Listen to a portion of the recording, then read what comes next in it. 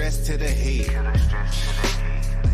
I'm tryna do more for the soul, way less for the bread. Oh yes sir, I take pack to the lung, kill the stress to the head. I see the things that they do way less than they say. Cause it's a war on the real, baby, look outside. A war on the real, baby, look out. Cause it's a war on the real, baby, look outside. A war on the real, baby, look out. Cause it's a war on the real, baby, look outside. A war on the real, baby, look out. Cause it's a war on the real, baby, look outside. A war on the real, baby, look out. Can't be a real nigga, might get you canceled. Fuck the whole system, need the shit dismantled. Coppers treat a nigga like the utmost wanted. Tryna rule the block, but don't know what goes on it. News got a story with a new take on me. Carrying out the window with the screw face on me. But I know that God love me when my blunt burn. 95 degrees and I can't get sunburn. Wonder when your government don't make me legal. Burn the whole city if I can't be equal. Get off my dick, please, Brad, I earned that. 400 years, how you still ain't learned that? I take pack to the lung, kill the stress to the head. I'm tryna do more for the soul, way less for the bread. Oh yes sir, I take pack to the lung, kill the stress to the head. I see the things that they do way less than they say. Cause it's a war on the real, baby, look outside. A war on the real, baby, look out.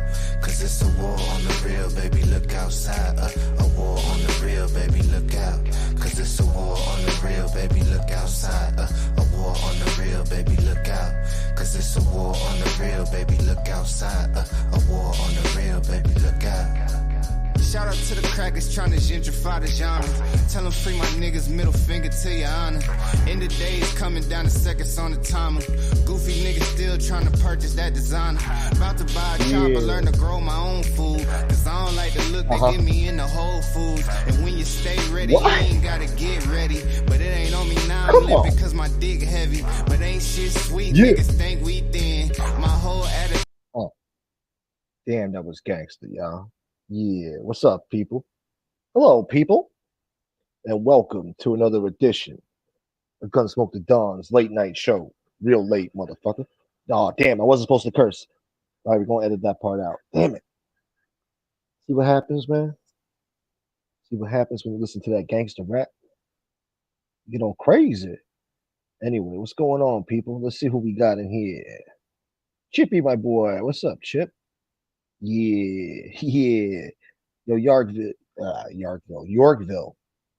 leotard, running his mouth again about Anthony Arulada. Yeah, well, he's a stupid guy. What do you want me to say?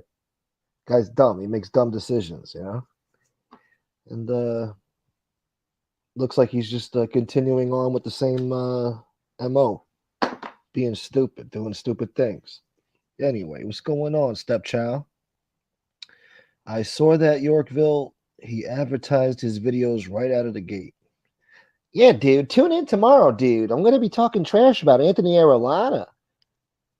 Playing with my own life, dude. What's up, Sven? Salute. Good to see you, brother. My man in Denmark. We worldwide, baby. Yeah. Frankie Rizzo. Salute, brother. What's up, Edward? I got Neil in the house. What's up, Neil? Feel like long time no see. What's up, Neil? Good to see you. Yeah. Get the real gangsters in the house, y'all. Edward Everett. What's up, Edward Everett? Yeah, the real Edward Everett, baby. It's the real deal. What else we got in here? Mike Fleming. What's up, brother? Good to see you. How can I skip over Iceman? What's up, Iceman? What's up, big dog? The real gangsters, y'all. Yeah. Go ahead and poison them cheeseburgers, boy. What the hell did Iceman tell that undercover cop in that restaurant when he was like, yeah, what do you do with the fucking cyanide, huh? What do you do? You put it in a fucking cheeseburger or something? What do? You chop these people up? And Iceman was like, no, why be messy? Why be messy? No, you take your time with it. No. Yeah, they go to sleep. They never wake up again. And then he had like a sick little chuckle and shit. And the cop laughed along with him. And the cop said every time he laughed, I was thinking, boy, this guy's a sick fuck. Anyway, yeah, the real gangsters. What's up, William? Good to see you. New subscriber. Yeah, the real gangsters. Yeah, much respect, dude. Yeah, sip the juice. I got enough to go around. And the thought takes place uptown. And I'll piss on the sidewalks of New York to get the whole people to talk. Yo, what up, Stone Sailor? Good to see you, brother. Got Sailor in the house. Sailor in the house. Sailor in the house. What else we got in this mug? What? Another show fucking with my sleep. I had to do it, man. I think I pissed off Otis earlier. Otis came into SoFlo's chat like, Gunsmoke, what happened to last night's show, man? What happened? And I was like, fuck, man. I'm sorry, bro. I wasn't able to do it last night. And he didn't say nothing. After that, he didn't say nothing to me. I think he was pissed off. So I got to do these shows, man. So that's, I'm here. I'm here now. I'm here now. Telling it to you now. Anyway. You think I need this shit? Yeah, that's right, your stepchild. Let me see. Where is that? Every time somebody says it, I have to put that on the screen. You think I need this shit? There you go. Yeah. Anyway, let's see. We're moving along. Oh, I got Handsome Jack in the house. He told me drop the link. Enough of this this nonsense. Basta. Basta. Basta. Kirk Davis. Kirk Davis, my man, starting off the show the right way. Thank you, Kirk. $2. Here is a day and a half of Lee's rent. I appreciate that. You're good with percentages, huh? Decimal points and stuff? And that sort there? Yeah, that's great. That probably is about 2 days worth of Lee's rent. Yeah, it makes sense. Yeah, look. Yeah. There's 30 days in a month. 41.29 a month. You do the math. Yeah, it sounds about right. Hold on, here he is. What's up, buddy? Hey, what's going on, bro? Not much. I was watching Angel's channel tonight, and Lee came on, right? Yeah. He started talking shit about my wife again. Oh my god. Yeah. So and said I killed an old man, which I didn't kill. And but Angel tried to cut him off when he mentioned my wife. She started to say that the tape, there wasn't a tape. It stopped, or something like that. Yeah. But he just ignored her. Of so course. then I wrote in the chat. I said, drop the link. Let me show your chat what a liar Lee Cole is. And they wouldn't drop the link. Of course not. No. Yeah. So and then he blocked me. So then I went in under my other name. Yeah. I went in under my other name, right? I said, you scared, Lee? And Lee fucking timed me out right away before anybody saw it. Oh. See, he wants to talk all that shit, but he don't want to deal with you. Right. Because he knows he's lying. He's just saying. Of course. He's saying it to because he's triggered because everything I said about him this week is the truth. Yeah. And then he goes on Angel's show, right? Angel's doing a show tonight, right? And she's upset because she's having an argument with Chicago Muscle, and some people turned on her, right? So she's basically upset about that, right? Mm-hmm. So MRE comes on the channel, right? And this cocksucker is trying to play like he in the middle, like he's on her side, but he doesn't want to offend anybody on the other side. Like all this shit against because those are his trolls started because of him. Yeah. So now he's supposed to come on the channel and be like, I got your back no matter what, Angel. Fuck these guys, But no, instead he tried He tried to be cute about it. See, she did for him, but he didn't do for her. You see? Right. So then Lee comes on, and then Lee starts defending himself against me, telling me that he's got a video coming out tomorrow and blah blah blah blah blah blah. Okay. And he don't say nothing about Angel. Hey, Angel, how you feeling? That's pretty messed up what they did. Yeah. Oh, here he is. Santos, you have lied. You have been lying about me all week. Drop the link. What I put up. Hold on. Yeah, let me drop the link. What I put up will be court papers. I offered you to come on my show. Real simple, dude. He never offered me to come on his show. Well, I'm sure he would be so on. This is his psychology game. Maybe you said after I left the chat because you fucking blocked me. Basically, he just wants you on the show. He wants you on the show. He wants Aralado on the show. He wants Frank on the show. I'm not going on the show. I can expose his lies from other people's shows. I'm not gonna let him earn money off of my name. Hey, FBS. What's up? What's up, FBS? Can you hear us? FBS, you're live, buddy. What's up, guys? What's up, Shanna? That's the sound of us winning. Yeah, Nice. hold on. Yeah. I know. Huh? You didn't say hi to me. I did say hi to you. Why I is said, it- hello, Shanna. Uh-oh. We both said hello. We love you, Shanna. Can you hear us, bro? Yeah, we hear you. Yeah. You can't hear us. Must be too loud over there. He's so happy. Yeah. Look, he's happy Yes. for the shit I right can hear now. you guys fine. Is there a delay? I guess this is a delay. Probably. Yeah, there's yeah, definitely a we can delay. hear you. No, I can hear. Bro, What? It- Did you say? Oh, It's like CNN all right right, then we're out. now. Wow, what happened? It's on a delay. He can't Oh, he can't okay. communicate. And But you know anyway, what? That before I left over there, that cocksucker Damien, the one that's MRE's friend, he fucking called Shanna urine head again. Yeah. Fucking weirdos. Yeah, fuck him. Fuck them. So you see Lee, he searched to see if I went on any other channel to listen to what I had to say. Yeah. Yeah, of And course. basically he's copping a plea, like saying, like, well, you guys trashed me all week. Yeah. He's a lying cocksucker. Nana boo boo. Yeah. That's He- all right, Lee. I'm gonna do a little dog whistle on fucking maybe somebody's gonna call up Social Security Disability and report that you've been defrauding them or whatever, not reporting your extra income. And on top of that, you're using somebody else's fucking Social Security number. People shouldn't throw rocks in glass houses, Lee.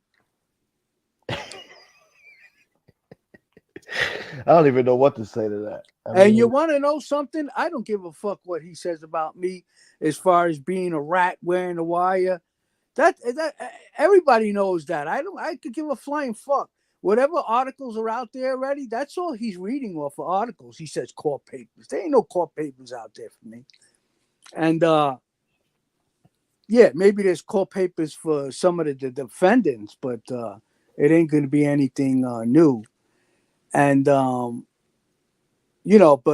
when he keeps saying that I made a tape about my wife, she's my ex-wife, number one, and that whole incident didn't have anything to do with her. That was one of the defendants making his lawyer try to discredit me. So this way, if I had to testify against him, he would damage my whatever by saying that. And I didn't kill no elderly man. It's a total lie. They loved it. It was never proven, and I never got charged for it. Yeah. It's an absolute lie. He did the same thing to Jimmy. He's like, you killed a woman, dude. And it's like, no, he didn't kill the woman, Yeah, Don't throw that on him. but like with Jimmy's case, a woman died. Yeah, of course, but he didn't pull the trigger. But I understand No, just I because you're know. there. No, But I he's just trying to act like he pulled the trigger. It's not right. You know? I got you right. But me, he's talking about something that I wasn't even there. Yeah. You know. But yeah, I understand what he was doing to Jimmy, and that was that's what he does. He twists shit to make his own narrative to hurt people. Yeah. Then People he's he doesn't dog even with. know. Yeah. Mm-hmm. He's Go on. dog whistling Springfield, like basically daring somebody to kill Anthony Arvillata. Yeah, he's out of his fucking mind, bro. He's out of his mind. Yeah, He's playing a dangerous game with these people, you know. that's He thinks right. nobody's gonna fuck with him, you know. He might just piss off the wrong person one day. I don't know. Forget about that. What if something happens to Anthony? That too, yeah. And you know, Lee saying that he's got a direct line to somebody over there. Then he's going to jail, dummy. Yeah. That's right. Idiot. That's Because this is right. all documented, you know. That's a big case right there, baby. The fucking Lee Cole, and he won't have nobody to rat on because he doesn't know anybody. No, he'll take Angel under the bus with him. Yeah, he'll rat on Angel. Yeah. That's the only way she'll learn. Then she'll know what it's like, what a real rat gets you. But you know, Yeah. I'll be honest with you. You know, I'm not mad at her because she did try to intervene, because she knows there was no tape, and she knows that I didn't kill anybody. She knows that, and and when Lee Cole said that FBS showed a picture of his daughter, Angel told him, "But you told him to do it." But you told him to do it. You remember that? Lee was saying, drop the picture, remember? No. She told when Lee debated FBS, right? Yeah. Lee kept saying, go ahead, drop the picture of his daughter. Oh, yeah. And then he dropped it. Right. So then Lee tried to say that it was saying, oh yeah, he doxed my daughter, poor innocent girl. He showed a picture of her, and Angel said, but Lee, you told him to do it. Yeah. No, she's right. Yeah. You dare them to do it, Lee. Yeah. He didn't know where to hide. No, he was trying to. He thought FBS was bluffing. You know. Right. He don't know FBS got everything on him. No, but you know what? FBS didn't want to show it. No, he didn't. No, he actually felt didn't. bad about that after he told me. Yeah. He didn't want to show it. I could see he didn't want to show it, but he kept saying, "I dare you, I dare you, I dare you." He's had that for months. We've had that for like God knows how long. Maybe 6 months. We've had all that shit. Never showed it, but Lee wanted to fucking push his button. So FBS said, "All right, I'll oblige." Where is he? I don't see Lee in the chat no more. No, he likes to just say his little parting shot and then just sit back and watch the show, seething, eating fucking Hostess powdered donuts. But wouldn't his remarks still be there? No, he doesn't participate in the chat. He'll just say one little shot and then he'll just sit back and watch. He won't participate in the chat. He'll just watch the show. Yeah, but I should still see his comment, no? Well, I took it down. You want me to scroll the way back up? I'll put his freaking comment back up. Yeah, there. put his comment back up. Yeah. I want to read it again. I want to see what he said. Let's see. Where is this fucker? Come on. And you know why he rushed over here to make a comment? Because he knew that he blocked me when I said drop the link. But I could still go on. But then when I said you scared, Lee, there it is. Santos, you have lying about me all week. What I put up will be court papers. I offered you a chance to come on my show. Get the fuck out of here. Doctored court papers. He never offered me nothing, and I would never fucking give him the fucking pleasure. The offer was him saying your name. Like, that's him begging you to come on his show. Yeah. In his own little way, like a fucking girl in 5th grade that like acts like she hates you. Now he said what I'm gonna put up is court papers.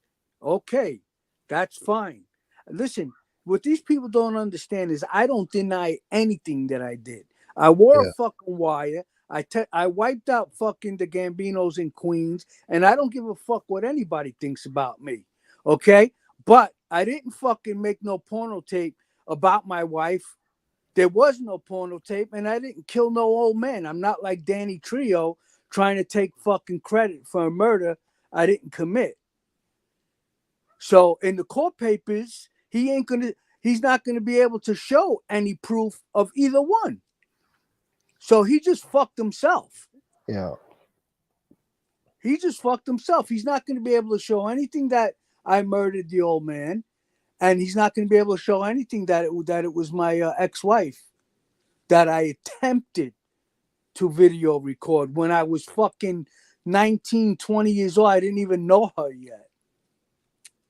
And he wants to fucking talk about her. That's all right. Yeah. You know, there's a flip side to every coin. You slept with a woman, dude. We're gonna expose it. Maybe he's jealous because he didn't have an opportunity to make a videotape. Yeah. Nobody wanted to do one with me, dude. Dude. I wish, dude. I mean, that's the bottom line. That's what it comes down to. Hello, people. Listen, I'm going to get a drink real quick. Talk to the people for like 30 seconds, 20 seconds. All right. Let me see if I can read these. Hey, what's up, Christopher? I'm sorry, guys. I never have the chat up when I'm on the live. I have to switch screens, so I rarely see what anybody's saying to me. But yeah. If nobody heard, yeah, I was on Angel's show because how the fuck are you gonna know what people are saying if you don't fucking watch the show? You know, I'm not embarrassed to admit that I watched the show. I could people don't understand is I can give a fuck what anybody thinks about me. Okay, when I made the decision to do what I did, I gave up all. If I was worried about what people were going to say about me, I wouldn't have did it. You know, but what really pisses me off is when the guy is saying that I made a videotape of my wife and showed it to my friends. All right. First of all, there was never a videotape because I didn't record it. Okay, so there wasn't a videotape, and I never said anything about it being my ex-wife. In the newspaper article, they quote me talking about this tape. Why didn't they quote me talking about my ex-wife if it was true? You understand? Yeah. That was something they threw in there because they try to make you look bad in case they're going to pick jury and somebody read the article. You understand? And the old guy, I never killed no old guy. I wasn't even fucking there. And I was gonna fucking sue the Daily News, but there's a statute of limitations of 1 year. And I was in the middle of fucking bouncing around the United States. Yeah. I had no idea there was only a 1 year statute of limitations. But that's the only thing that bothers me. Just him, the word wife coming out of his mouth. Everything else I could give a flying fuck. Yeah. You know, saying I wore a wire or this, that. Yeah, okay. Well, you know what? I was out on bail when they approached me and they told me they said to wear the wire. I can't tell them no at that point. And besides that, I could give a flying fuck. Wearing a wire makes you a more important witness. Just so you know, Lee Cole records phone calls. Just so you know. Yeah, I know that. Oh, all right. Yeah, he's known for recording phone calls. Famous for it. Yeah. Yeah. I don't even have his phone number. I'm sure I can get lucky. It, yeah. Huh? Consider yourself lucky that you don't have it. Why? You don't want to talk to fucking Lee Cole. You want to talk to Lee Cole? No. But I would like to play around with him. Yeah, listen, if I ever decide I want his number, I know I can get it probably from about 5 different people. Definitely. But I have no interest in that fat cocksucker. He's mad because everything I said about him being a fucking pervert on Yeah. Angel's channel, it's all true. But he knows that. So what is he getting mad about? Cause that's the way he is. Yeah. See, all of that other stuff he says about me, I could give a flying fuck. Yeah. I can give a fuck less who got caught on the wire. Like I said, there's only 3 people that I feel bad about, but the other 30 people, I could give a flying fuck. Yeah. His problem is he can't just break balls. He has to fucking get all personal sometimes. He likes to get personal. Hold on, I got some guy, Ginzo Black. Who the hell is this? Motherfucker. Yo. What up? Yo, what's up? Who's this? It's Common, bro. Oh, Jesus. Tommy, what's up, buddy? What's up, man? What's up, Jack? What's going on? Have you been listening? Oh, he's fucking driving around. Nah, man, I just saw you around, so I popped on. What's going down? What I missed? I missed something? Yeah, you missed a little something. Lee's running his mouth again. Lee's running his mouth about Aralata and Howie over here. Yeah, he's mentioning my wife again. He's a glutton for punishment. Yeah, Hey. he's bringing up his wife, serious? ex-wife, whatever. I went on the chat. I told him Wow. drop the link. Let me show the chat how much you're lying, and they wouldn't drop the link. Yeah. Where? And then what's he on his no, channel on or somebody Angel, or Angels? Angel. Oh, on Angel's channel. Yeah. So then, Oh, I went in under a different name. You know, I have 2 accounts, and I said scaredly, and he timed me out right away before anybody could see it. Really? Yeah. Yeah, he watches these fucking chats like a hawk because he got that big, wide monitor and shit. He probably has everybody's things up at the same time. You know what I mean? Yeah, right. He's fucking monitoring all the chats. He's like an evil fucking villain in like Sonic the Hedgehog or something. Yeah, like the guy in fucking Austin Powers. And shit, Yeah. The evil fucking whatever the fuck the guy's name was. Oh, there's something wrong with that guy. You know what I mean? He just don't get it, bro. He went out and trashes Anthony the other day, right? But then behind the scenes, he's fucking reaching out to a guy Anthony does a podcast with once in a while, saying, "Oh, this is the end of it." You know what I mean? Like, well, it'll be you don't talk about me, I will talk about you. After he just dropped the video trashing the guy for 30-40 minutes. You know what I mean? Yeah. But who the fuck? Who are you to make the rules about when this shit ends and who says what and who gets the last word? This guy's fucking insane, man. You know? Listen, when you have the truth behind you, you'll always have the last word. Exactly. Hold on. Somebody just sent me some classic Lee Cole from 2 years ago. Did you get that clip I sent you? The fourth. The fourth. Yeah, the fourth.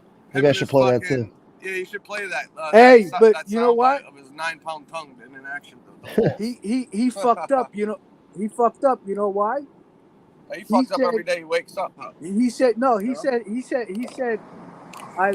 lied about him all week, and that when he talks about me tomorrow, it's going to be court papers. So now I want to see where in the court papers it says that I made a tape about my wife and I killed an old man. This guy's full of shit. He can't even read. You know what I mean? I know. I'm just saying, but That's what he said though. He said he's doing a show on you tomorrow. Yeah. Yeah, he said, and everything's going to be based on court papers. Oh my god! All he's doing is read. He's going to read old stuff. Daily. He's going to read some fucking 2011. Some daily news article. Anybody. You know what? Anybody can Google my name and find them. There's an article. There's 2 articles on Jerry Capiti, and then you just Google my name, and there might be another 2 articles. Everybody should go read it first. This way they don't have to watch the show. Well, Jack, you know what's funny, man? When it comes to them, and there's an article about Lee by the WWF reporter doing an interview with the guy's brother who passed away, unfortunately, and says that Lee was trying to claim that he was an assault victim too to try to get money out of Vince and Linda McMahon in the WWF at the time, right? He claims that that's a lie. when they post a Breitbart article about MRE, he claims that, oh, that's all a lie. You can't believe these articles. And when they say shit about Junior Gotti being a rat or anything, you can't believe the articles. But if they write something about somebody he doesn't like, it's fucking gospel. Yeah, yeah. You know what I mean? Oh, and Angel tried to cut in. When he started talking about the tape, Angel said it didn't work. It didn't work.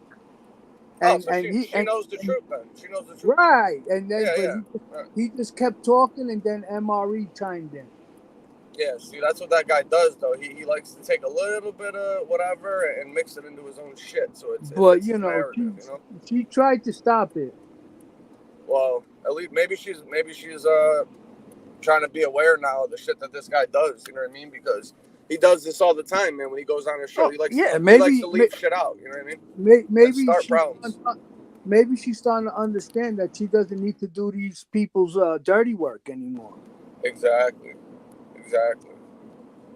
So and hopefully her so-called friends point out the fact that this guy goes on there and he instigates shit and he lies all the time to try to fucking, Listen to this one too. Lee tried to bring up FBS dropping the picture of his daughter, and Angel said, "But Lee, you told him to do it." Yeah, he asked him like 10 times, just do it, put it up, post it, and we knew the move though because FBS he didn't want to do it because I was texting him at the time and I says, this guy's gonna tell you to put that up, and then he's gonna strike, and then he's gonna strike you. You know what I mean? Right. He was trying to bait him into posting that, and then he was gonna strike his channel for putting out a picture because he's a lowlife. You know what I mean? Right. Yeah. But yeah, she spoke up twice against him, and you know what? Now she was on tonight, and she was really upset that Chicago Muscle said some fucked up shit about her, and and some people must have flipped on her or something. So she came on upset about that, right? And MRE comes on, and this guy's trying to play the middle. He doesn't want to insult Muscle's side, but yet he's trying to make nice with Angel. But he's supposed to be on Angel's side no matter what, because all this trouble she's having is because of him when she took his side. So he comes on and he's trying to play the middle. You there? Yeah, I'm here. I'm listening. What happened to common sense? I don't know. I dropped the link. He dropped out. Motherfucker, I thought I was talking to him. I already told you this stuff. Well, it's good entertainment for my show, Well, anyway, look, I got a fucking. Yeah.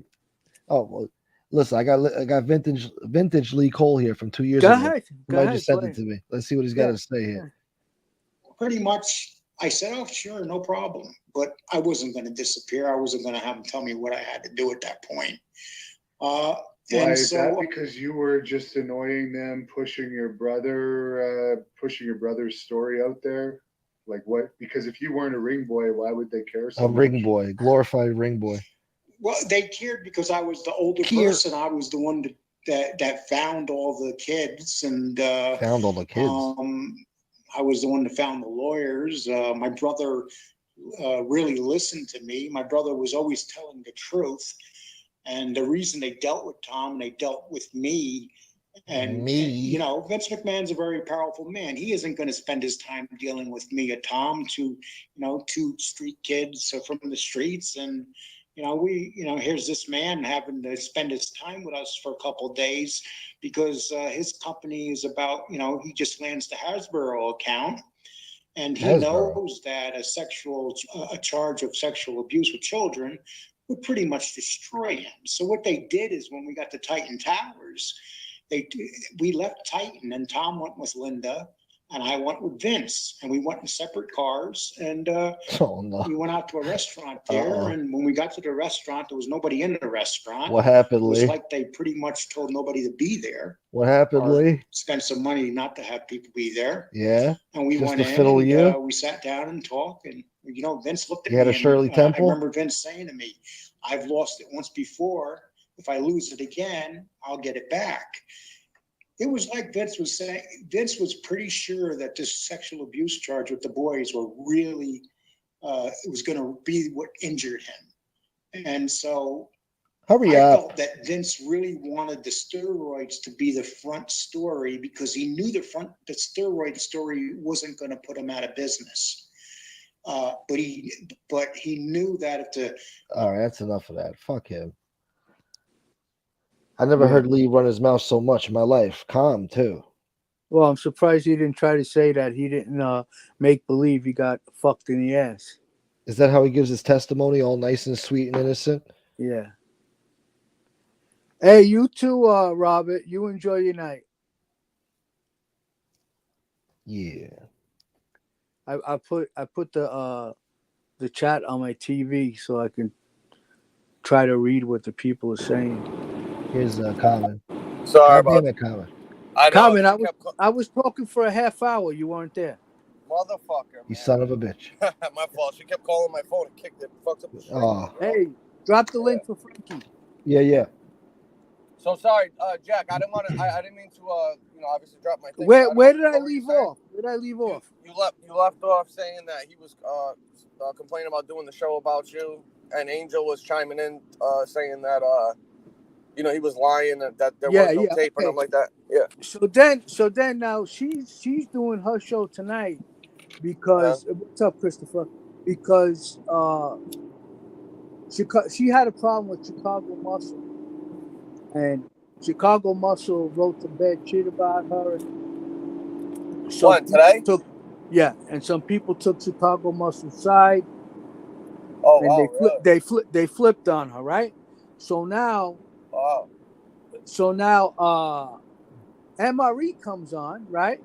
And this fucking cocksucker is making believe he don't know anything that happened. He's playing the middle. He's not actually taking Angel's side. He's like playing the middle so he don't insult anybody on Muscle's side.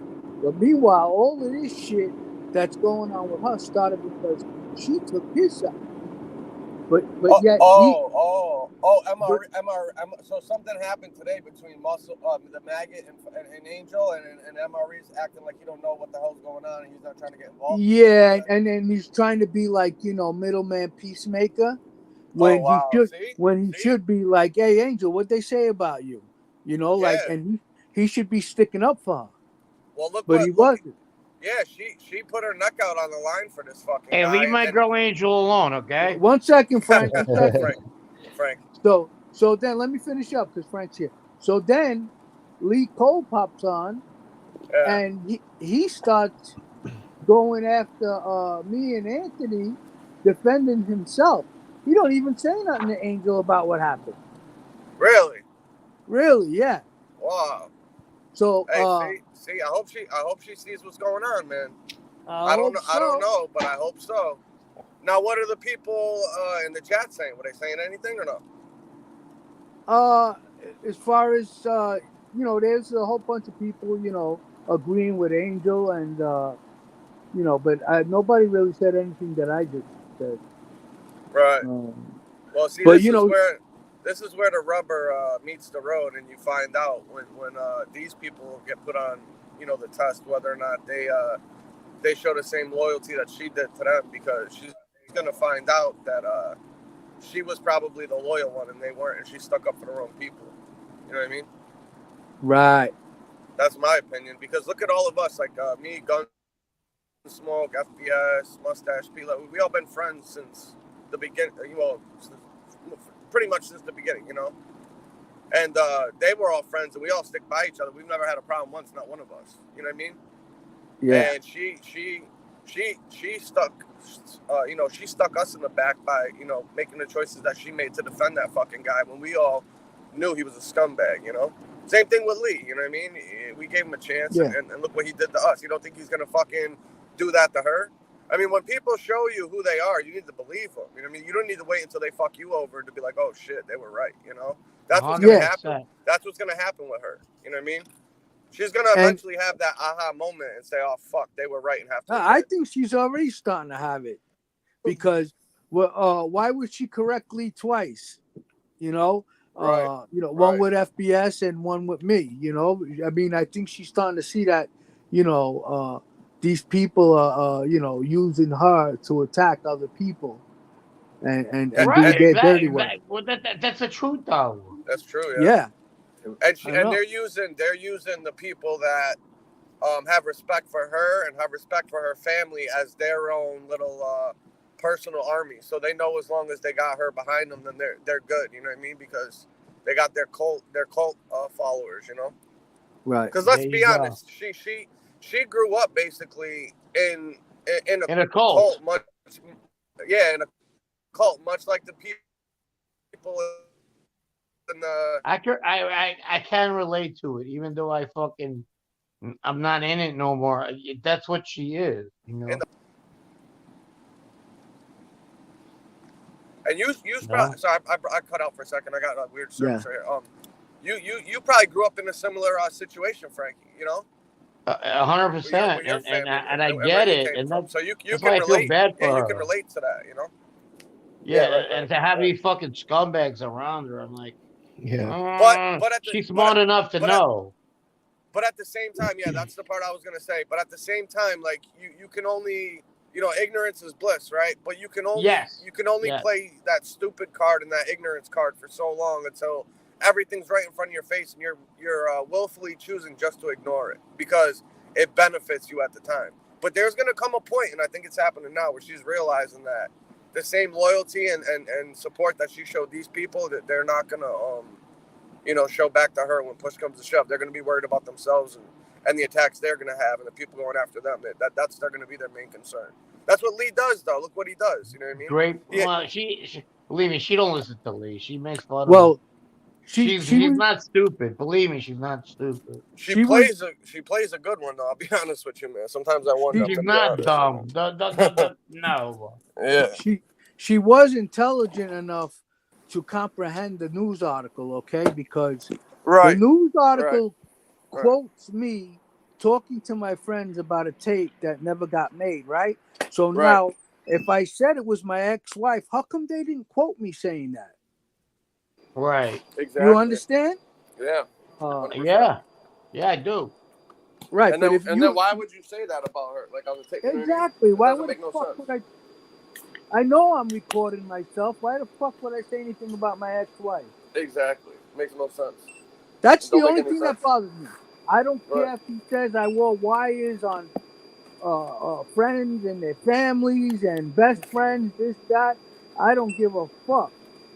But when you start lying and saying bad things about my ex-wife, the mother of my children, Yeah, that's a problem. I get a little bit ticked off. And you know what? Maybe I shouldn't have called Angel a blowjob. Okay, all right. Yeah. I can apologize for that, but she did put out that article and she put it out, and now everybody's using it against me. Well, she did say she was the one that said that you killed an old guy. You know what I mean? Right, because she knows better than that. Right, that was before she probably looked into it. I'm not ready to fucking jump on Angel's bandwagon. No. I'm not saying that. If you let me finish, I'll get to my point. My bad. So like the old days. My bad, bro. I love you. He's about to pull up the pistol. My point was that, I may have called her a bad word, and I apologize for that, but she went 0 to 100. Like she went to smashing my wife and accusing me of murder. So I can't. I'm not going to apologize for what I said after that because I didn't lie about anything I said after that. Right. It was a response. But I will admit I shouldn't have called her a blowjob in the first place. Well, listen, that's all you got to do. You won't even get that out of them. That's it. I'm not. But anything I said, she's brainwashed. I didn't lie. See, that's the thing that's a little bit irritating though, because when these people come to her and tell her stuff, right? You're accountable then when you go on your show as a content creator, somebody in a position of some sort of power where people are looking up to you or have respect for you and will listen to stuff you have to say. That name, unfortunately, regardless of what you want to say, comes with a little bit of power. You know what I mean? She knows that. You know what I'm saying? You can use it for good. Bet your ass she does. Yeah. Yeah. You can use it for good, or you can use it for malice. And she uses it a lot of the times, unfortunately, for malicious intent. That's my problem with it. You know what I mean? She could be out here telling the truth and using it for good and helping people, but she chooses to take the lane that she does. That's why she gets herself into trouble. You know what I mean? And she lets other people like use Warren it. Jeff's kids. You know what I mean? Right. Like She lets other people use her name with malicious intent too. And and by going on these people's shows at in there and supporting them, that you know what I mean, that's like a cosign to the shit that they do and say on their channels, and then she wants to cry uncle when she gets backlash for it. You can't you can't have it both ways. You know what I mean? Look what she did with Chicky. Chicky swore up and down on his children, his grandchildren, and she believed him, and now she knows that he lied. Right. Howie, did she believe him though, or she just wanted him to say that was the truth? But here's the thing: she's not denouncing him. She's not denouncing him. She did say tonight that she's really disappointed in him. Oh, she did. Yeah. Oh, I didn't. Are hear you that. kidding? I didn't get the watch. She's a goddie. She's a tough individual. You think that the most subordinate act of that guy getting fucking abused like the way he did, you think a goddie's gonna own up to that guy? Right. You know what I mean by that? They're like, say you that don't know again. him. I didn't catch it, Frank. He's saying that. Do you think that after she sees all the abuse that this guy's been taking, that she would like co-sign somebody that's big of a clown? You know what I mean? Like, Like that's not somebody in the Gotti fucking realm. Right. Nobody in the Gotti would ever be abused like that. And the one thing that I do disagree with her on tonight was she was talking about how Anthony said some really bad things to Chicky, but what about the bad things that Chicky said to Anthony? And fucking Chicky's the one that started this. He had the whole opportunity to fucking leave it alone and not do nothing. He started off by calling the guy a child molester. Exactly. Listen, Angel would go on an undercover date with Anthony in a minute. Oh, right? Yeah, no shit. Yeah. Oh, yeah. She'd be like, 100%. Tommy, what did you do back in Springfield? Yeah. She'll date a rat. She'll date anything in a minute. So Lee Cole went on her show tonight pushing the narrative that Anthony got caught in bed with Lefty. Wait. Lee Cole was pushing that narrative. Wow. And what'd she say? That's why people attack her, because she lets them say things like this. What did she say? What did she say? What did she say? Said that? Yeah, what did she didn't say anything. Usually she'll be like, "What? Are you kidding me?" She didn't say anything. She just sat there and just let him say that. Didn't say a word. Can we just not go to Texas and just beat the fuck out of him? I want to take my belt off and just whip his ass. Yeah, he needs to get one of them fucking what was that shit they used to do back in the day? The blanket parties where you put a fucking sheet over his head. I will do what he calls a bullet in jail. You know? I would do a bullet in jail if I could just whip him with my belt. Yeah. Hey, he challenged Anthony Aralata. Make him squeal. Wait. I got from. He challenged Anthony. He said, "I like to see him come to my door." He's got to be kidding me, dude. He's got to be kidding me. And you'll be just like Chicky going Listen, up that third. No, I'm not. Listen, I'm gonna tell you something right now, dude.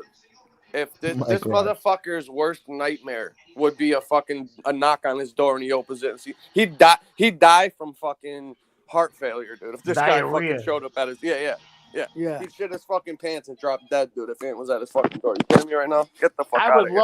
I would love to whip a belt over his back to fly me to the moon. I think the only guy here that fly me to the moon. Come fly with me. The only guy here that he won't shit his pants is you, Common, because he don't know what you look like.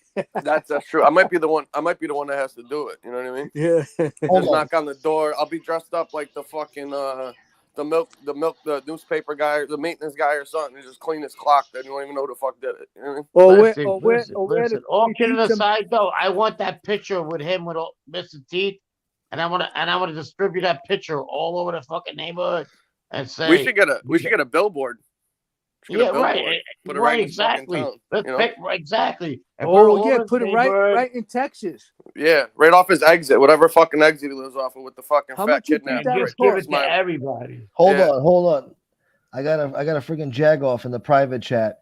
He says your channel is being striked for live streaming Angel's show. Pole Smoke. Enjoy the strike, okay? And then he misspelled my last name. The show? Then he says, "I never liked you, Pole Smoker. Enjoy strike." Meanwhile, I never even streamed her. We show. never even played. No, I don't have a show on. Dude. Yeah. That clip Gunsmoke played was from 2 years ago on another fucking platform, long before this shit ever even existed. You fucking shouted old dude. What a Look moron. how stupid. These people are so stupid. That must be Lee right there. So stupid that guy is. He really is a fucking. I think the guy really is on my. dummy. I let the guy on the show right now, and he was like Avatar. Jesse, what is he talking about? Yes. Jesse, where does Jesse live? Who? Jesse who? Roth? I think she's in Pennsylvania. She said if I came over the house, I think. Yeah, she's in PA. I think. I don't want to say where. Oh, okay. Yeah. I just can't believe this guy, man. Like, he just fucking. He really thinks that he's all of a sudden a tough guy, dude. I swear. Yeah. And that's got to be Lee in the private chat, 100%. I'm telling you, dude. That was Lee dumbass. Yeah, he's just trying to just start shit. Oh, they did? I want him to die. I want him to die in the worst way. It's cool. He's got a leg in the grave. Look at the guy. He's like fucking 500 pounds over there. I can't wait till they fucking take that diabetic leg off him. He definitely got diabetes, that's for sure. Leg of Lee. The only way they can prove somebody's streaming the other channel is if they hear it or see it. They can't just assume. Right. Well, that's how stupid these people are, though. They'll probably do that anyways. You know what I mean? Yeah. All right. I got another thing here. FBS sent it to me. Hold on. Go ahead. Sure. I'm a fan. I like that FBS guy. Lefty, what's up, man? Barely more than a year later, Cole was fired again. He contends he stopped sharing information from his grand jury testimony and allegedly refused to cooperate in Vince's ultimately unsuccessful libel suit against Phil Mushnick and the New York Post. It has also been said that Lee Cole, the brother of Tom Cole, who was also a ring boy, had also alleged sexual harassment in the WWF. But there had been little to no evidence of this, and Lee's credibility had been called into question, as he admitted to having a criminal background.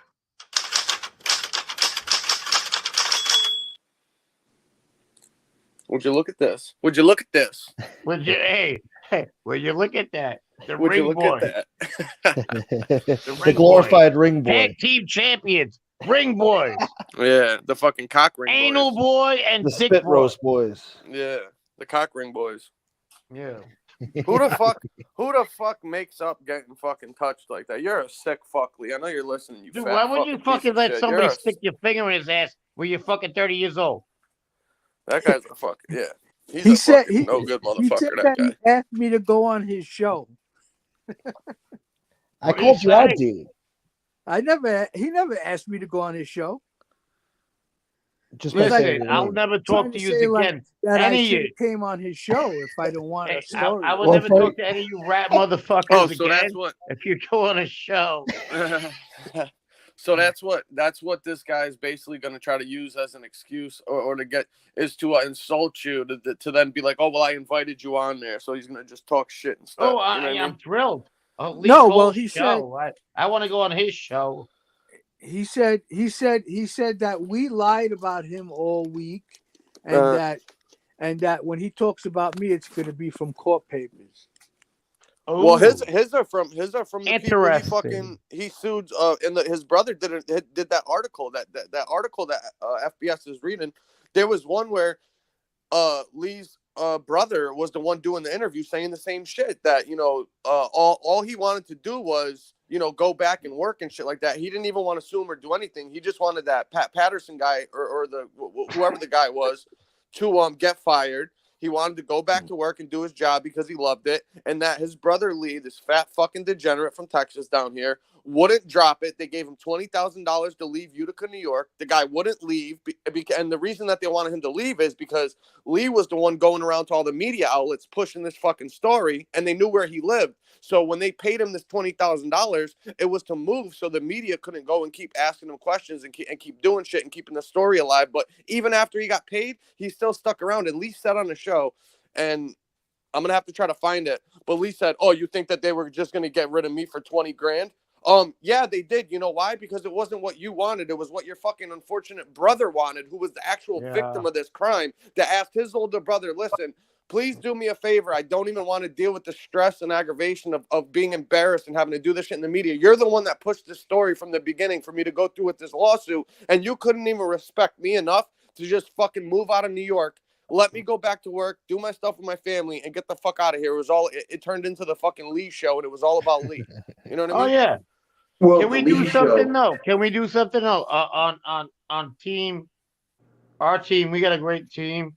Let's wait till he fucking talks shit again, and we're gonna just have the ring boy episodes for about a whole week. Is that cool with us? Yeah. Hey, you know what? You know what he said, Common? He What? said that I killed the old man, and the feds refused to charge me with it. Get the fuck out of here. They would never do that shit. That's that would never happen. Not only that, we don't sue people, but goddamn, I mean, and then what are you gonna get at that fucking mental moit over there? You got nothing. You got nothing. Yeah. What are you gonna sue? Dude, you couldn't even pay Who said we $168. were gonna sue him? Yeah. What are you gonna sue him for? The 41.29 I didn't say nothing about suing him. I know. I'm saying we can even do that because he's worth nothing. What's up? Not much. And we don't sue people. Not much. I might have to make a phone call and have somebody tell him to stop fucking saying that. Hey, I just got in Gunsmoke. Can you drop the link in the chat so I can get on my my tablet thing? Oh yeah, yeah, no problem. Thank you, brother. I'll be right back. Yo, Common Sense. Lefty. Yo. I'm sending you a text right now. In the house. I don't have my phone right now. I'm getting it back tomorrow, bro. It fucking crashed on me. I left it at the store this morning, bro. I gotta pick it up in the morning. All right. I don't have it right now. All right. Well. Yeah, Common Sense still uses the BlackBerry phone. Yeah. I like that one. Yeah. That's untraceable. Oh yeah, he does. Yeah. No, it's not untraceable, but you can buy encrypted phones. But they're expensive. So, but it can be done. And nobody knows if they really work. No, they do, to a certain point. I mean, like, dude, if you've got the fucking Mossad or fucking, federal government and every resource they have, then fucking they can, I'm sure, find a way around certain things. God knows the technology they have. Look at what they got Pablo Escobar with that Centra Spike shit. They were able to track this dude on a satellite phone in the early 90s. They zeroed in, a square block. Yeah. So, hey, Lefty, try. Do you have your? How can you send the thing like? Get it on my tablet. How do I do that? I got to turn like a thing on. Try to send it to me. Again. Okay, send it to you again. Hold on.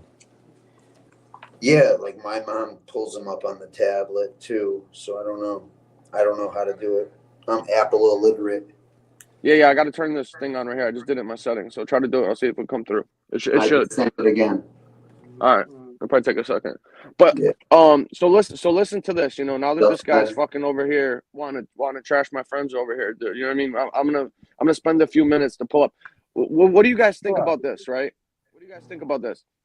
So you guys have siblings and you guys have brothers or sisters or whatever? Yeah. Yeah. So you guys got a lot of love, obviously, for your family, for your siblings, etc., right? Let me ask you a question. If your sibling, unfortunately, passed away due to a tragic event like a suicide and left a wife and I think three children at the time, right, to see this event and everything, would you, for the next 2 days, less than 12 hours later, be on Instagram, Twitter, and podcast talking about assault and sexual abuse that you're in the lawsuit that involves your brother the following consecutive 2 days? Or would you guys be mourning and being there for your family, talking to them and trying to be there for them instead of being concerned about pushing some new? The first thing this guy did when his brother passed away was tweeted Vince McMahon and said, Vince McMahon, thank you. You're the reason that my brother committed suicide. So what does that tell me? That tells me, in Lee's mind, here's another lawsuit. I'm going to sue Vince McMahon. Yeah, of course. For fucking, of course. you see what I'm saying?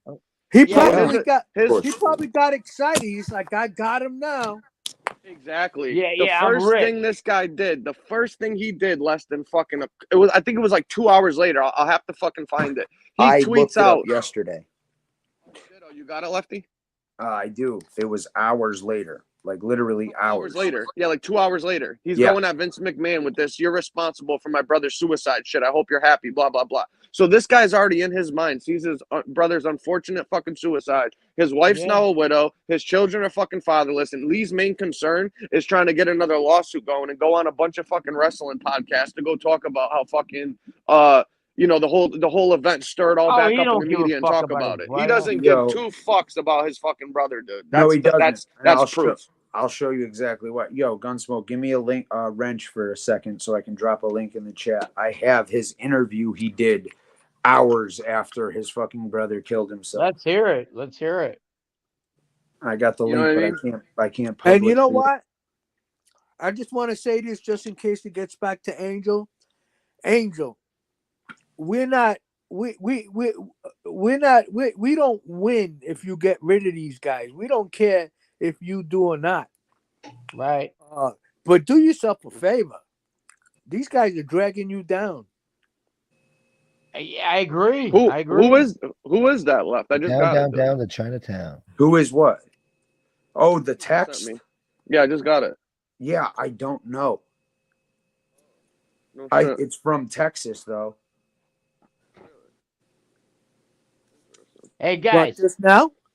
No. Tomorrow, I'm going to get my phone at 10. They open at 10, so.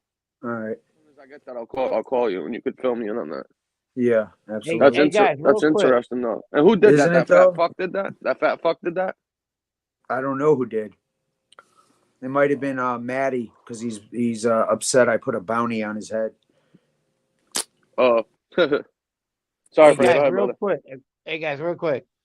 Do you think that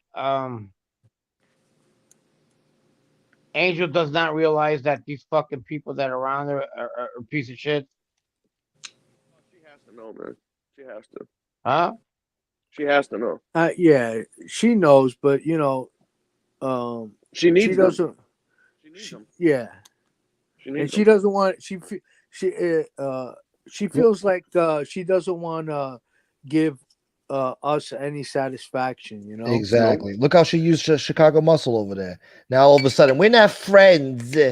We're not friends. I gotta watch this show, man. I'm out of the loop, bro. I didn't see any of this stuff, so I don't know what the hell's going on. Yeah, I heard Maddie and Chicago Muscle are talking shit about Angel. Yeah, of course. Yeah. Wow. So that one coming. I'm gonna tell you what her only move is. Maybe you guys will disagree. Her only move is packing up shop and disappearing before she admits that she was fucking wrong about it. She'll shut her channel down before she comes down here and admit. She'll be like, oh, I'm done with this. I'm not dealing with it anymore. Close up shop just so she doesn't have to admit that we were right. I guarantee you. Yeah. I'll bet money on it. I'll fucking bet money on that. That will happen before she admits she was ever wrong. Because I bet. My next question. Would you guys, any of you guys would go to bed with her? Hey, you know what my next question is? Next round's on me. Hey, I'll be honest with you, Jack. I don't think there's enough liquor in the bar. Yeah. I don't know. I honestly, I mean, I seen a picture of her with her dad. She looked like the drunk Molly Ringwald. I probably would have given her a shot. I mean, when she said Molly Ringwald. When she said my name today, when she said my name today, I got butterflies in my stomach. Did you get a hard on? You got a half a chubby. Yeah. Oh, shit. She would have been like Frank Ferricini. She says, and you, Howie, I know you watch my show. She did say that? Yeah. Well, you've said that. I think you've said that before. You're like, I don't think she's ugly.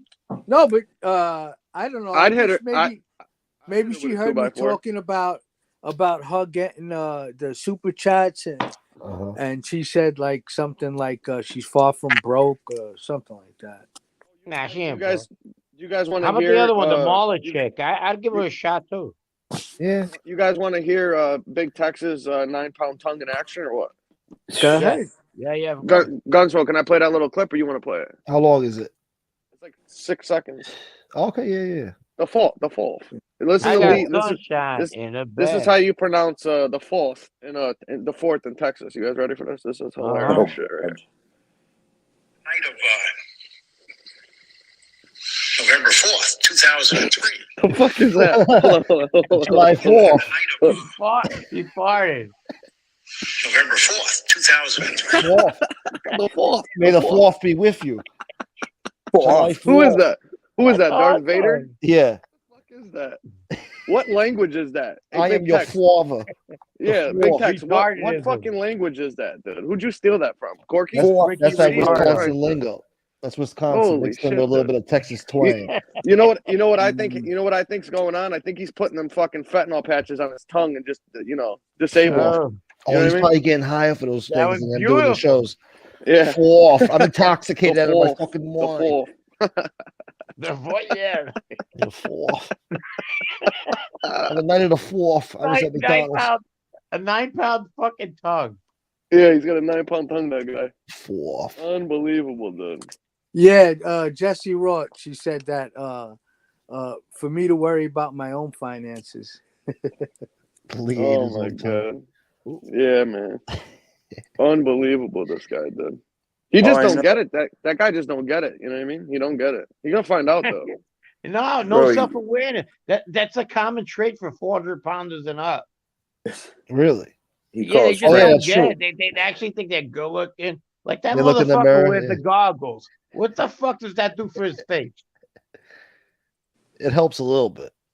What? People are gonna be like, "Oh my God, I want to be with that goggle-looking motherfucker." With the moving. It's like John Madden with fucking underwater. And you see, like tonight, John Madden with a speech impediment. I wonder what kind of seat he has, what kind of reinforcement that seat has by, standing that much fucking weight that much time. He's probably sitting on a fucking cinder block in a blanket, dude. Bro, he'd crack a cinder block in half. That's true. Probably tonight, MRE's friend Damien was talking about FBS's wife again. Oh my, yeah. Was he? Are you serious? Calling her urine head and shit. Yeah. You guys ever see him? He looks like the retarded Iceman. You got to put up a side by side of Kuklinski and this fucking guy, dude. They look like the guy was like a losing record. Yeah, you're right. They do look alike. He looks like the fucking Kuklinski. What was his name? Damien Tripe. Oh, him. No, you're talking about Argenti, right? It's not Damien Argenti. He said MRE's friend Damien Argenti, right? Yeah. You're talking about? Well, listen, Carlos texted me and said Damien Trites has a wrench in Chicago Muscles chat now. Really? Which is funny because that's supposed to be Chicky's boy, and fucking those two don't get along one bit. Yeah. Oh, I heard that. I heard that little audio. I heard that audio clip where Muscle was going crazy. He shouldn't have done it at all. Yeah. What the fuck was that? Shouldn't have said it at all, that greaseball. Yeah. What happened? What was that? When he called Chicky a greaseball. Yeah, he went really? full mental helmet on that one. He went fucking next level crazy. Oh, yeah. He shouldn't have done it at all. Lithuanian fucking a greaseball. Lithuanian Chicky. So when we go visit Frankie, you hold him down and I'll shave that beard off. Which one are you talking about? Hey, Cosa Nostra, we don't have beards and mustaches. Yeah, that's right, because we don't do this shit. Hey, what was the beef between Angel and Muscle now? What sparked this? What happened? He called her facial an hair. Italian princess. That's what set her off. No, he had more facial hair than her. If I can speak, I'll tell you. All right. I almost choked on my fucking What drink. happened was Chicago Muscle invited Angel's friend Joy onto his channel, and Angel sent a message and said not to do it because she was afraid that then everybody's going to attack her friend Joy. If she goes on the show, right? So Chicago Muscle took offense to that. Who's that? Joy Faraci? No, I think it's Joy, the one her son or her brother was killed by Sammy. Yeah, Faraci or something. Yeah, Joy Faraci. That's what it is, Faraci. Okay. Yeah, that's Isn't it amazing that she's friends with the guy that Sammy apparently killed, but she's not friends with the guy that got killed for running her brother's brother over. Isn't that weird? No. What do you mean run her brother over? Okay, again. Her brother got shot. No. She's talking about Frankie, the guy that hit him with the car. Oh, her little brother that passed away. He's saying she's not all about that. She's not about the victim impact on that one. But she's about the victim impact on Sammy the Bull, the kid that apparently he killed. Yeah. Well, let me ask you something. So Sammy's a scumbag for killing an innocent kid, but then fucking the other guy's not because fucking it was her brother. So okay, so I see what you're saying. Well, if Sammy doesn't rat right and become holds his mud and doesn't talk about all the crimes he has commit, does she still have a relationship with Joy? Probably not. No, hell no. No, Why would you're she? lying on Sammy. Sammy never killed Joy's brother. That's a lie. 100%. That's if Sammy don't talk. 100%. You're right. 100%. I agree with you on that. Absolutely you understand where correct. I'm coming from with this? 100%. Yep. Yeah. Absolutely. I never even thought about that. Same way. My family never is even the thought same about way. Yeah. If the rat, I can't believe I'm going to say this, but Frankie's right. He is right on this one for sure, man. He's right on this one. I just you know what? Selective outrage. You know what's interesting too, it's the right? same scenario, but if Sammy could have killed Mother Teresa, if he holds his mud, and it'll be like she praises him. Sammy was a good guy. I don't know why they're putting that poor man through the ringer. You know what I mean? 100%. Yeah. Now Sammy, it's hypocrite. It's bullshit. Well, this is the thing too, right? She They goes should after. just shut the fuck up and not say anything. Yeah, that would be the smart thing to do, but they aren't very intelligent, to be honest with you. No, But they want to go. They want to play with fucking Joy's ass over there. And I never even Joy, really heard about it was till a all this good shit. guy. Yeah. So was the You know? Ferrara guy who ran over the fucking kid. You know, he was a good guy too. But this is the part that I find crazy, right? You know, she goes after Sammy, right? Right. Obviously for taking the stand and cooperating against her father, right? But first off, he wasn't the only guy that cooperated, right? There was many other people, right? But they did not need Sammy the Bull's testimony to convict her father. Her father convicted himself when he got caught on tapes talking about fucking murders he fucking ordered and shit like that, and all the organized crime he was involved I get in. it, and you're right. And Common, you're absolutely. But they definitely needed Sammy to fucking put those bolts in. It was the ultimate betrayal, really, man. Yeah. Basically, it's the coup de grace. But listen, but we both know whether Sammy testified or not. God, he was done. Come on. Yeah, absolutely. Them tapes buried him. They still, Gleason says it.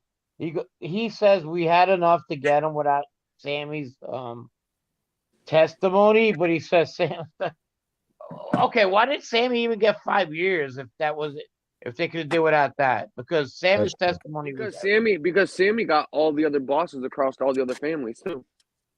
Yeah, but it wasn't a short thing too. This guy just won like 3 cases. It wasn't a short thing. And that's the thing too, is that they that was the first case where they actually did a sequestered jury, because they had found out previously that they were rigging all the fucking cases, previously to that. He beat what 3 or 4 different RICO cases within the last 2-3 years up until that at point. least. Well, and a lot of Yeah. them were fucking rigged because Sammy fucking went to the jury. Bribed the jurors in one trial. So she doesn't thank Sammy for fucking helping her, because her father would have been in prison doing 100 years long before that fucking happened anyways, if it wasn't for Sammy and these guys. You know what I mean? Yeah. Listen, her the guy with the dad assault. buried himself. He buried himself. He got caught on tape. And Mikey Scars, I saw a video Mikey Scars did like a month or so ago, right? When he was doing he's doing like something with RJ where they're talking about the tapes or whatever, right? The Ravenite tapes, right? And he's talking about how Gotti, Mikey Scars is saying he was having a conversation with Gotti shortly before all the indictments and stuff came down, where he told Mikey Scars, he looked at him, he says, if you ever see me get caught on them tapes like Angelo or Paul or any of these guys, just fucking shoot me in the head. And then look at what happened. And then, 100%. He said it on his show. I've heard him say it more than one time. He said that Gotti told him flat out, if he ever got caught on tapes like Paul or Angelo and those guys, just put a bullet in his head. The worst thing you ever want to hear is your voice on the fucking tape in court. That's what Mikey Scars was saying. And then look at what happens to the guy, Same fucking thing. You think he would have learned, you know what I mean? But you know what's weird? You know what's weird, right? Because that Mob Facts channel, the guy that posts all the old newsreels and shit I like that channel. Yeah. That guy's got an awesome fucking channel, man. Yeah, he man. pulls out stuff that I've never He's got a even lot seen. of good stuff, especially in the Galante hit. Tons of stuff. And he has stuff on everything and anything. It's incredible the stuff that guy Amazing finds. I don't shows, even know how he does it, but they're awesome, right? If you go and you watch that night, you guys remember when they picked up Gotti, Locasio, and Gravano at the Social Club. Yeah, December right? 11th or something. And and Sammy's wearing something like that. December 11th. Sammy's wearing a leather jacket. Yeah, Sammy's wearing a leather jacket, and a pair of blue jeans, and a thermal. He's wearing a thermal shirt. Well, you know what happened? Right? He told me what happened. Sammy told me this exactly. He says they told him to come to the fucking thing. He was on the lam. He was on the lam. Yeah, he was on the lam. And John called him in, and he came in with the leather jacket and the shirt, and he came in there. But he went home. First to see his wife because he had been on the lam. He said he had a beard that was growing out. He was gonna get caught. Yep. Yeah, he went home. He showered, talked to his wife, and then changed and put on those clothes and met those guys down there. Right. So now I've heard. He told me that himself. Okay. And if he's listening, he knows he told me that. That's what happened. Exactly what he said. So the thing that I found weird though is when you're watching the arrest tape, right, from the news or whatever, Sammy's standing there with the 2 agents, and Sammy's in handcuffs, and the news reporter, zooms in on him to ask, the agents a question, and Sammy looks at both of the agents and he's like, "Okay, guys, I got them. These guys are coming with me." Like he's making a joke about the shit. Yeah. That's the thing that I always found weird. You know what I mean? Why you had to know, if you even had a gut inclination that these indictments were coming down, you guys were all going down, it was going to be a big thing. Why are you making a wisecrack about, I just got these guys right now? You know? Why would you say that? It always seemed weird to me, because I know there's been a lot of rumblings that, maybe he, went bad before and knew this shit was coming down, blah, blah, blah. And then the way he was dressed in that comment he made while he's sitting there in front of the news saying, "Okay, guys, you guys can leave now. I got them. They're coming with me." And it's like, why would you make a crack like that, Yeah, because it's Casa Nostra till I die. Well, we saw how that worked out for him, Yeah, I get it. Why, you didn't like that comment, Comment? Who? You didn't like the comment that he made? Be it an hour from now, be it tonight, be it 100 years from now when I'm in jail. It's going to be a Cosa Nostra. I liked it. I'm talking about what Sammy said. Oh, don't worry, I got him. I didn't like that. He was saying, like, joking, saying like he's got the feds instead of they got him. Yeah. What I'm saying is after, with his cooperation and how quick he flipped and all that shit out, when people are saying that maybe he had already, thought about cooperating or might have known this shit was happening. When he makes a comment like that, it puts it in my head like, oh, that's kind of fucking weird. Like, like he was too relaxed. Yeah, he was too relaxed. Yeah, exactly. Exactly, Jack. He was too relaxed, making a joke about, we're all facing. Good analyzation. I love this common sense guy. He's good. Listen, what do you guys say that? I guess why I didn't really see it that way is because I know based on my sense of humor that might be something that I would say too. I mean, I know get where you're that, but I coming think from. it's like a time and a place thing. Like it is a funny wisecrack, and it's a nice little quip or whatever. And I know John was known for giving those little quips, but I don't even think he would have joked about something like that. You know what I mean? Like you got Frankie Lowe in Gotti going down. You know it's big, and you're fucking making a crack like that. I don't know. I just feel like that's you know what I mean? I'm capable of making a crack, but I don't know if I would have did it in that situation. See, I'm looking at it differently. Exactly, I'm Jack. Like Common Sense said, but then I'm also looking at it like Sammy. Sammy likes to play, or not play, but he likes to. He does like to play, people, and you're right. Get people and on I've his been around side him. and make them comfortable. Like, you know what I mean? Make these people him. Relax. That's what I'm saying. That's where I get that comment. Like, all right, he knows he's fucked, so now he's trying to fucking,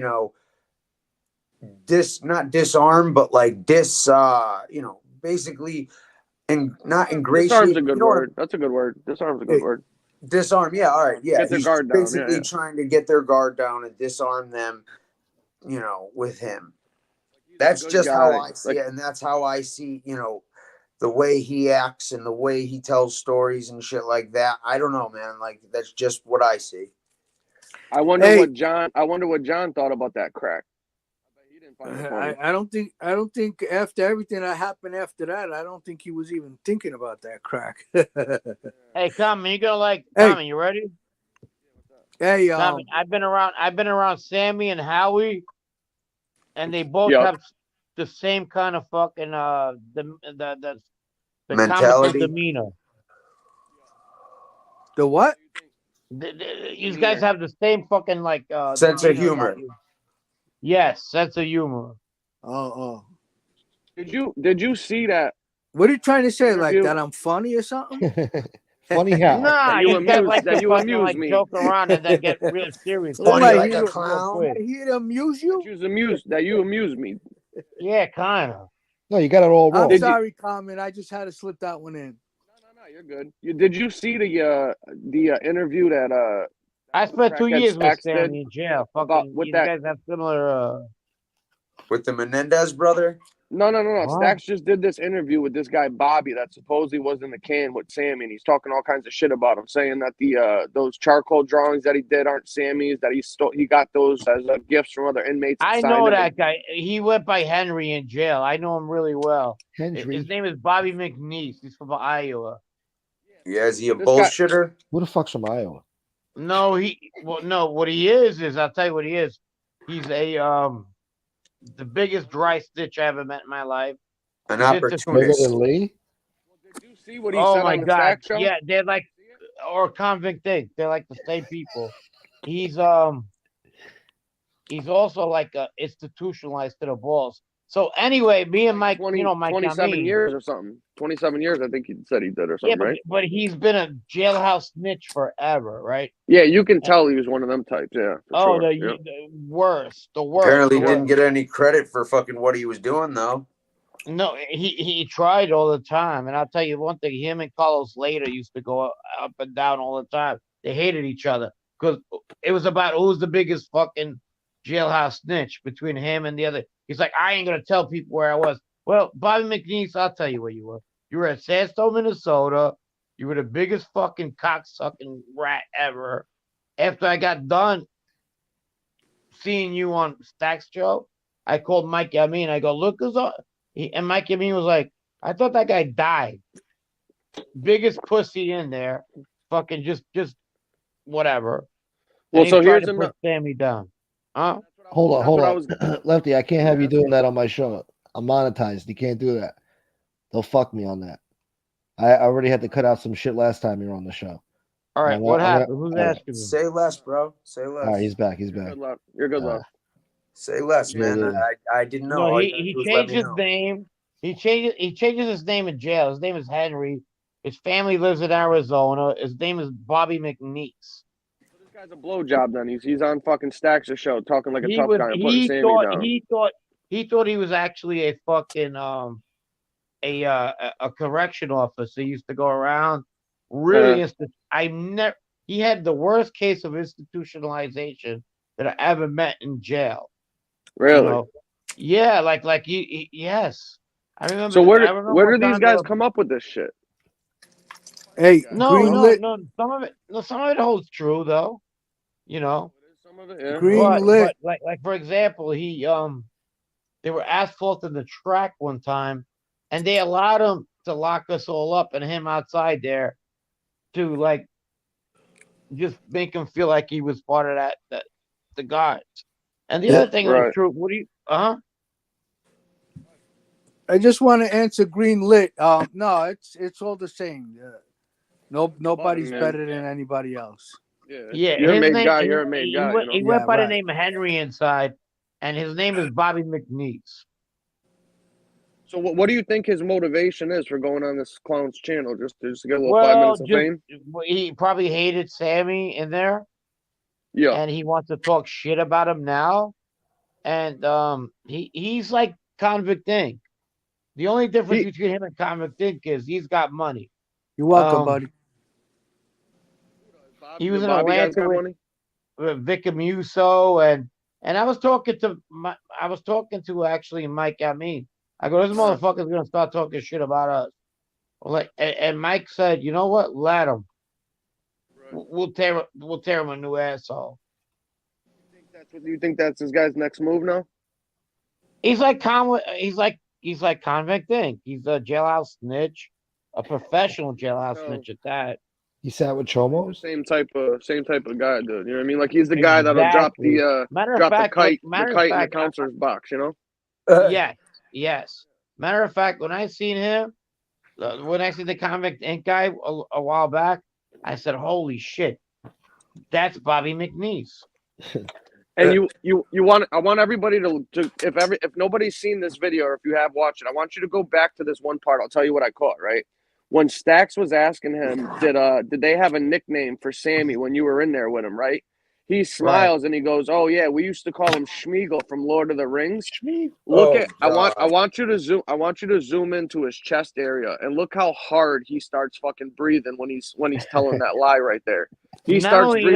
You can tell he's lying. They fed him that. You know what I mean? If you notice, he has a crooked eye because they broke his fucking face in jail in the penitentiary. It looks like he had a stroke or something, like half paralysis or something. No. I know the same disease Chicky had. His eye is from getting his ass kicked. Oh wow! They almost killed him. He must have got his cell shitted on. So I mean, they used to shit on and then throw it in the cell. He's one of those, huh? Common, he used to lie about his name. He said his name was Henry, so he went by Henry. He lives in Arizona now too. Yeah. Hey, Common. I'm glad I let that out because he's MRE's got written under his avatar. It says MRE History X. Yeah, he did. Oh, he's got it on Angel's show. Yeah, he did that on Maggot's show like a couple of weeks ago. I saw that. You believe this fucking guy? And he's on the screen next to the token, the favorite token over there too. No, she didn't come on the show tonight. Oh, okay. Oh. The irony, man. Not the there irony. tonight. Oh, okay. Can you believe this guy? If you listen to Bobby's fucking conversation, he goes, that's called a dry snitch. I go, yeah, of course, Henry. You're the biggest dry snitch I ever met because you knew you were fucking. Nobody's gonna fuck you up in a fucking PC unit. He goes, nobody's gonna do nothing. He's trying to put Sammy down. See, that's the thing that he's leaving out of the story that nobody else is on there. Stax ain't on there saying, nobody's saying to him. It's like, okay, well, everybody knows. He was like, oh, when Sammy was in the building, he was straight in PC. They had to close the whole jail down when he would walk through the fucking hallways. And it's like, well, if you were in the same wing as Sammy, then you must have been in PC too because that's where he was at. No, yeah, you know of what I mean? He was. What the fuck are we talking about here? That wasn't a general population. He was the biggest pussy in there. The only reason he never got killed was because he knew we were all in PC. But they don't talk about that on the show because this guy's acting like he was in general population and he wasn't in there with this guy. He was in general population in Atlanta, and then he ratted on the meat. Who the fuck was the Lucchese guy? Panisi. Who was the Lucchese boss? Amuso. Right. He told on him. Then he went to Iowa, and he met some chick in a jail that told her about the fucking 5 bodies that they hid, and he still couldn't get a fucking deal.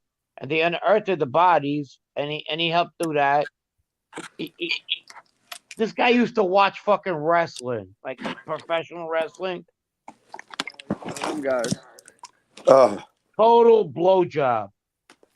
I bet you Bobby that's where. McNeese, that's his name. Listen, Okay. You know what I just figured out, Frank? He's from Iowa. I bet you he saw Lee Cole's wrestling podcast, and that's how he linked up with Stax to do that show. I bet you. Probably, you know what I mean? But or either that, or McNeese, he was watching cartoons and he got in touch with Stax. Yeah, there you go. Yeah, the cartoon John. He John keeps Drake. talking. He keeps talking shit that I guarantee you, I'll bring Mikey Yamin out of the fucking woodwork, so we could go fuck him up. You used to hang out with Mikey Yamin? No, we were in jail somebody together. get We rid used to of make that fun of fucking him. fag. We knew he was Get the rid of biggest that fag. jailhouse snitch. The biggest. He was the biggest jailhouse snitch in jailhouse snitch history. Was he an artist? Jerk off. Or he's lying? Hold on, guys. Can somebody please get rid of this asshole in the fucking chat talking shit Who? about my man here? Who? This Where is this extra Mike Yeah, fucking he's dick gone. jerk off. He keeps coming Oh, in. okay. Yeah, they keep getting rid of him. Fuck you, bro. Prove it, dude. You know what I mean? You fucking fag. You're over there getting your fucking shit ran by Maggot and that other fucking homo, dude. Who are you talking about? He's talking shit about Lefty and Anthony right now. Yeah. This little faggot, dude. Fuck this guy, dude. They're making up weird shit because they Oh, saw him this do a guy back video to on the back couch right together. now? Huh? Yo, They fucking, gassed him. listen, man. Listen, these guys fucking they really fantasize about me. I tell Thank you you, what, Lefty. what it is. You got a fan club left there. That's what it is. They think you're handsome. They think you're handsome, you know? You're sexy It's and you know sexy. it. Oh, I know. They probably jerk off to that Yeah. video of my 6-pack. Yeah. You're like, oh, look at the watch and the 6-pack. Oh, Maron. Oh, if I fucking could have that. cheeseburgers. He's so well Cheeseburgers. dressed. He's so well dressed. You know, tonight People are was a sick. perfect example of why people will attack Angel for what other people say, right? Lee Cole mentions Lefty and Anthony being in the same bed, and then MRE chimes in, and they both know that it's absolutely untrue, and so does she. So why did she let them do that? Well, dude, it came out I of have no Jimmy, fucking idea. so. And what goddamn right does MRE got talking about being in bed with a dude? Are you fucking kidding me? I guarantee you, if his camera popped on, you'd see 3 guys in his fucking bed right now waiting for him to get off the fucking computer, dude. Those You are know my what I mean? roommates. It's bizarre. Yeah, his fucking gay. He lived with a gay guy for like 15 years, a big hairy gay guy. They called dude, him you the know what I mean? bear. They called him the Hey, eternal. you know- They called him the eternal flame, dude. That's what he said. His Oh, that's nickname was, a the that eternal was. flamer. I heard the bear. Yeah, they called him the bear and the eternal flamer. He admitted it on his fucking on his stream. Yeah, dude. MRE's nickname was Glory Hole. Exactly. You made me some tendies. Guy's right up there with the Hey, worst. by the of way, worst, the that guy you know? was on Stack's show. His name is Bobby McNeese, and he's a bitch. Yo, Frank, you saw that video when he's pissing in the corner, like it's like the Blair Witch movie. He's standing up against the wall. He's pissing on himself, and the guy's like, "You're pissing on my floor, man." He's like, "Whatever, man. Where is it, man?" He commented on the video. Oh, what'd he say? Lefty put up. He says, "Thanks for reminding me of how I changed my life or something. You need to get some help or some stupid shit like that." You know? Yeah. Okay. Thomas, does he live near you? He's probably like 50 minutes or an hour away. He lives near That's Lefty. it? He lives near Lefty. What happened? Chatting on Smack guy. Fucking, he lives near you. Oh yeah. Wow. Like 15 minutes from me though. He's around. He's available. But you know, this guy's he's a clown, man. You know what I mean? The fucking he kept his mouth shut while he did his 6 months. You know, that type of guy. You know what I'm saying? that dude will call the cops in fucking 2 seconds. Are you kidding me right now? And he's on here. He kept his mouth shut. The fuck Hey, out of Frankie, here. what was that guy's name again? McNeese? Bobby Yeah, McNeese. what was his name again? Bobby Fucking McNeese. Oh, okay. Henry, right? Henry. Yeah, he I was thought it was called Henry. Henry. Well, he went by Henry. So Henry. this is good, right? So I sent the fucking that link. I Jack's send the link fucking to fucking Mike Yamin, right? You're a Mike sick goes, I fuck, thought he Jack. died. Yeah. I said, no, obviously not. I said, you know, Hopefully, he's gonna be talking shit about us. He goes, fucking let him. We'll bust his ass. We'll break his hole. well, supposedly this fat fuck Lee that claims that he told Angel one night that he'll never have another, as he says, rat on his show. He'll never talk to him ever again. And supposedly he's been reaching out trying to talk to other guys that haven't been around lately. I Yes, wonder if she correct. knows that. I wonder if she Correct. knows He's that. trying to You know? talk to Anthony. And he said he asked me to come on his show. Yeah, post that. I'd like to see that. When did he do that? Yeah, he could go. Does he have any money? First of all, I tell everybody, I'll go on anybody's show if I like them, but if I don't like you, got to pay. So Lee, what? You know what? You know what, Frank? One of my friends, you better have money. Well, you know what, Frank? That's why he tells people, "Oh, all these guys want people to pay him to come on their fucking shows." That I'm not paying nobody to come on my show. It's not that he's not paying; it's that he can't pay them. Why don't you get it straight, Lee? Yeah, you can't pay anyone. You ain't got the fucking. You know what I mean? They don't take WIC checks and food stamps to do interviews. You fucking clown. Common, you're in a circle. Howie is. I am Anthony Arulada. We will not go on his show ever. We made a pact. I don't know if you want to. Whatever, that's up to you. But fuck him. No, Exactly. we never made no pact. You know, but it's a pact. It's a good pact. It's an agreement that he's a scumbag. We all agreement. agree, you know, but next thing they're gonna be talking about we made a pact tomorrow. Thank you. Dude, they made a pact against me, dude. I'm Hey, being blackballed. They're trying to blacklist me like Trump. They're trying to do what they did to Trump to me, dude. It's not fair, dude. They're trying to put me on a list like Emma Reed puts his neighbors on. Yeah. All right. How much would you go on a show for that?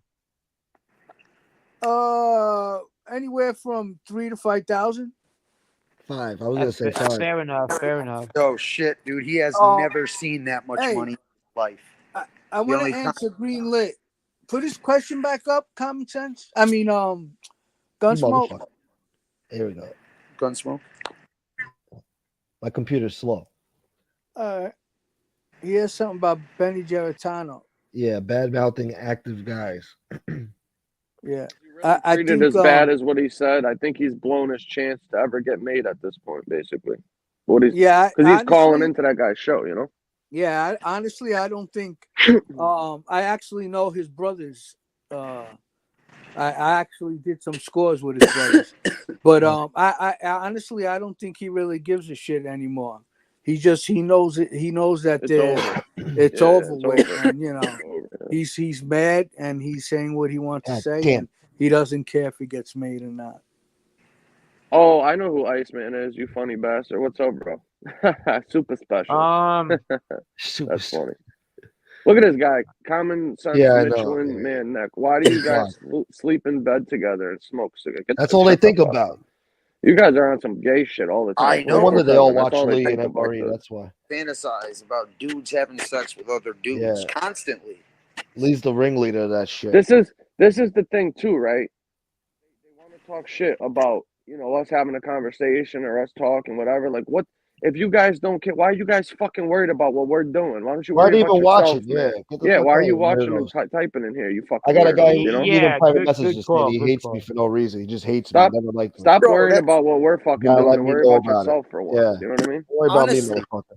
Yeah, you guys are right, man. Yo, these motherfuckers, if you hate us so much and you don't like what the fuck we're saying, don't watch. Why are you watching? I don't like Lee. I don't like Angel. I don't watch. Mind your own fucking business, dude. But no, they got to be fucking obnoxious douchebags who fucking decide to come in and just try to harass people and assault people, harass people's families and all this other shit. These guys think that they're like fucking like street guys and half wise guys over here. I can't talk to nobody. Like, dude, go fuck yourself, dude. You know what I mean? Worry about somebody else, man. Nobody gives a fuck. You know what I mean?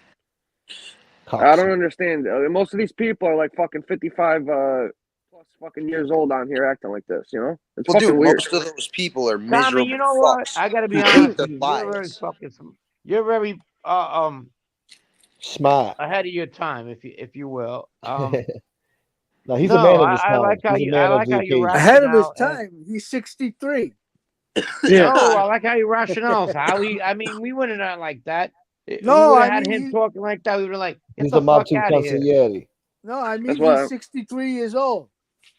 in the brain. Right. Pinky in the brain. That's why I got the I give him consigliere a lot of position. credit. Yeah, I he's like the this shit. consigliere. I always say that. I told him that a long time ago. Thank you, that, Frank. Thank you, Frank. I was definitely not that guy. I would have probably not liked you back in the day just for making sense. I don't think he would have liked anybody. Oh my God. I never heard that one before. This guy's too smart. Oh, he's a wicked smart smart. kid. How old are you, Wicked smart. Jonathan? 40. Are you 40? Wow. Okay.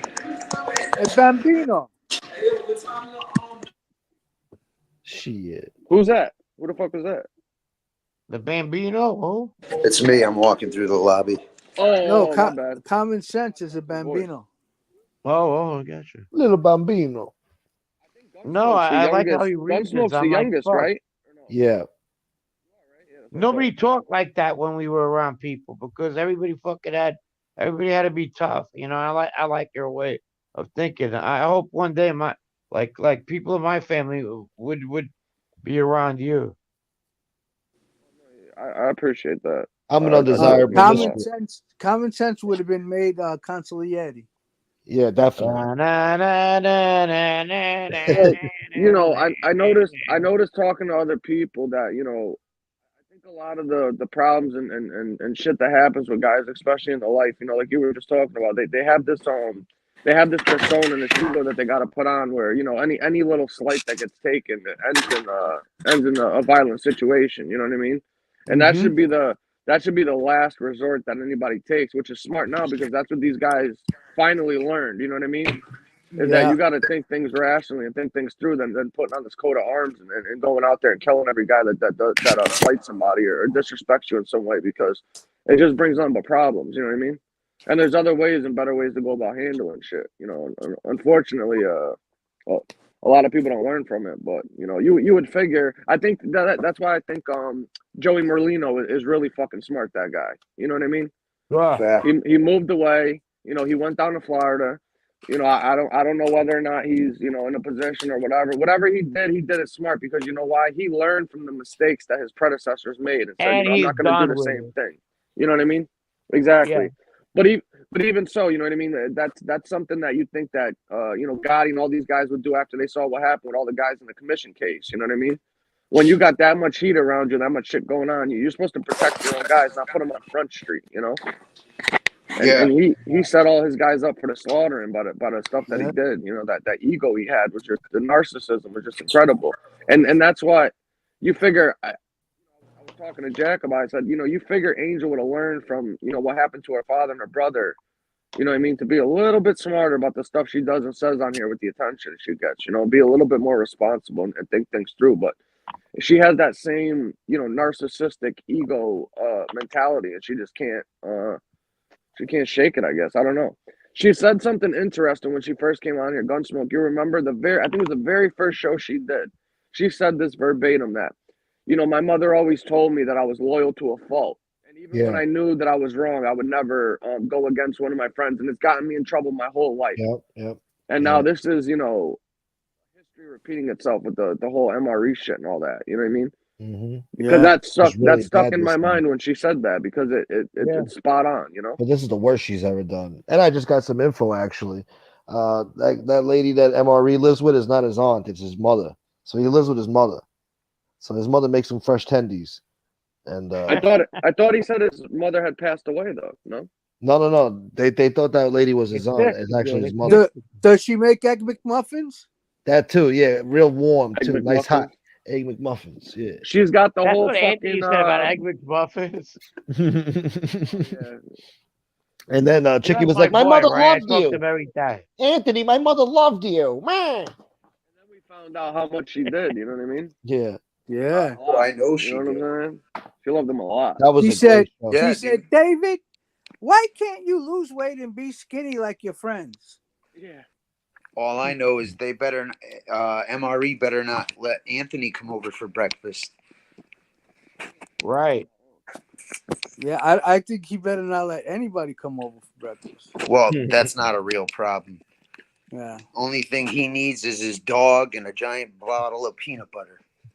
You know, I love dogs, but you know, he would be putting his dog in danger. I wouldn't want to put my dog. Bro, listen, you're absolutely right, Frank. Listen, if something were to happen or somebody wanted to get at him, the dog would be the first thing to go. Yeah, right. You gotta neutralize the fucking threat. I'm not threatened by him, but that dog biting the fucking shit out of you. He go first. You shoot the dog first in 2 seconds.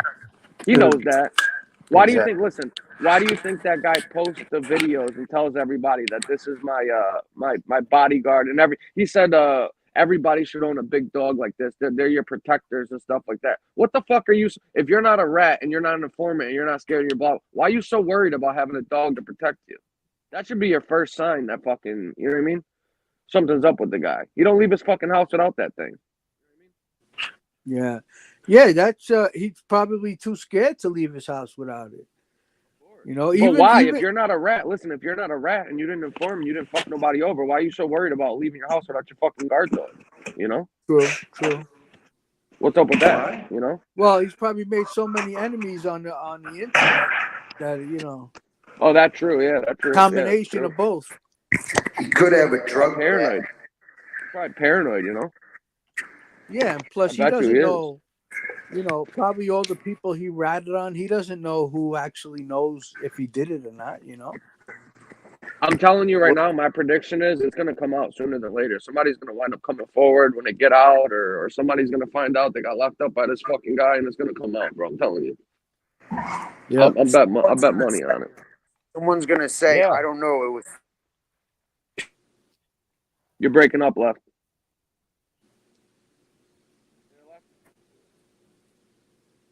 God damn it.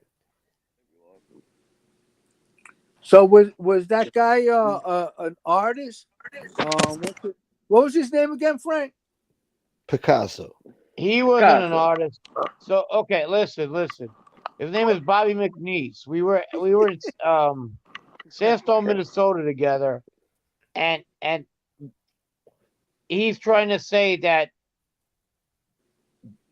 Sammy the Bull didn't paint them, somebody else did. And I know as a fact that Sammy was painting over there, and he learned from another guy. And the other guy he learned was from Cornfed, you know, the Aryan Brotherhood guy. Yeah. He did all the charcoals. And Sammy learned from that, and he started doing them himself. And he learned. But this guy was just a fucking piece of shit.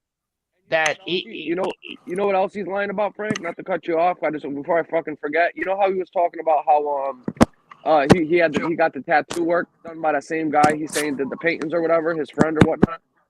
Yeah. He was saying like, oh, everybody knows when you go to the feds, you get photographed, and you know they'll know about the tattoos, blah blah blah. Listen, one of my dear friends just came home from doing. But listen, one of my friends just came home. He never had a single tattoo on him. He just did 6 years. He came home. He has 2 sleeves and his whole chest fucking done. He never got a ticket or a write up for none of that shit. We didn't get we didn't get written up either. And yes, when we come in there, they take pictures of us. And then if you have more tattoos, they're like, but you know, when we were there in Sandstone, and I'll even tell you the cops who were there, and he knows them too. They were like, oh wow, you got new. They used to like joke around. They'll tell you to cover it. They'll tell you to cover it up. Just don't. It depends on who sees it. No, they were like, oh, you know. No, it was a rat unit. They were like, oh wow, you got new tattoo work, huh? And they laugh about it, you know. Yeah, but he was making it seem like, you know, he couldn't have gotten away with that unless he was a rat or something. You know, they don't let you get you know, ink and shit in there. And I'm just like, listen to the guy, like, you're full of shit right now, man. Yeah, we used to get it, and I got it too. Actually, you want to be honest, that when Sammy came into the place I was in, that place, I was like, listen, and I was taking bets in the place. I was the bookie, and I was like, hey, look, I got a whole bunch of books.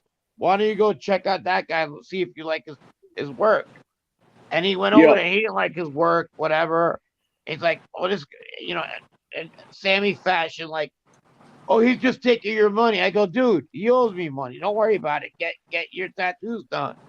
You know. It was an easy place. Sammy, yes, Sammy was difficult. This guy probably had a run-in with him, and this guy's Sammy the probably biggest. abused him. He probably abused him, you know?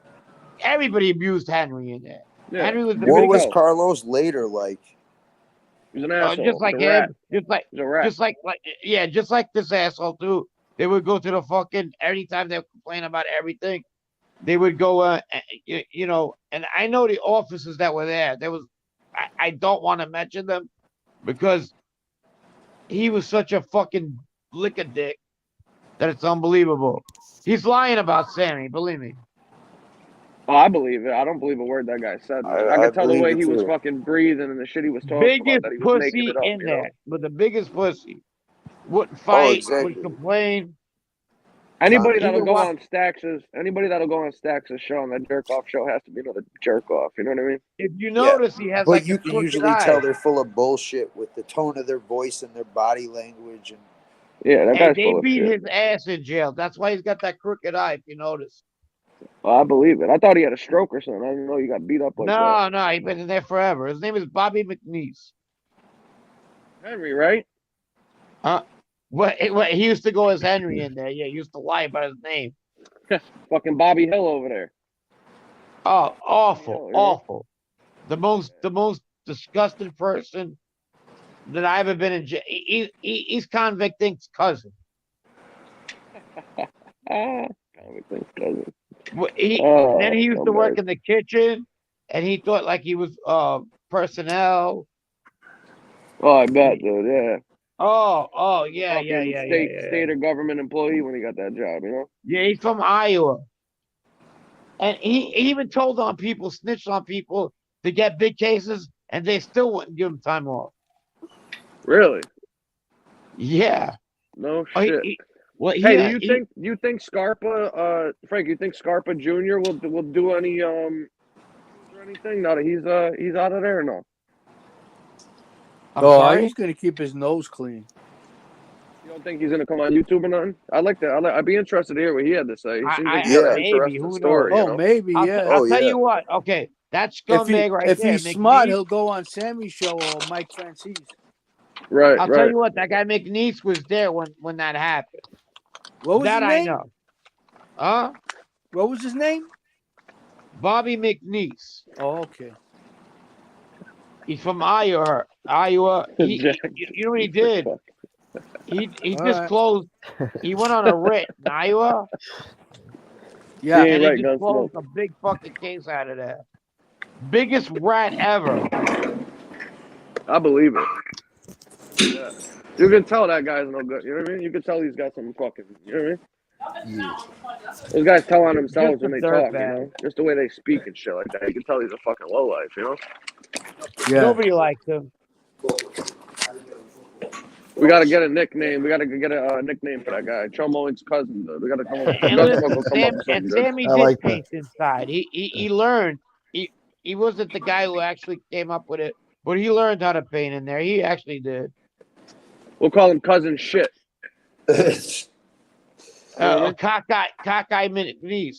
You notice he doesn't want to tell his name. Cockeyed McNeese. That's a good one, bro. He doesn't want to say his name. Like nobody was gonna see him. I knew who he was right away. Yeah.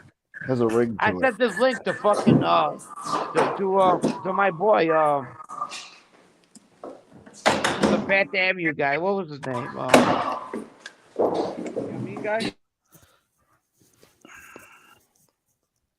Yeah.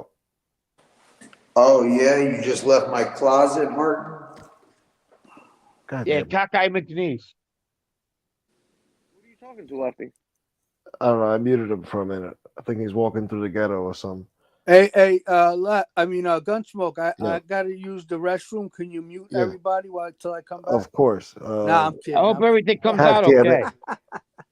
Yeah. Make sure you turn the light on and lift the seat. There, Don't forget to wash your hands, goddammit. Yeah, that's right. Before and after. Before and after. Hey, thank you, Jack. I mean, Howie. I don't even know what they call it. Hey, I hope the water's not cold. Yo, Stacks and I are so pitiful. They got to check in their hometowns. Fuck. Hey, this is a good show. It's always a good show when you guys are on. Listen, I feel left out though because you guys all seen these shows today, and I didn't get to see them, man. I gotta catch up. Don't feel so left out. I haven't seen a thing. Oh, you haven't seen them neither? Oh, okay. Nope. Oh, you didn't see it neither, Gunsmoke? I thought you knew what was going on too, though. No. Only based on what I told him. Yeah, yeah. Oh, apparently, but I know she was beefing with the maggot for days now. Though. Hey, you know what would be I gotta great? see this. If we were allowed to do it, obviously we're not. Playing her show and all of us like just sitting around commenting about it as it's playing. You can do it. You just gotta talk and stop it and say that we're analyzing. You know, we're doing what's that thing called, Gunsmoke? The review or like what the fuck's it called? They call it something on YouTube. You know. You know how Joe Rogan does it when there's a fight on. You know. He plays the audio and they talk about their thing. They call it something. There's like a as long as you say a specific word, you're doing like a review or like an analysis or something. Yeah, that's how you can do. Because you know these guys have all these channels. That's all they do. Their whole channel is based on reviewing videos and shit like that. And they just they commentary on it. You know. Yeah. I'll find it. You can do it live. Well, no, but reaction video. Yeah, I don't know about live. Reaction video. Reaction video. We can do it tomorrow, but we can do it tomorrow though. You know. Yeah.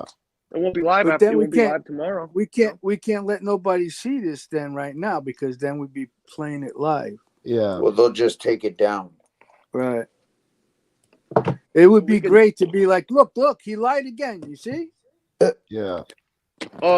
Fucking left that one of them cigars that I fucking I grabbed over there that I really liked, man. I grabbed two of those my father ones or whatever.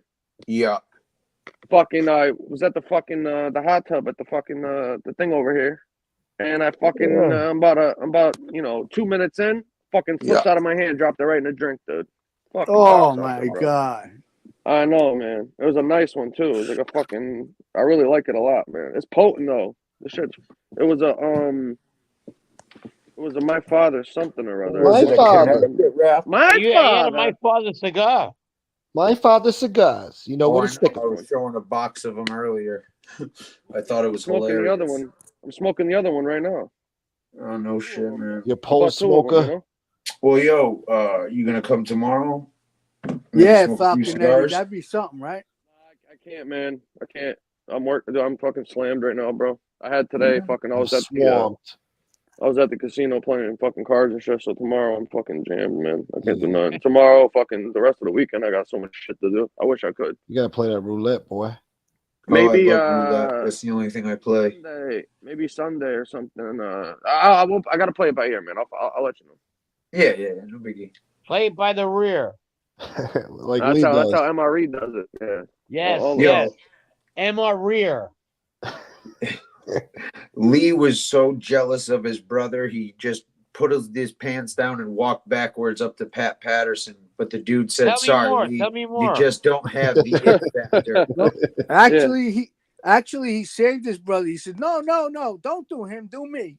Yeah, let's make it. He's like, "Come on, I really have the it factor." Yeah, he was in there going, "Me first, me first." Come on, dude. Lefty. The first guy gets the most money. No, Lefty. Are you ready? Lefty, yeah. Do you have that video? I already dropped the link in the chat, but you can't click on it. Ooh, love it. But I found a bunch of interviews with Lee, and it's a news interview, so we could actually do it. We can review it right now if we want. That's a news one if you want. No. I'm just wait for him to fuck up, and then we're gonna have like a week special.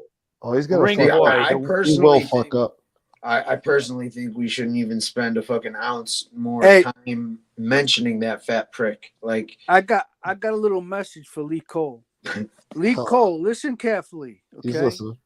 Tomorrow, if you say anything about my wife or the old man, you're gonna regret it. I swear on my son's life, you will regret it. We're gonna have the ring boy. You can say anything else you want, long as it's the truth. But if you do that, you're gonna regret it.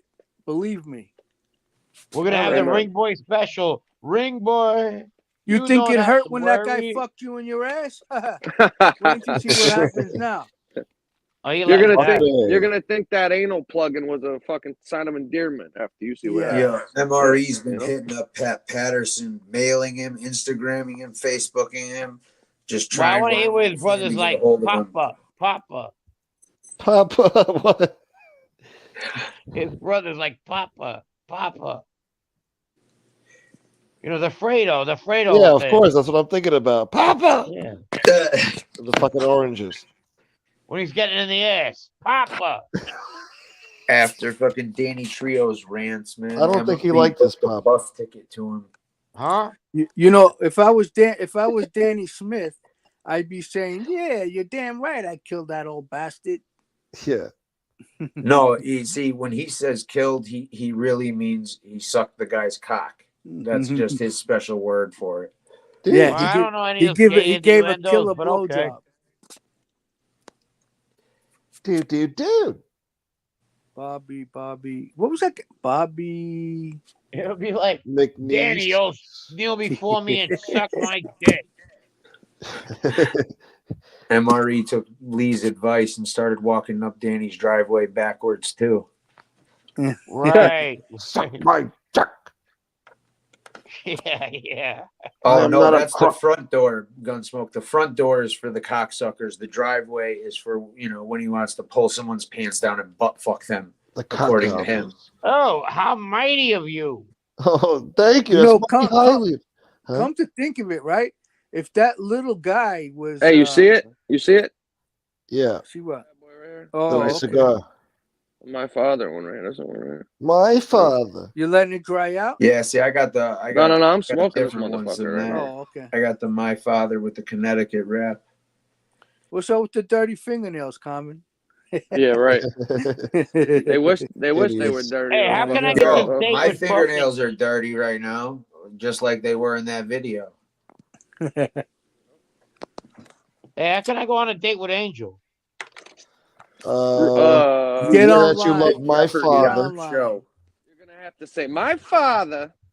Yeah, how much you love the father.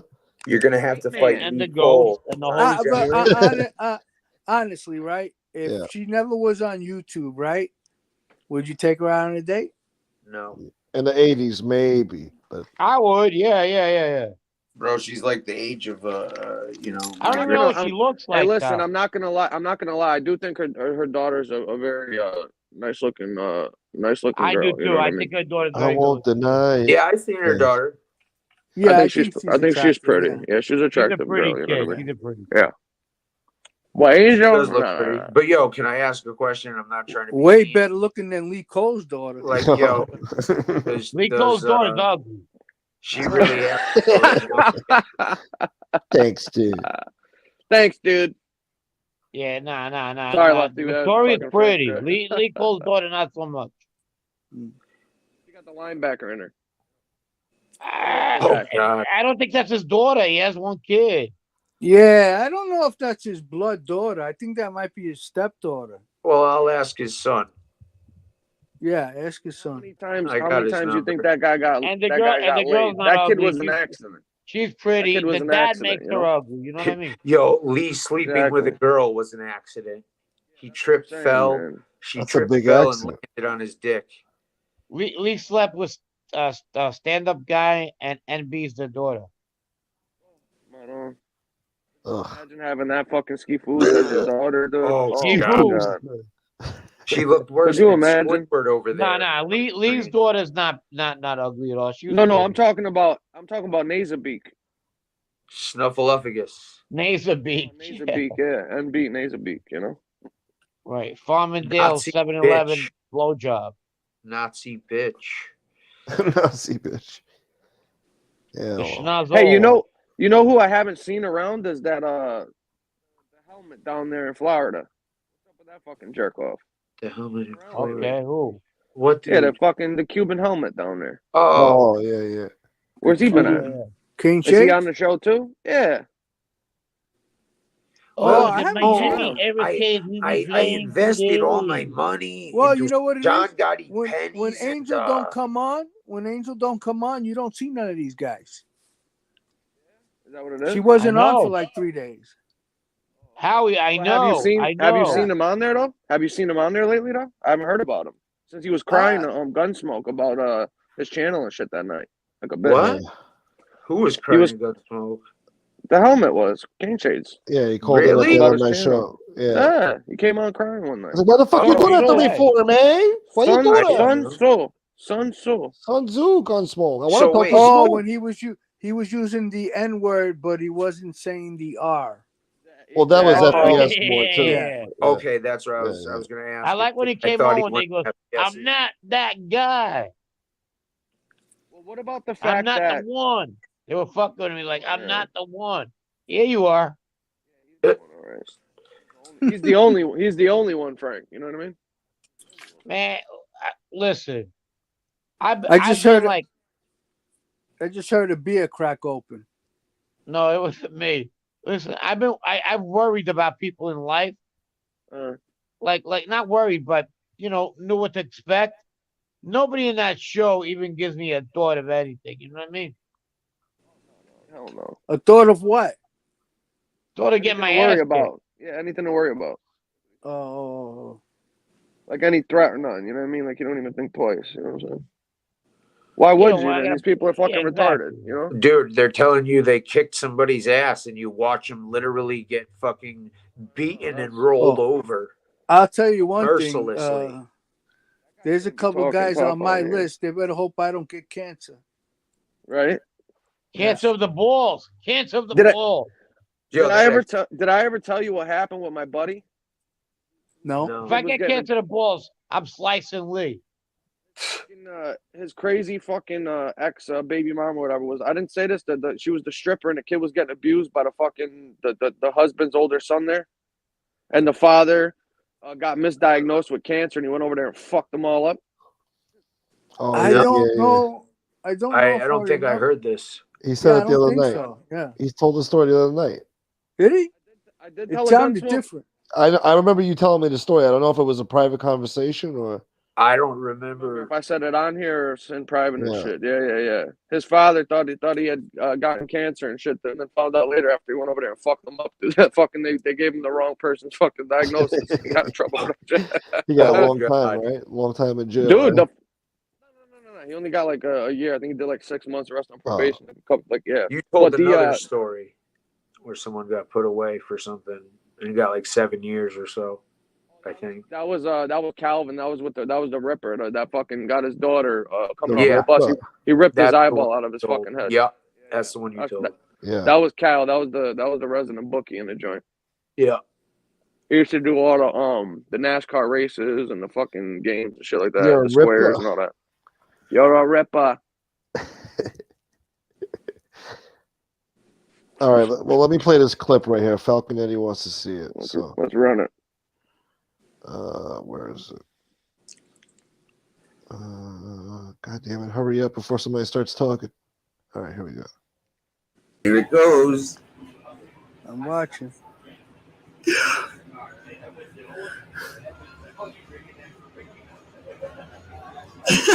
Oh my God! Yeah, dude, he's whipping his ass, huh? Sticking his hands in his pockets. Get him, Chicky! Get him, Chicky! Get him! That's when he's taking the money. That's when he's taking the money. Yeah. And this is where he rolls him over. Oh. Oh man.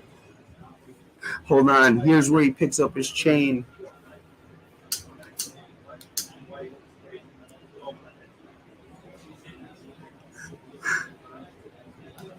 Damn, he had the opportunity to look around, see if there was anything on the floor. He's running through his pockets right now. He's going through the back pockets. And he's you see him climb up these stairs. Look at this dude. He's just swatting. He looked like he's trying to swat a fly away. I know, bro. But this is Chicky whipping his guy's ass, guys. This guy is fucking a straight savage. Don't mess with Chicky. Don't look at this dude. Fucking can't even climb upstairs. Can't even make it up 3 stairs. Damn, where's real talk when you need them? Right? Real talk's tougher than fucking this dude. 1 stair, already out of breath. Wow. Hey, was this guy on? Has this guy been singing since this tape came out, or what? I'm not I sure. don't think so. No. Yo, Iceman, thank you, bro. Yes, please, guys, if you could, if you're being entertained by the show, please donate to the show. Please, super chat, cash app, whatever, and hit the like button. Thank you. If you don't donate, we're gonna come visit you. You're gonna get this. It's this.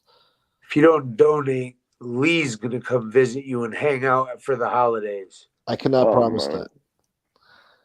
Dude, I'll pay him not to fucking show up. don't scare these people away now. Right? That's frightening right there. Hey, Barry, my conqueror, what's up, bro?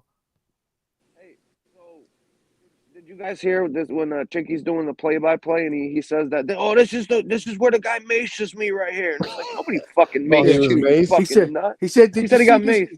Did you see me crack him? Yeah, I thought he beat him up. Now he got maced. He was saying he maced him. This is the part where he pulls the mace out. And it's like he didn't fucking pull no mace out. What the fuck are you talking about?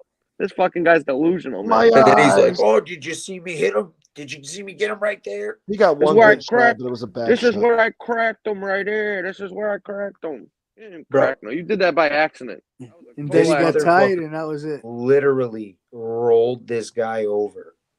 He said on the fucking on the thing when he's doing the play-by-play. Oh, I was just so tired more than anything. It's like you didn't do nothing. What the fuck do you mean you were tired? The guy was doing all the work. All that rolling over, yeah. I mean, it was like wrestling a pig in the farm. Nah, see, you guys forgot, man. He was going up the 3 stairs before he got, attacked. That's what he was so tired from. That was fucking if that was MRE when the guy rolled him over, he would have fucking closed his eyes, licked his lips, and stuck his tongue out. Finish him off to taking one right to the face. You know what I mean? He would have loved that. Oh, Lee would be like, no, stop grabbing my butt.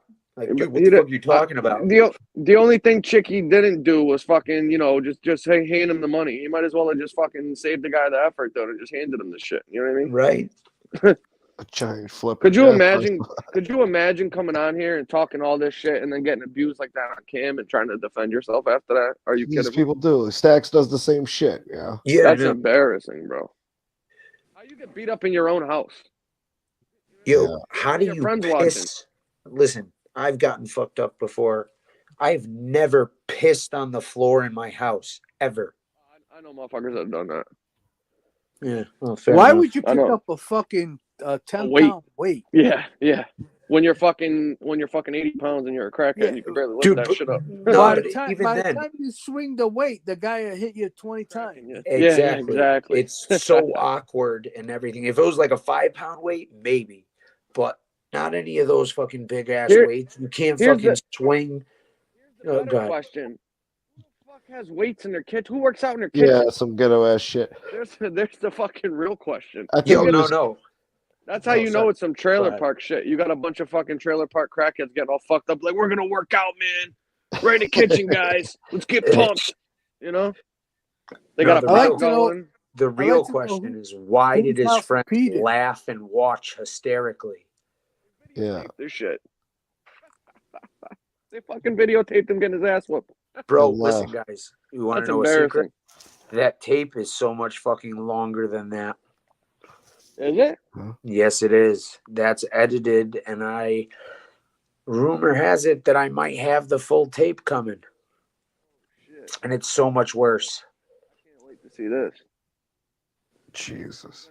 But that's after Christmas. I already gave you guys. It's getting better and better. Yo, how about the time Chicky got chased by that guy?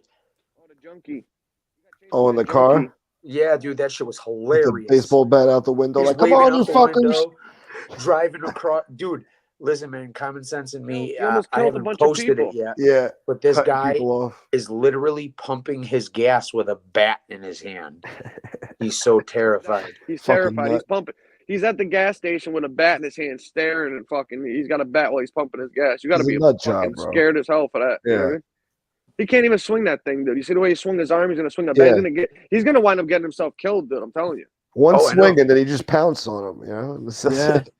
You just gotta think about it. Think about it. A guy pulls out a bat on you. That means you can use equal force. You can get your own fucking bat. Somebody's gonna beat that guy to death, Or dude. take the You know what I bat mean? from He can't him. defend himself. Yeah, Just and take beat the him bat with it. from- yeah. Yeah, you know what I mean? He can't Yeah, even man. defend himself. That guy. Wait till he gets tired. That's it. It's all over. Well, I don't know, man. I'd probably be scared if he had a fork in his hand. I'm gonna eat you alive. Nah, He knows how fuck him. Fork him. Fork him. Now you know what the guy is gonna tell him. He's gonna tell him to fork it over. Fork it over, pal. Yeah. What do you mean? He's We're going lu- to eat? Huh?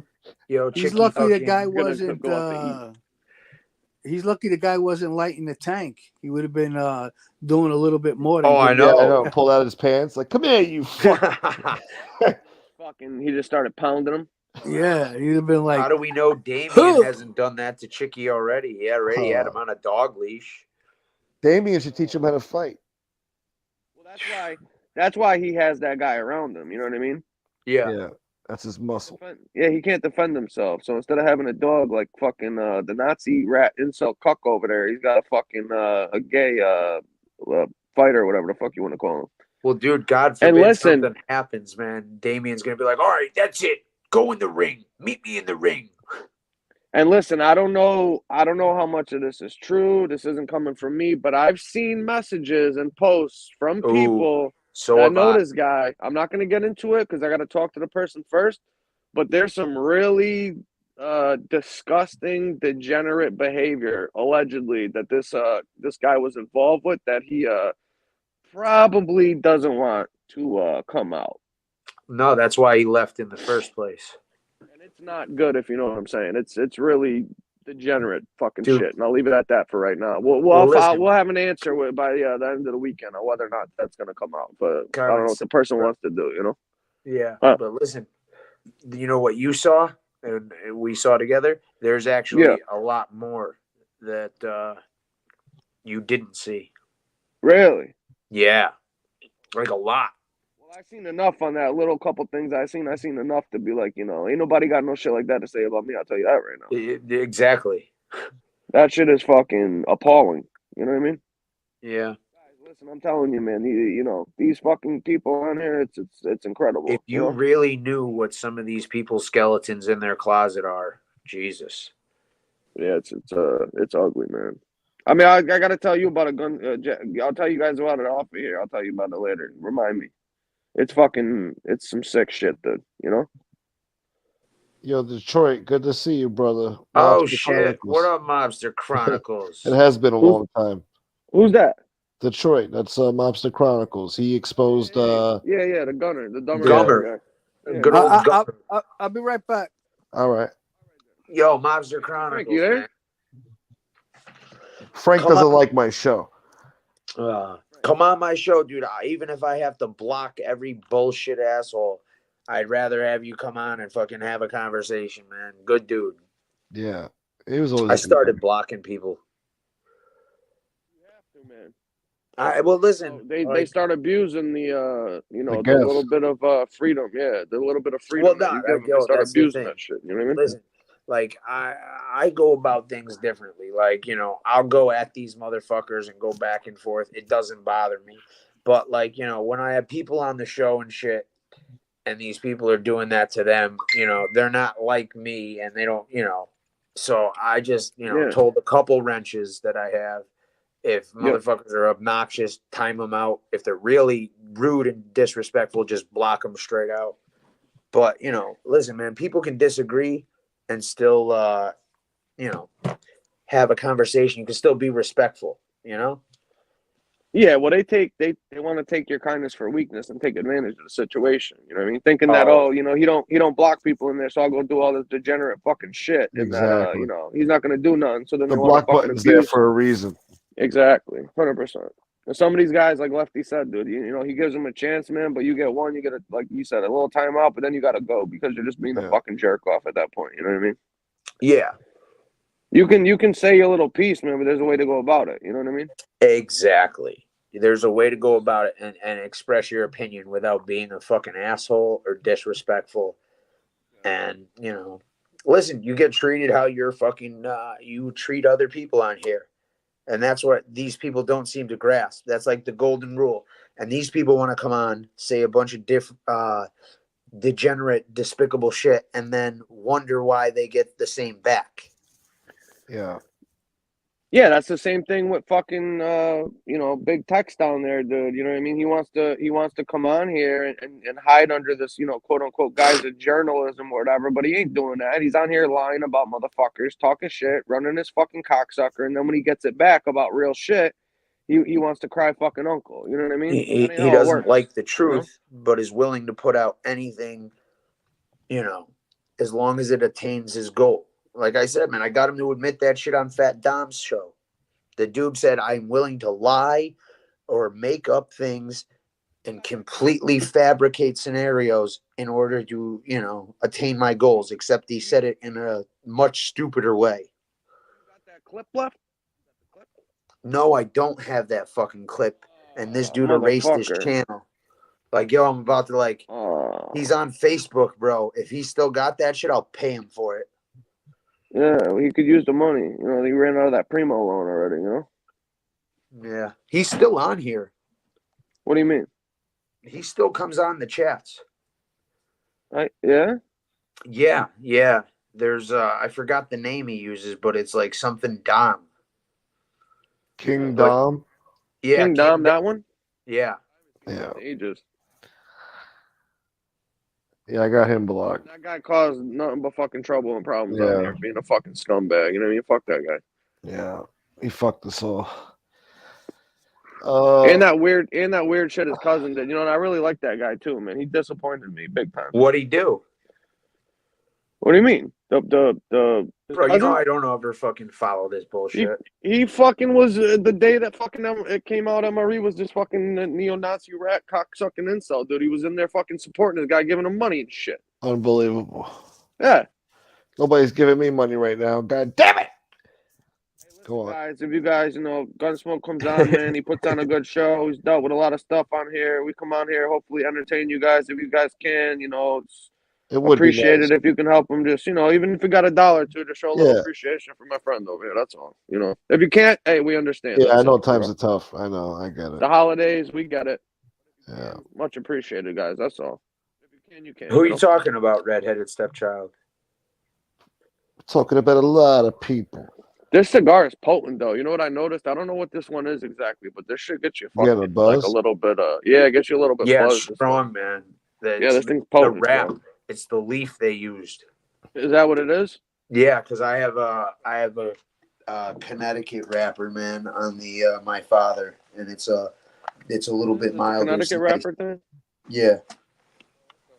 All right, hold on, guys. Pardon me a minute. I have to do a quick little impression for Falcon Eddie. Let me sit up. What's this? It's hard, John. I'm trying. What about the goddamn dealer meal cards? Nicotine's an addictive substance. This is how you try? All right, go on. I'm sorry. That was a good one.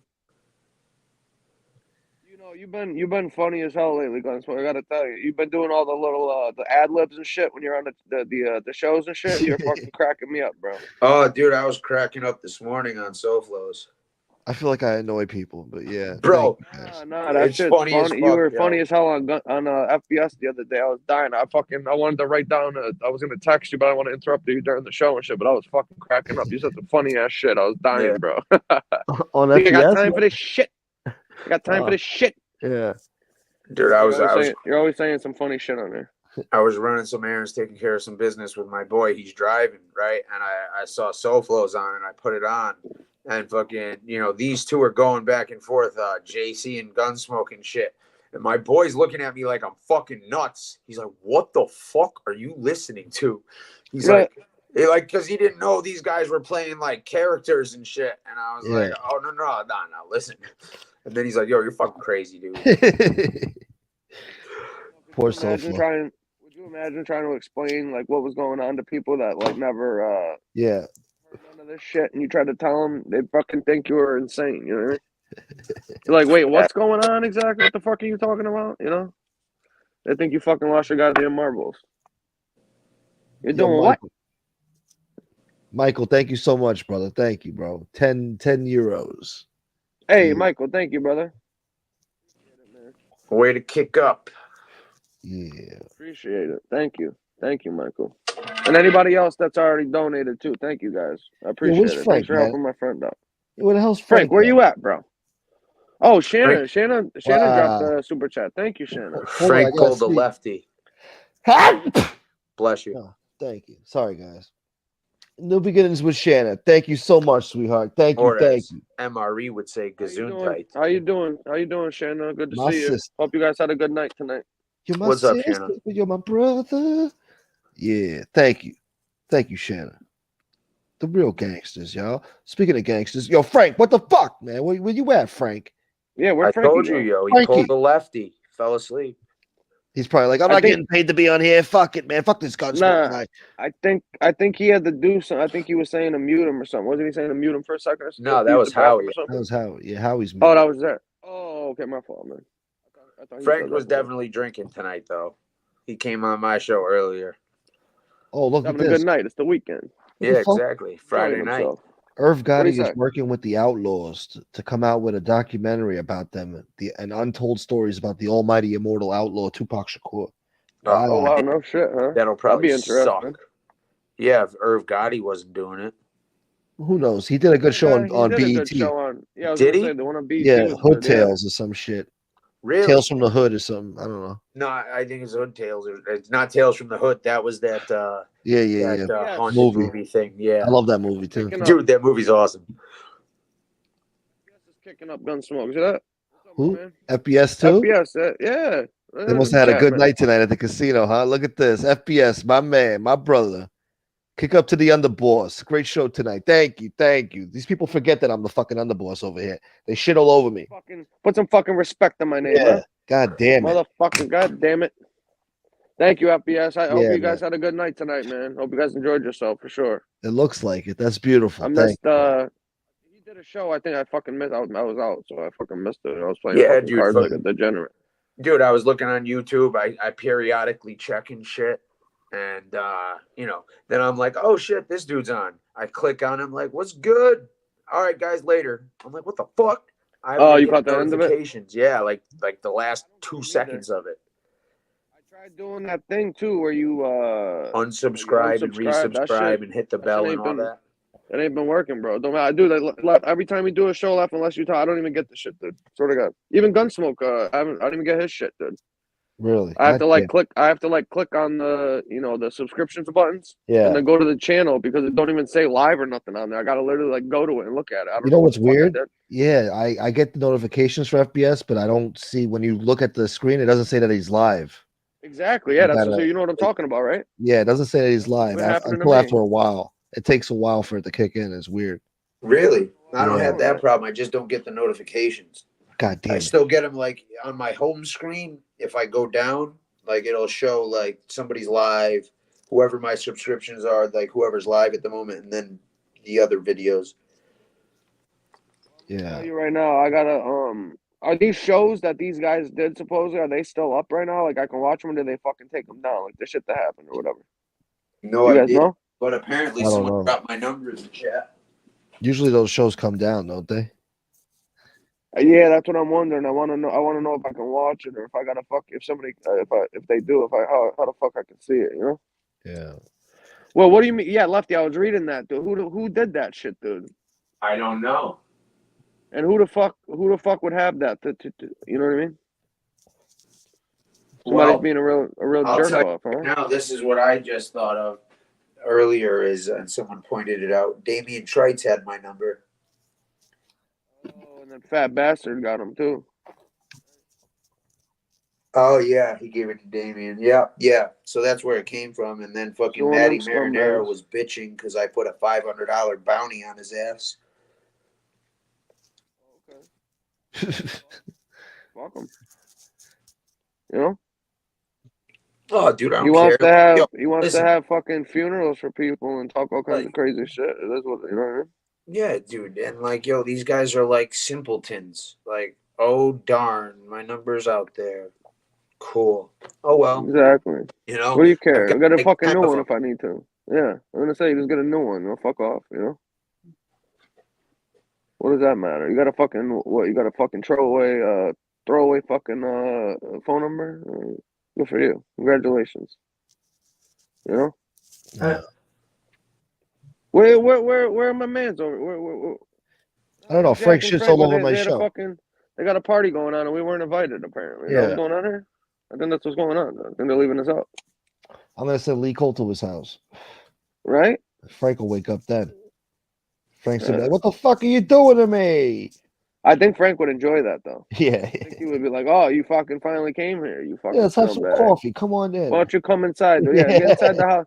Get right inside the house. I want to show you something. You Oh, that door Gunsmoke closes. got me a Christmas present. Yeah. Something like that. Some real quiet. Yeah.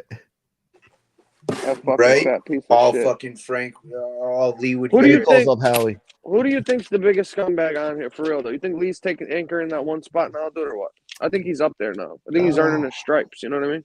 He's getting close. If he ain't number one, he's fucking close, dude. Yeah. No, he's right there. up there. He's one of them. He's in the top 3. Facts. Biggest little most insecure. He's the fattest fucking guy I've ever seen with the thinnest skin in my life. You know? Yeah. For real. He's built like a rhino, but he's got thin ass fucking. He's very tissue paper sensitive, skin. man. I don't know what his Sensitive problem is. motherfucker. He likes to dude. go He really for the is, low dude. blows and shit, makeup shit. Like it's just Lion weird. It's I think he's more odd like behavior. wildebeest or a Cape Buffalo fucking, or some shit. I call him the humanities. He's fucking Humanity. Oh God, yeah, he is. That dude, It's a perfect. human manatee. The human man. He's a humanity. That's what we got to call him from now on. Oh really? I Everybody. was calling him Ring Boy. Well, that works too. That's true. Ring Boy Cole, the real one, the fake one, or he's the fake one though. You know. The glorified. I mean, guys, Ringo. think about it. Think about it. Who makes up something like that? You got his partner over there making up that he's a fucking convicted murderer and shit, and the guy's a fucking laundry fucking thief, dude. And then you got this fucking scumbag who claims that he was diddled and shit like that as a grown ass man, bro. What a sick motherfucker, dude. You know? You got to have something wrong with you in your fucking head to do some shit like that, dude. You know, they always say too, you know, that money is evil. Money's not evil. You can do a lot of good with money. It's the love of money that's evil. That dude loves money. He never had it, and he does degenerate shit to try to get it instead of fucking, you know, working hard and putting some effort into doing something. He wants to fucking claim he's a Scam. sexual abuse victim and scam people and shit. You know. He always looks for the. And then when you got a real, see, you know. He never finds people need to take that shit more seriously when people, you know, claim that they were sexually assaulted that weren't, because they do injustices to the real victims. Because when they're not believed, you know what I mean? It's people like him that do shit like that. That's really fucking low, man. You know what I mean? Shame on him for doing that shit, dude, and taking advantage of his fucking horrific situation that happened with this guy's fucking brother. Because that's fucked up, man. You know, and he's gonna try to claim he got that because of money, dude. You're fucking sick, bro. I hope you die a miserable, lonely fucking death, dude. I really do. You fat. Oh, well, he is, isn't he is going to. He's going to be in a cardboard box, cremated, and then flushed down a toilet. Like, dude, really? Like, what else are they going to do with this guy? He's going to be in a potter's grave. Yeah, he's too big for the box. So. Hey, Johnny the Butcher. Yeah, Johnny the Butcher, my guy, $69.99 Canadian. I like to say Californian. Merry Christmas, Gunsmoke and Don. Merry Christmas to you. A lot of people don't say Merry Christmas anymore. I say Happy Holidays to be safe, but Merry Christmas is right. Thank you. That's right. Thank you, brother. Thank you, Johnny the Butcher. Salute to Canada. Oh, wow. FBS sent me a Cash App, too, for keeping us entertained. Thank you so much, FBS, my brother. My man. You guys are beautiful. Thank you. I feel better now. Sorry, Lefty. You didn't mean to fucking... Yeah. Brother. Just had to thank the people. Oh, don't say that, Gunsmoke, because then they're going to be like, oh, Gunsmoke's sick if he doesn't get money. Hey, you know, Lefty, if you don't mind, I just wanted to address something, too, in case that fucking jerk-off cocksucker, the pussy from fucking Minneapolis is watching this shit, that fucking lowlife real quick, right? I don't know if you saw in the chat, but that guy's trying to instigate that shit fucking with me and you for some fucking reason all of a sudden. And that guy needs to mind his own motherfucking business, dude. He was He was trying to talk about, you know, when you guys were having issues before, that I'm not your fucking friend, trying to equate it to the shit he did when he saw his fucking best friend get murdered in front of him, and he bought the guy a fucking beer and an 8-ball and gave him a ride home and shit. Yeah. Yo, I can't see that. And you can address whatever the fuck you want, and then I'll say what I gotta say. So I just, you know what I mean? I'm fucking sick of that guy, dude. For real. I really am, man. He's a fucking asshole. Dude. I'm confused about who you're talking about now. You talking about? I'm talking about Fish Tank. That fucking that shit Fish Tank. The guy in the fucking witness protection program. The fuck every one of his fucking arrests winds up with him living in a new state with a new name and a new job, dude. Nobody noticed that shit, dude. That's why he doesn't show his fucking face on there. He shows his face. Nah, he does. Oh, he does. I'm not gonna lie. He's showing his face. Yeah. Okay. Yeah. He's showing his face. He looks like fucking what's his name? That got killed. One of the three captains. Oh, he looks like Trinchera? No.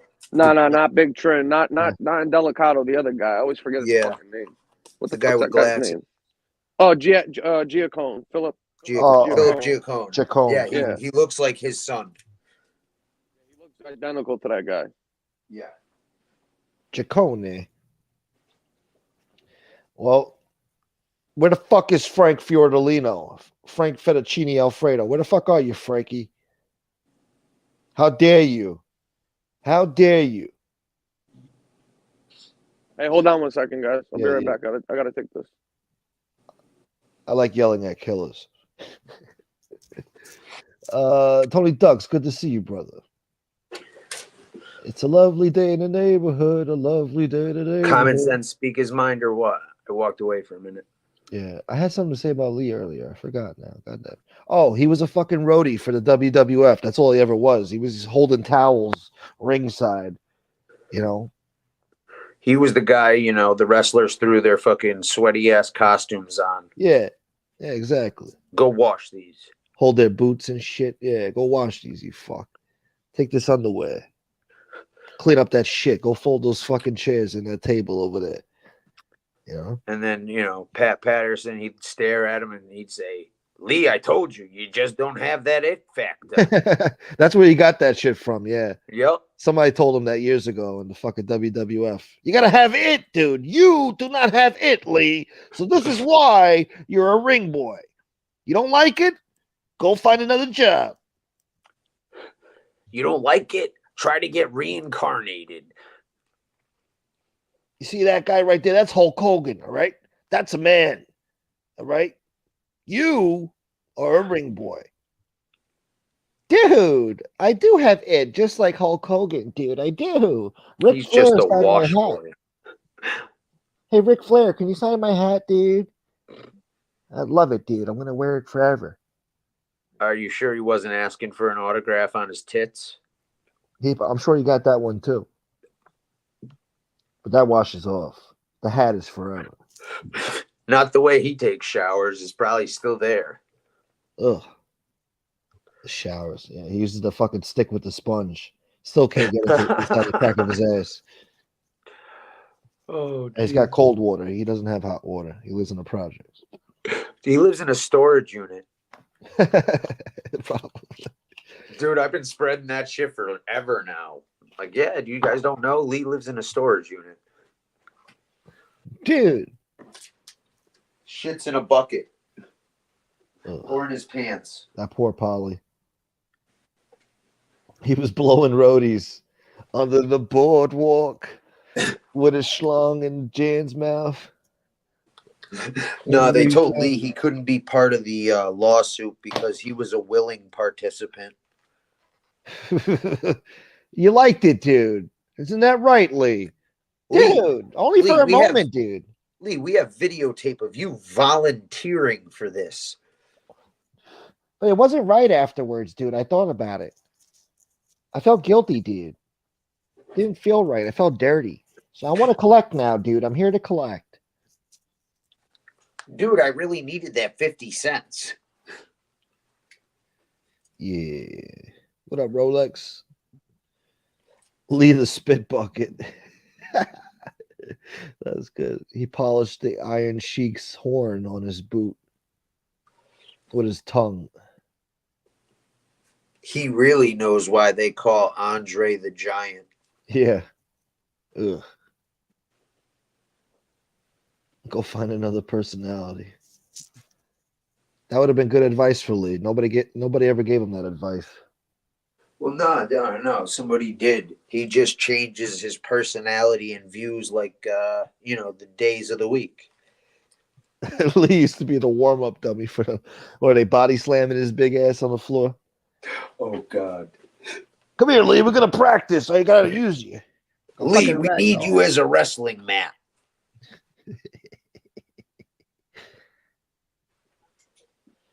The confused wrestling fluffer.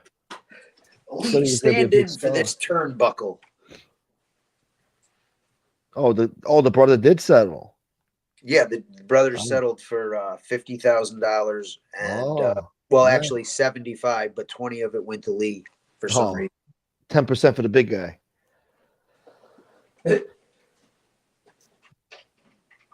They owe me, Danny, right, Danny? Danny. Yeah. So I found interviews of Lee Cole, his brother, and a whole bunch of other shit. So. Wow. But you know what? I hear Ramundi, I heard rumblings back in the day that Ramundi had something where he cooperated on something. But I also heard that was just rumor. But what I did hear is Ramundi tracked down some of his family and dug up some deep, dark, fucked up shit. And that's why he didn't show up. Oh. Uh-huh.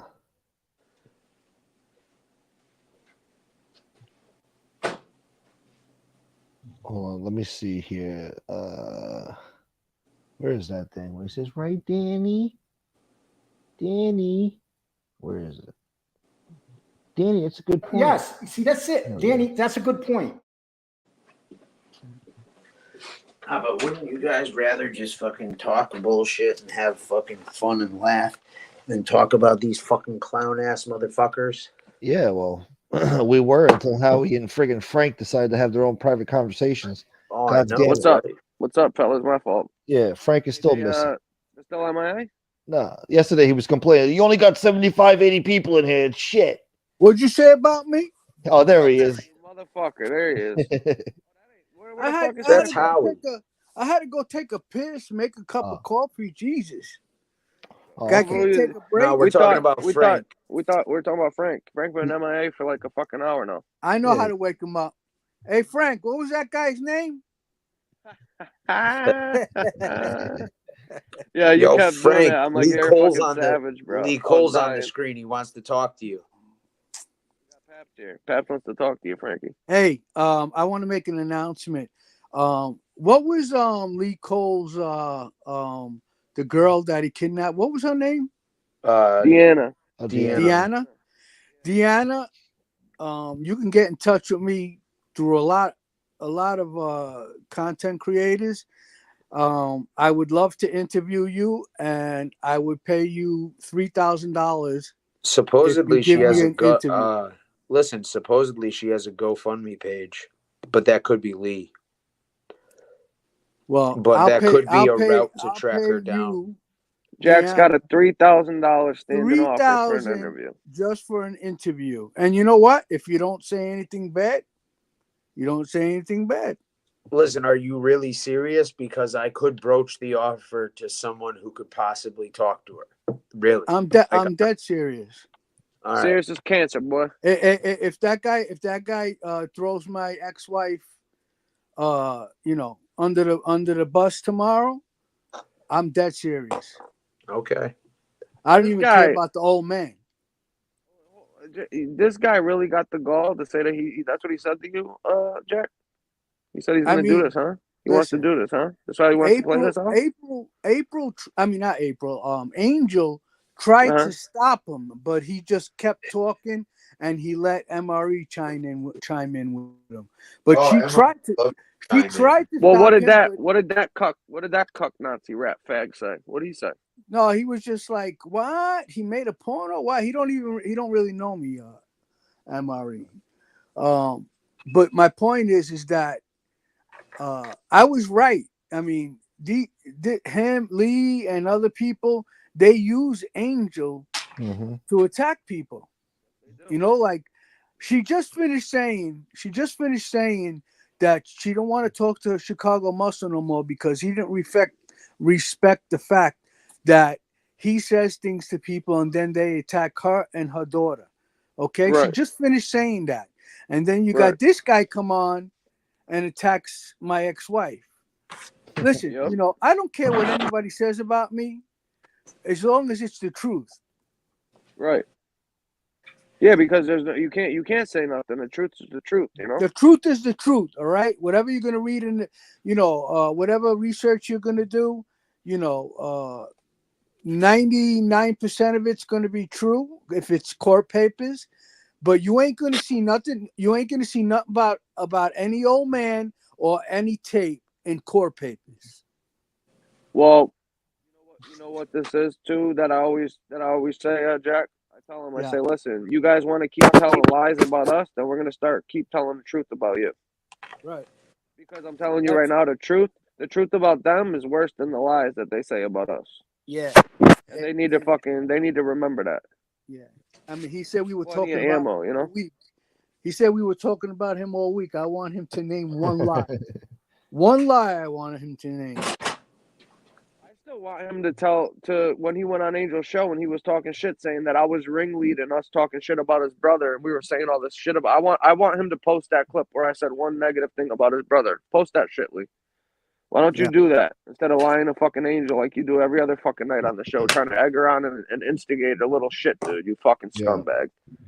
Nobody said nothing about your brother. I feel bad for your brother having to be fucking related to you, you fat fucking piece of shit. And when dude. somebody did say something bad, I corrected that shit and immediately stopped that shit because his brother didn't do shit. Yeah. It was Lee who did shit to his brother. Yeah. And I haven't seen or been with my ex-wife since 2002.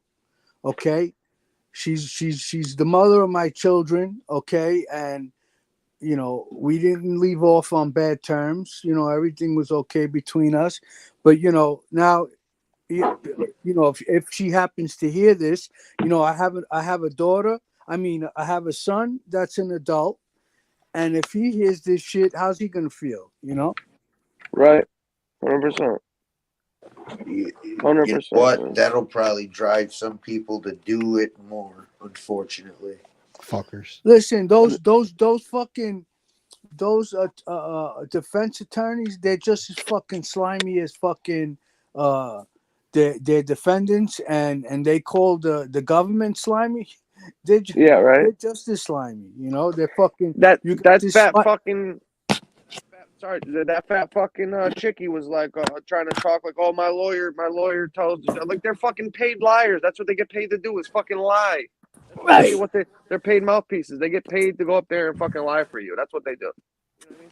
Right, because Literally. they know you're guilty, but they're still of course.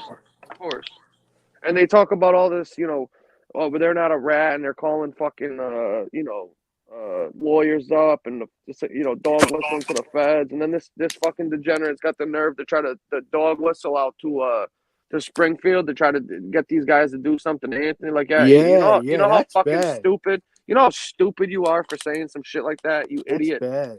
You better hope nothing happens. They're gonna be fucking looking at you, you stupid fuck. God, he's stupid. That guy's an idiot, man. He's so fucking dumb, that guy. Him and his fucking college degrees. Bad. That was bad, man. That was think bad. Much. Think much, does he? That must hurt. Trying to embarrass the knockaround guys that are still around there to do something. Unbelievable. Well, that's why this guy's lived in fucking, every state in the fucking continental U.S. because he runs, Yeah. He's only in Texas now for the last year or two because he hasn't gotten caught or done nothing crazy yet, but it's coming, Yeah. That's only look at his track record. The guy's got a track record a mile long, a rap sheet. And listen, if anything happens to Anthony, Lee's going to be the first person they visit the feds. Yeah, but the thing is, nothing's going to happen to Anthony. But listen, you don't know that, Lefty. You never know, Lefty. I don't know. You never know, bro. You can't say that. I mean, I hope you can't not. Assume that nothing's going to happen. Yeah. No, I'm not saying. Most likely it's not, but Lee's going to be fucking, talking to him, saying some stupid shit like that, though. Dude, that's almost like That's almost like trying to intimidate a witness and shit, or like, you know what I mean, like a tamper. Yeah. You know what I'm saying? You can't do shit like that. That's so stupid. And he out and out said that he's got a direct line. Yeah, Freddie. Yeah, he sure did. You know. He was saying when he said that. You know what I mean? Yeah. That's so stupid. And what do you think he did? What do you think he did? Wrote him a fucking letter, like a fucking broad, like some fucking fangirl or something, dude? That weird motherfucker. Yeah. You think but so? You know what? Go ahead. No, he didn't. He didn't. He talked to a third party. He did not directly talk to Freddie, because I'm actually trying to work out going down to Freddie's prison and interviewing him. That'd be interesting. Well, you know how many guys ain't around no more because they thought like nobody was gonna do anything. Oh, of course. I'm just saying there's things. The last thing you never say never, you know? Here. Yeah. I shouldn't have said never, but there's some things I won't say on here that some things might don't give need to you a be said, different kind of perspective. Listen, there's always some rogue. There's always some rogue maniac that thinks he's gonna be trying to do somebody a favor or fucking whatever. You know what I mean? You never know. Look at the guy that hit Frank Cali there. You know what I mean? He ain't do nothing to nobody, and you just never know. You get some lunatic like that thinks he's doing something for somebody. You know what I mean? That's all it takes. There's one crazy fucking mental patient. What a thought in his head. You know what I mean? Yeah. Nobody fucking knows. The guy's a lunatic. You know what I mean? That guy didn't do nothing to nobody. So just think if he got a hair up his ass about somebody else because he heard Lee say something stupid on his fucking show. You know what I mean? And trust me, we see the type of mental patients that are on here. You can tell by the shit that they talk about in here, you know? Yep. There's plenty of them to go around. You know what I mean, Left? You know, instead of making up stories, why don't he attack what we said about him and prove us wrong? Well, because he knows it's the fucking truth. That's what I fucking want, you know? Exactly. I just, I don't know. I just hope that from what you guys are saying, I'm gonna watch the show later because I want to see exactly what was said that you were talking about earlier, Jack. You know, her comments and whatnot, to see how it was taken. You know, her response or whatever, because I find that to be interesting right there. And maybe she's finally seeing what's really going on. I'm telling you, she cut him off twice. She cut him off one time. He was lying about FBS, and then she tried to cut him off with me. Did she denounce the shit this fucking clown Chicky said or did though? Because that's what I'm waiting for. I'm waiting for an apology. Well, when's that coming? She didn't denounce it, but she did say that she was disappointed in him. Nice. Well, that's a little start. That's a little start. You know, that's a start. Why did Chicky finally come out and say there's no video? No, she heard him say it. No, he said it. Yeah, he said it. And he made her her neck out, swearing that it was real because his grandkids, a sick bastard. Yeah. Right, and it turns out he was lying. And now he's mad that he's getting abused and shit when he said out of his own mouth, if he's lying, that in the next 24 hours that we can abuse him all we want. Now he's crying about it, you know? Right. And nobody did it in 24 hours. They waited a little longer. See, I can't understand this dude. Like, yo, what would ever possess you to say like that, knowing that's bullshit, and then complaining? But yo, how did he come on here and say, I kicked that dude's ass, drop that video, and a whole bunch of other shit? It's like crazy. Like, how fucking delirious are you?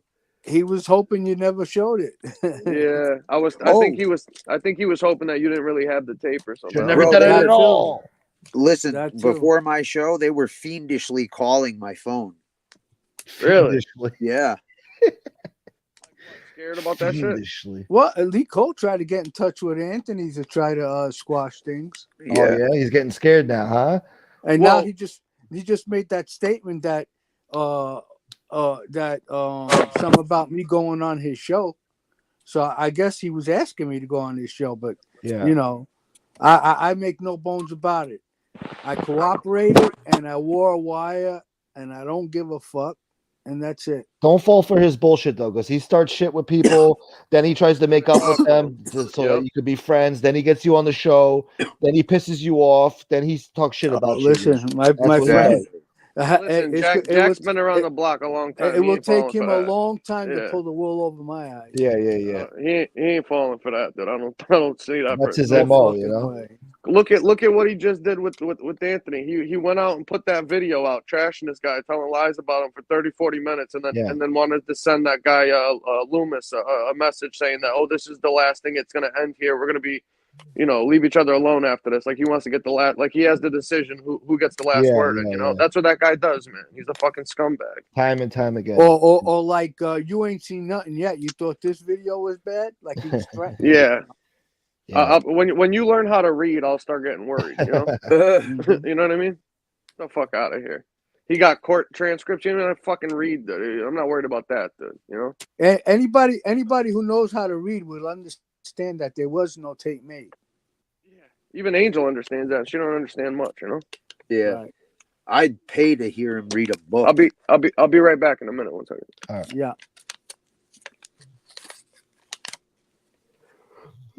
Well, yeah, freaking. We gotta pay before I go. We gotta pay him to read Dr. Seuss, The Cat in the Hat on live. That'll be hilarious. Oh my god! God damn it! What the fuck happened to Frank, man? That's what I want to know. But he's got to read it in my area. Hey! God damn it! Who was that? That was me. I was rolling down my window.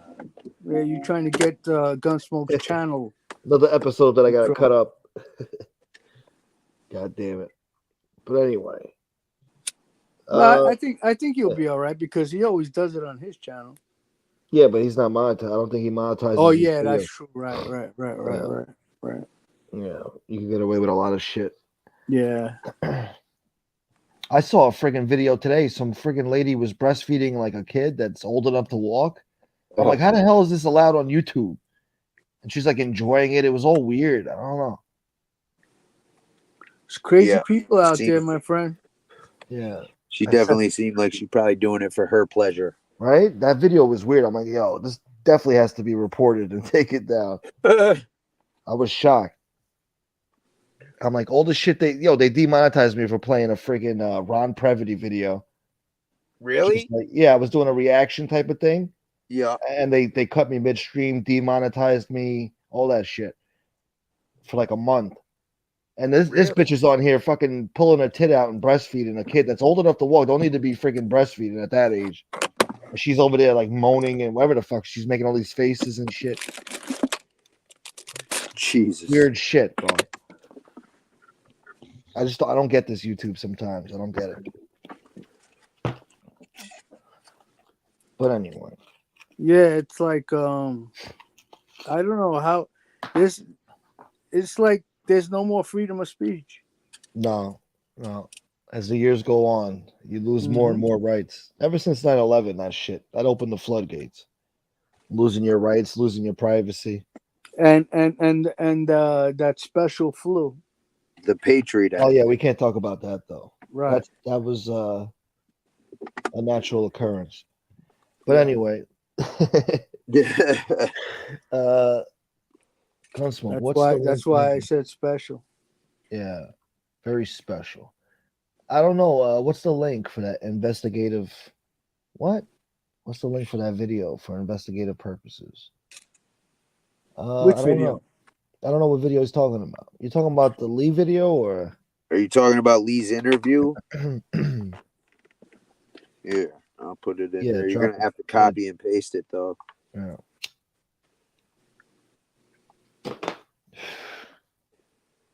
Let's see. I gotta think of some questions, man. God damn it. FBS always has good questions and shit. Other people.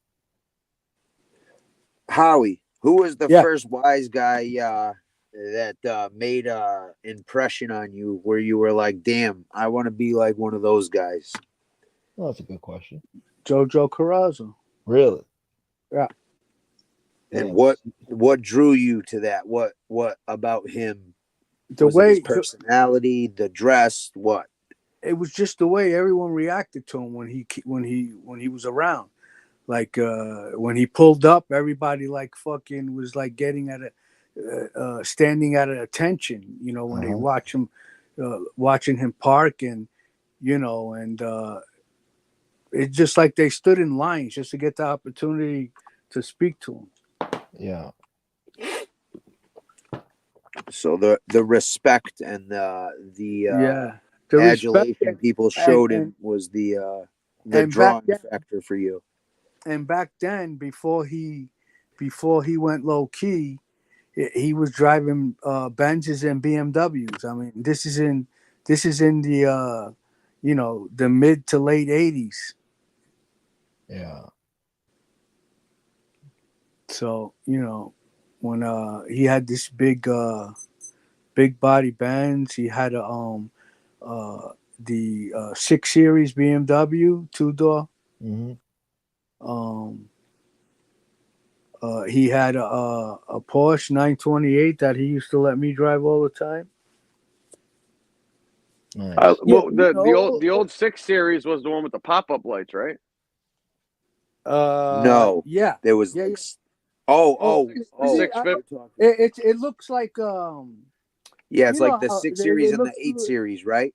It was like the 6. No, not the 8 Series. No, the 8 Series is the pop-up. The 650 though.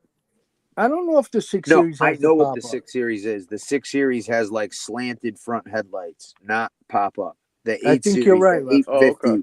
the 750 and the 850 are the one with the square pop-up headlights. Yeah, I think. Yeah, you're right, Lefty. It's got a V12 in it. Yeah, it just had a regular front with headlights. Yeah, Right. it's a slant, Didn't dude. have They're no actually pop-up, really right. dope. I seen like an M6 or like a one they were trying to sell around Connecticut, fully restored. Google a picture of it, Common. You'll see it. Yeah, I used to have that big body Benz too, the fucking turbo diesel. Yeah, the old E class or D class. No, S class. The D. Oh, S. The S class. Yeah, dude. It was like my grandparents bought it brand new, and like it was in cherry condition. Like, dude, when I say like brand new, it was like brand new. But I was one of the cars I drove in high school, but I fucking hated it because it sounded like a school bus. But I would kill for it right now. Yeah. You know. Don't forget too that Jojo Carrazza was Gotti's driver for a while too. Yeah. Yeah. You know. So he was he had a lot of respect, that guy. You know, he was a real old timer. You know. Listen, the original. The both of them, him and his brother, they had a ton of respect. Yeah. 100%. And they came up under Ruggiano. Yeah. Who had a ton of respect. You know what I mean? That guy went back to Murder Inc. You know, you don't get more serious than that guy. Yeah. Did you ever get to meet? You ever get to meet him, or was that after you? Ruggiano? No, he was in jail, and then, you know, no, I never got a chance to meet him. I mean, I met his son a couple of times, but, you know. How did people treat his son? How'd you like Anthony? Yeah, how they treat? Oh, Anthony's a nice guy. Yeah, he seems just the same way you see him on the YouTube is the same way he is. You know, I met him. I bumped into him one time in Elmira State Prison in the gym. Then I bumped into him in the halfway house for the feds, and then I had to pass him a message when he was on supervised release. I think in like 2000. What was maybe like 2002 or something? I know. Yeah. I think no. I think it was after that because I saw him in the halfway house after I got out of the feds. So I think I might have passed him a message when he was home already, and you know that was the last time he was in. Yeah, something like that. But you know, like I never like hung out with him or anything. You know. Were you close with Lenny DiMaria or any of those other guys that they had around him or no? I wasn't close with him, but I knew him. Matter of fact, when he got out of jail, I believe it was whenever Lenny got out of jail in the 80s. I think maybe it was like 84 or something. Yeah. Whatever year he got out in the 80s, I was at the club. I was at the club, and the Piccolo came and got me and brought me to JoJo's father's house, and they were all sitting in the basement, and he introduced me to Lenny. Oh wow, that was the first time I met him. What'd you think about him? Like a cut above the rest, but a little bit more down to earth. Was he? Yeah. Yeah. Like, I don't know, like some of these guys, like they're just different, you know. Well, Like, what's something that one of them told you that stuck with you? Like actually, some life advice. Yeah. If you ever get into a beef that you get the shit end of the stick, you better get even before you go to a sit down, because then you won't be able to get even. Right. So like, in other basically, words, ask for forgiveness later. Right. Like, in other words, if you need to get even, you're supposed to avoid everyone. Don't take no phone calls, nothing. This way, nobody can say they spoke to you. Right. And, Then you can't get in trouble. Right. Right, because when you go to a sit down over a fight or something, it's just gonna get squashed. Yeah, they're gonna make you just squash it. Right. Right. Right. Yeah. Right. Mm-hmm.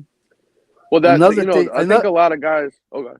Go ahead. Another thing you told me was takes a real man to get up close and stab somebody. It absolutely does. It's personal. That shit's different, dude. Now you feel that shit. It's not like a bullet where you're squeezing a trigger. You actually feel the knife go in and puncture muscle, tissue, and fucking. Yeah, and plus the guy gets, he can fight back while you stab him. Yeah, he can pull out a gun or stab you back too. Yeah. What? See, I think a lot of the people, they hear names like Gotti and Gravano and all these guys, but there's a lot of other people that were just as well respected old timers that did just as much stuff, if not more. You know what I mean? That a lot of people just don't know about. I think he's one of those guys. Yeah. Absolutely. Yeah, I mean, he wasn't looking for the limelight, but sometimes you just can't afford it. I mean, can't avoid it. Tony Ducks is asking a question about New Orleans. JoJo and Jack Gamarano were doing a slot machine deal with the Marcellos in New Orleans with Bally's, and the feds caught on. I hope that answers your question, Ducks. Who the hell is Darren Mazzarella? A Tanglewood boy informer, apparently. No, I never met any of the Tanglewood boys. They're from the Bronx, like Westchester and shit. What about Bobby Vernace? Yeah, those guys were with the Lucchese Bobby family, Vernace, weren't that's they? Bobby Glasses. Oh, yeah, Bobby Glasses. Yeah. Yeah, I was when Joe went to jail, he put me I was with Bobby every day for like I don't know, 5 years. 5 really? years, Okay. yeah. But I knew him before that. And I knew, it just was JoJo put me with him while he went away.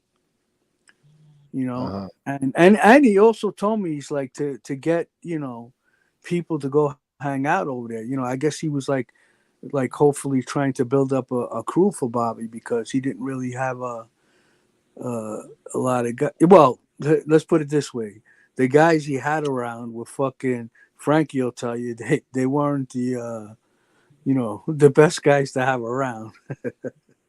Oh, really? Yeah, they're like fucking one guy was like a chickie, answered the phone, Yeah.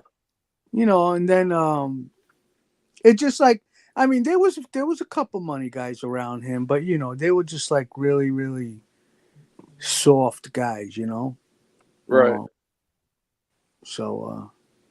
Were they just money guys or something? Just hang out. And then you know, like not too much before that. Bobby was really close to this kid Ralph Shulo, and Vito Guzzo and the Giannini guys killed him, and you know that I think Bobby was going to groom that kid, you know, and he told me too. He says if I find out who did it, Vito Guzzo or whoever, they're going. But he never knew for sure until they all got arrested. Really? Yeah. Well, I don't know who that guy is. I've never heard of him, to be honest with you. He was just a, you know, like a guy, you know, like roughly around my age, you know, that was from Frankie's neighborhood, and Bobby took a liking to him, and you know, that's how, and then he became like to Bobby like what I was to Joe, you know. Gotcha. Frank's a Brooklyn guy, right? For the most part, or no? Oh, he's Queens, right? Frankie's like a Bushwick, Ridgewood, so you can say like a little bit of Brooklyn and Queens. You know, like literally like city line type thing. No. I was near City Line. Oh, you were on City. Oh, okay, gotcha. Yeah, gotcha. Yeah, because a lot of those guys in that crew with Dean Marie and all them, they were all from Brooklyn, weren't they? Yeah, East New York. Yeah, that's what I thought. Yeah, okay. Yeah, like Atlantic Avenue. You know, like over there, like you know where the oh no, you probably won't be familiar, but yeah, East New York. So Howie, yeah, who's someone you know, when you got the vibe like, yeah, I'm never getting in the front seat with this dude in the back seat of a car? I never got that vibe because you only get that vibe if you did something wrong. Yeah, if you fucked up, right. Yeah. No, I'm not saying like if you got that vibe. I'm saying like, all right, I should word it a bit differently. Like, where did you? Well, let's put it this way. I would get that vibe if I'm the youngest guy and they're telling me to sit in the front. Oh, of course. No, I was saying, like, saying? is there anybody that you came into contact or dealt with that, you know, you were like, yeah, this dude is dangerous. Dangerous, like, you know how you hear some people, and I don't want to say it like this, but like when they say like Neil Delacroce or fucking Carmine Galante, they had these dead eyes, and you know, Sammy was like, yo, Roy was just a fucking weirdo, you know, at the end. Listen, JoJo made guys like Ronnie One-Arm, who's about 6'4", stutter when he was angry. Yeah. Like, you know, when somebody gets nervous and they stutter a little bit. Yeah. But on the flip side to that, Ronnie was a scary looking guy. He was like 6'4", you know, mean, ugly face. I don't know if too ugly, but you know, fucked up arm. Yeah, you know, and but you know, like I grew up with these. That's guys. a big Italian right there, 6'4" Italian guy. That's fucking big. Jesus. Yeah, most guys aren't that big, you know. You know, I grew up with these guys. You know, I was always the whippersnapper, but and you know, Bobby Vinay's him and another guy walked into a bar on Jamaica Avenue and just fucking killed two guys point blank range. For what reason? Went in there and fucking shot him because a friend of theirs had an argument with the owners. Actually, one of the owners, I think, either was a girlfriend and boyfriend with one of the guys. Peter Gotti's daughter.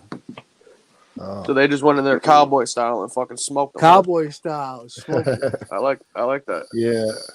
Imagine, you know, everybody always that's how they get down today.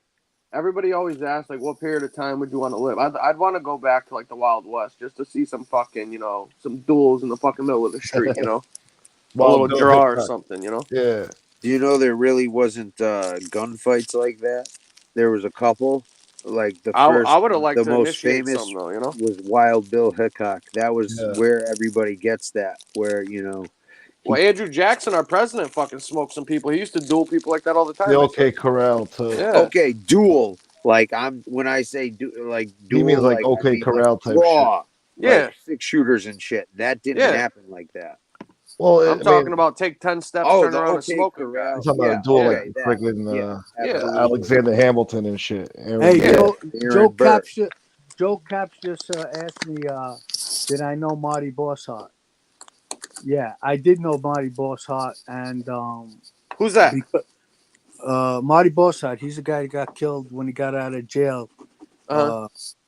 He growing up, he was like part of the Liberty Posse, Young Guns, and Liberty Posse.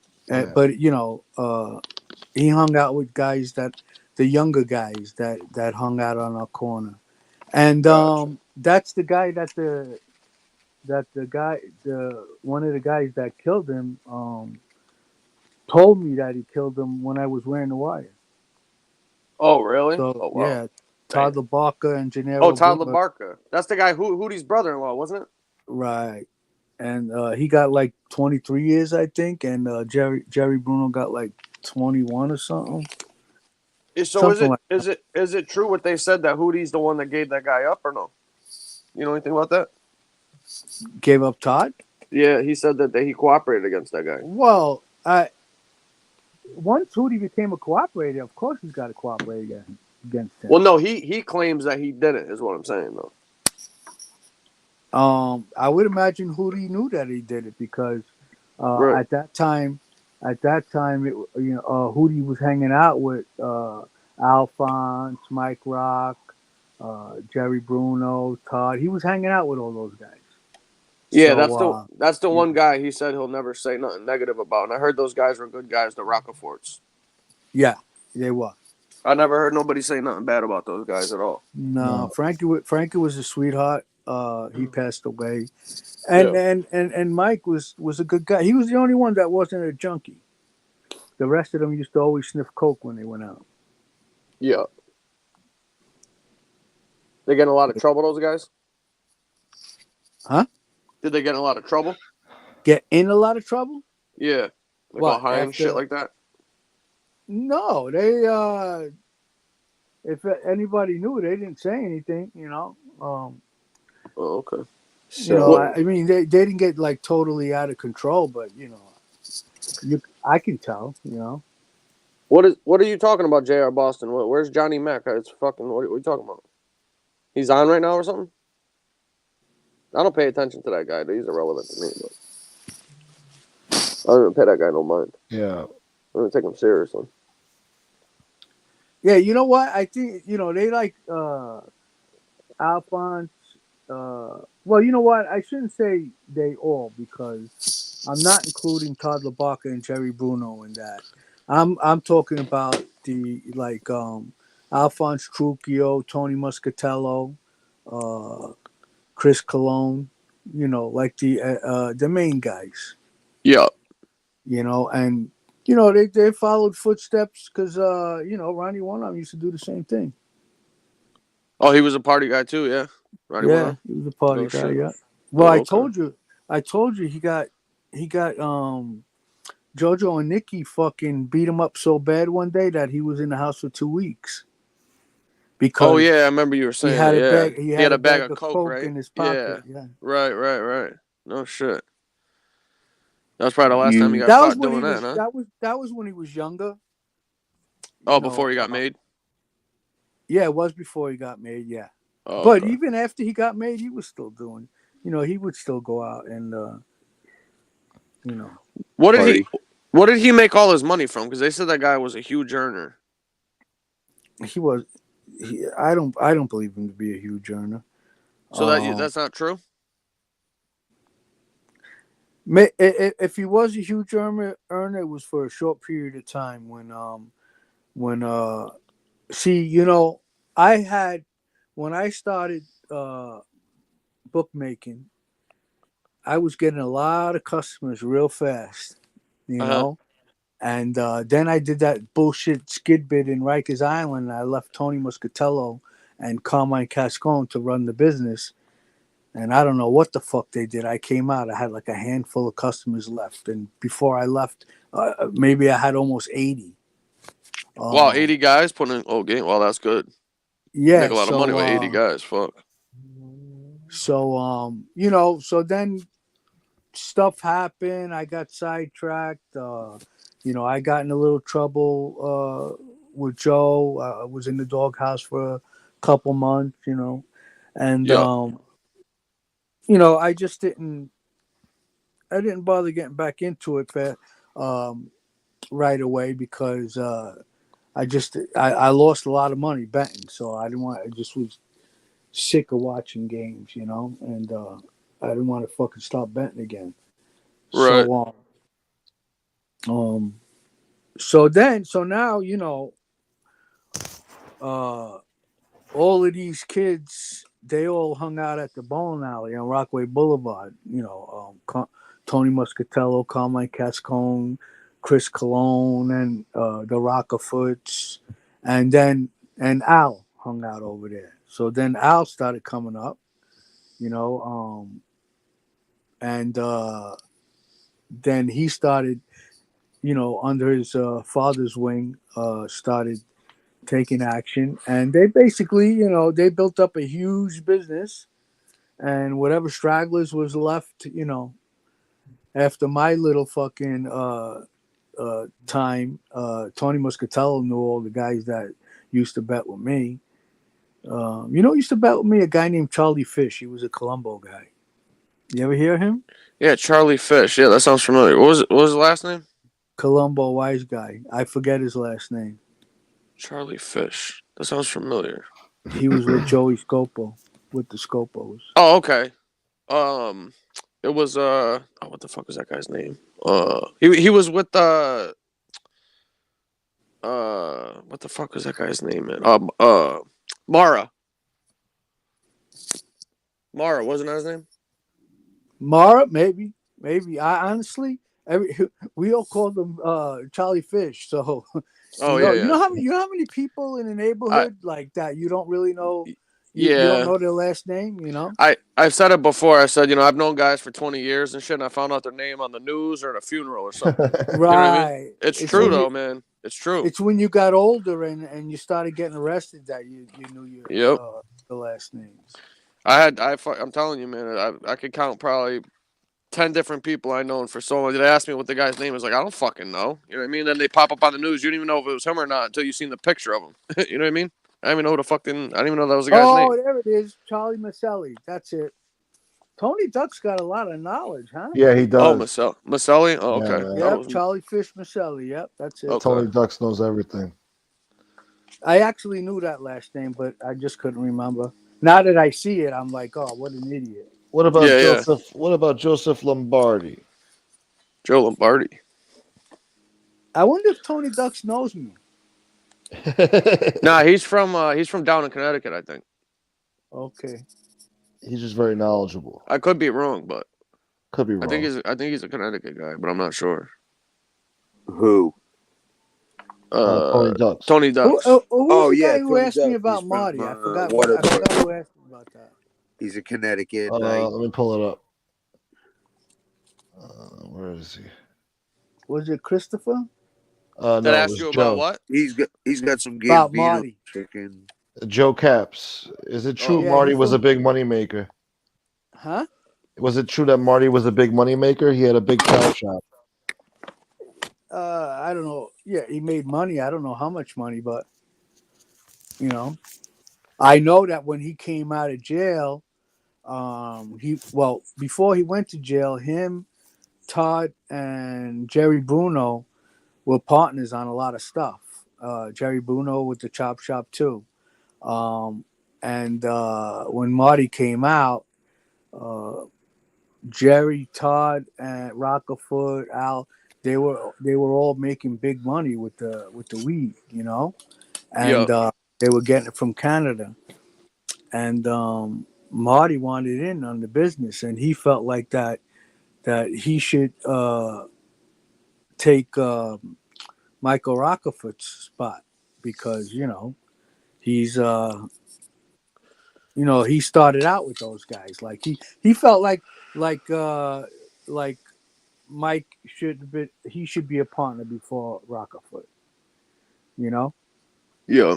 And it was before Rock got straightened out, I believe.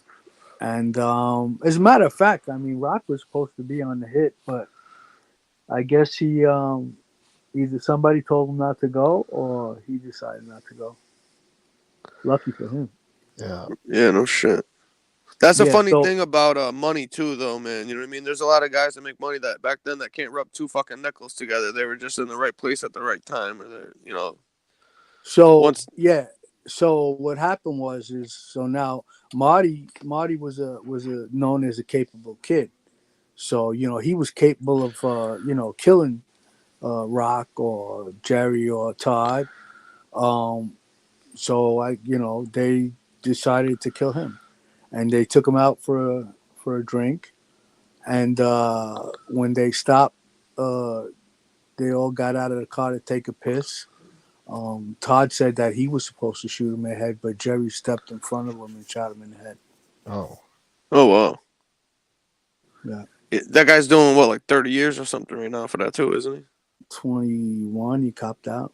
Oh, 20 something, yeah. Wow. 21, 22. But I know Todd's doing like 23, 24 because he got a couple of years extra for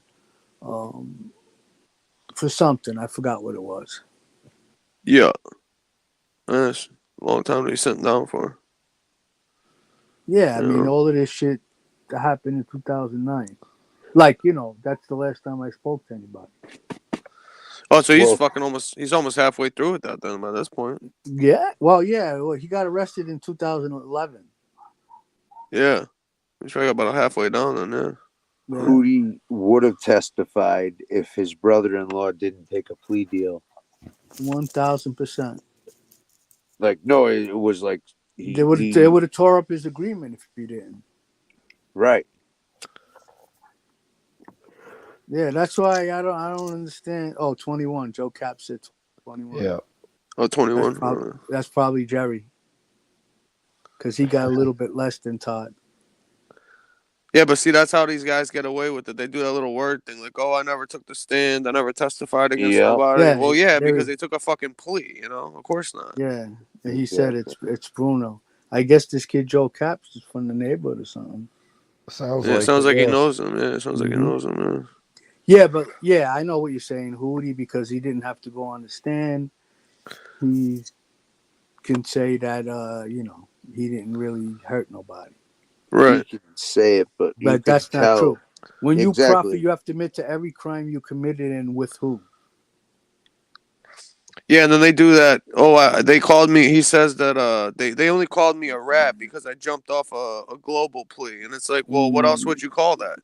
You know what I mean? Like, hey, look what this guy said. The other side imploding. It's great to see. Yeah. Wait, why? What's happening? They're on right now? I have no idea, but he just said that. This Angel and Maddie, yeah. So Maddie Marinere and Chicago Muscle are all at Angel's throat. MRE's playing the middle and isn't taking Angel's side at all. Really? Yeah. Oh wow! Look at this. The title of her show just now before was "Okay, Muscle, you want it, you got it." Yeah, that was the title. Oh shit! Oh wow! No shit. Is it still live or no? No.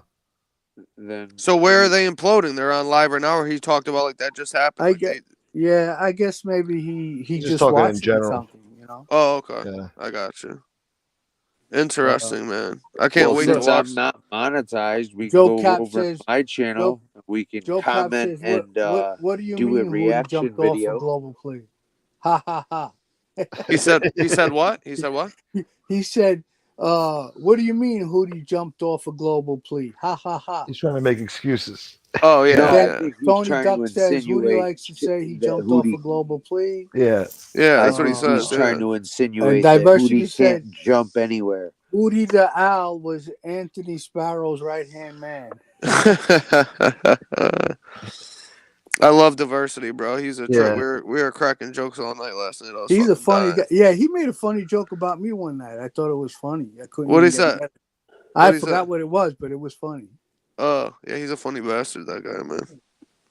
He got some Good zingers guy. for sure. They don't like him over there, though, because he be killing them with the jokes, He's bro. a They can't good handle guy. it. I love it. Oh, Angel made up with Maddie. Apologize to Maddie. That's MRE's nephew. No. That's MRE's nephew, so you know. Listen, I know that kid. He's gonna bitch, and there's no way it's gonna fucking last. I don't guarantee think so? it. I don't think so, dude. All that kid does is bitch and moan about people. Yeah, he's a crybaby, that kid. So he's got to I be some young. guarantee- He's got to be some young kid, like 20-something years old. I guarantee it, man. Maybe 32 or something tops. Maybe I don't know, but he sounds like a little fucking kid when I hear him talk. You know what I mean? The way he acts and shit like that. Yeah, he acts like half a broad. You know? No, you're right. Exactly. And other people on their side notice that shit too. They're like, yo, not for nothing, but this kid whines and bitches about everybody and everything. It's fucking weird. These people are weirdos, man. They Hey, really Common, are. you was asking me something before I interrupted you. I don't fucking remember. Nah. Who the fuck knows?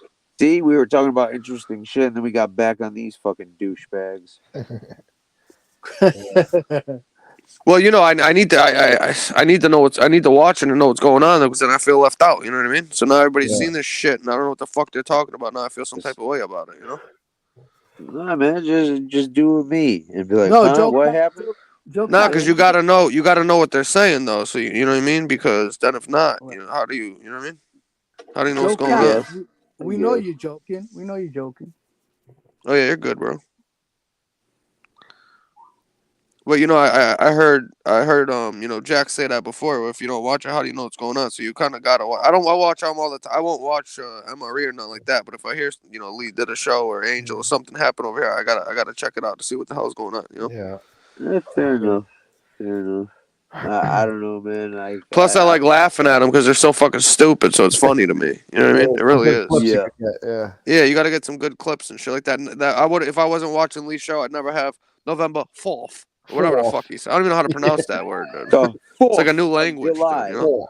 The 4th. FAWRTHHH. Yeah, he has letters that definitely aren't in there for sure. 4th.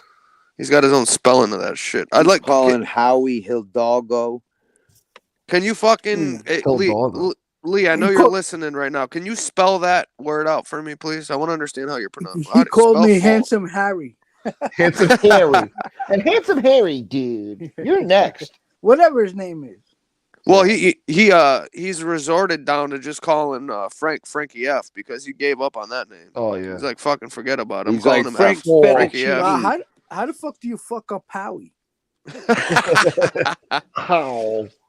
Well, that's why his parents named him Leroy, so he didn't have to struggle. Yeah, right. Lee. He's got three letters. Even if you each, went, bro, he still struggles and puts 3 1s after his name because he thinks 1 + 1 + 1 = 3. Yeah, that he's one of the dumbest bastards on here by far. That guy. Oh, but he thinks he's smart though. Is the worst part. The guy actually thinks he's smart. Really, that's what makes him dangerous. Yeah. That's what entertains me the most is when this douchebag comes on and tries to look intelligent and smart. I crack up. Oh, it's funny, dude. He's a fucking idiot. That guy. You know, he complained about stand-up guy saying acting like he was smart. What do you mean? He complained. He said something like, "This stand-up guy thinks he's the smartest guy on YouTube." He said it to Angel. That's what he was crying about? Well, yeah, a while back. But, oh my god. Like, who does that? Yeah, right. Exactly. Who does that? What the fuck? This guy is fucking. Hey, oh my god. When you watch it again, yeah.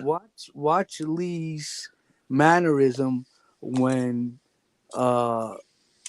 Angel says, "Well, you told him to say the name, or you begged him, or whatever." I mean, to show the picture, to show the picture.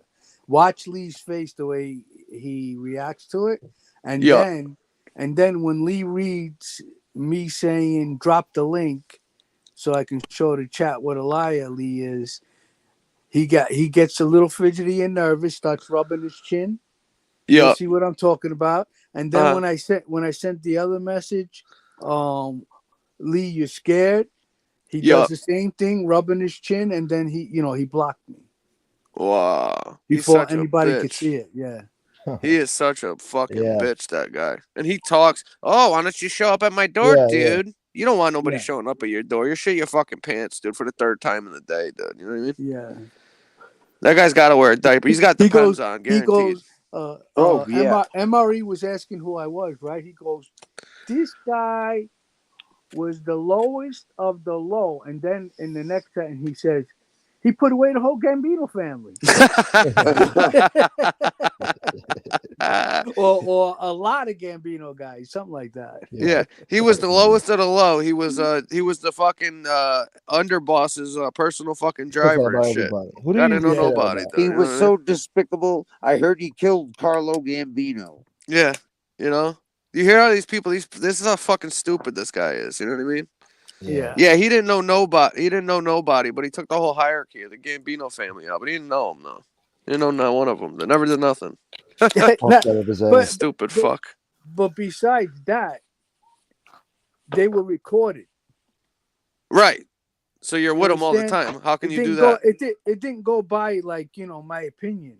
Right. It went by like out my conversations. Exactly. So you were close with him. You weren't just some fucking guy that knew something about somebody. Yeah. Like you were there. You know what I mean? JoJo was locked up, so I'm glad he was locked up because I don't know if I could have did that to him. But anyway, I would have been really nervous. Taking a stand on him? No, recording him. Why? Because I grew up. That guy was, I don't know. I still have like some type of feelings towards him.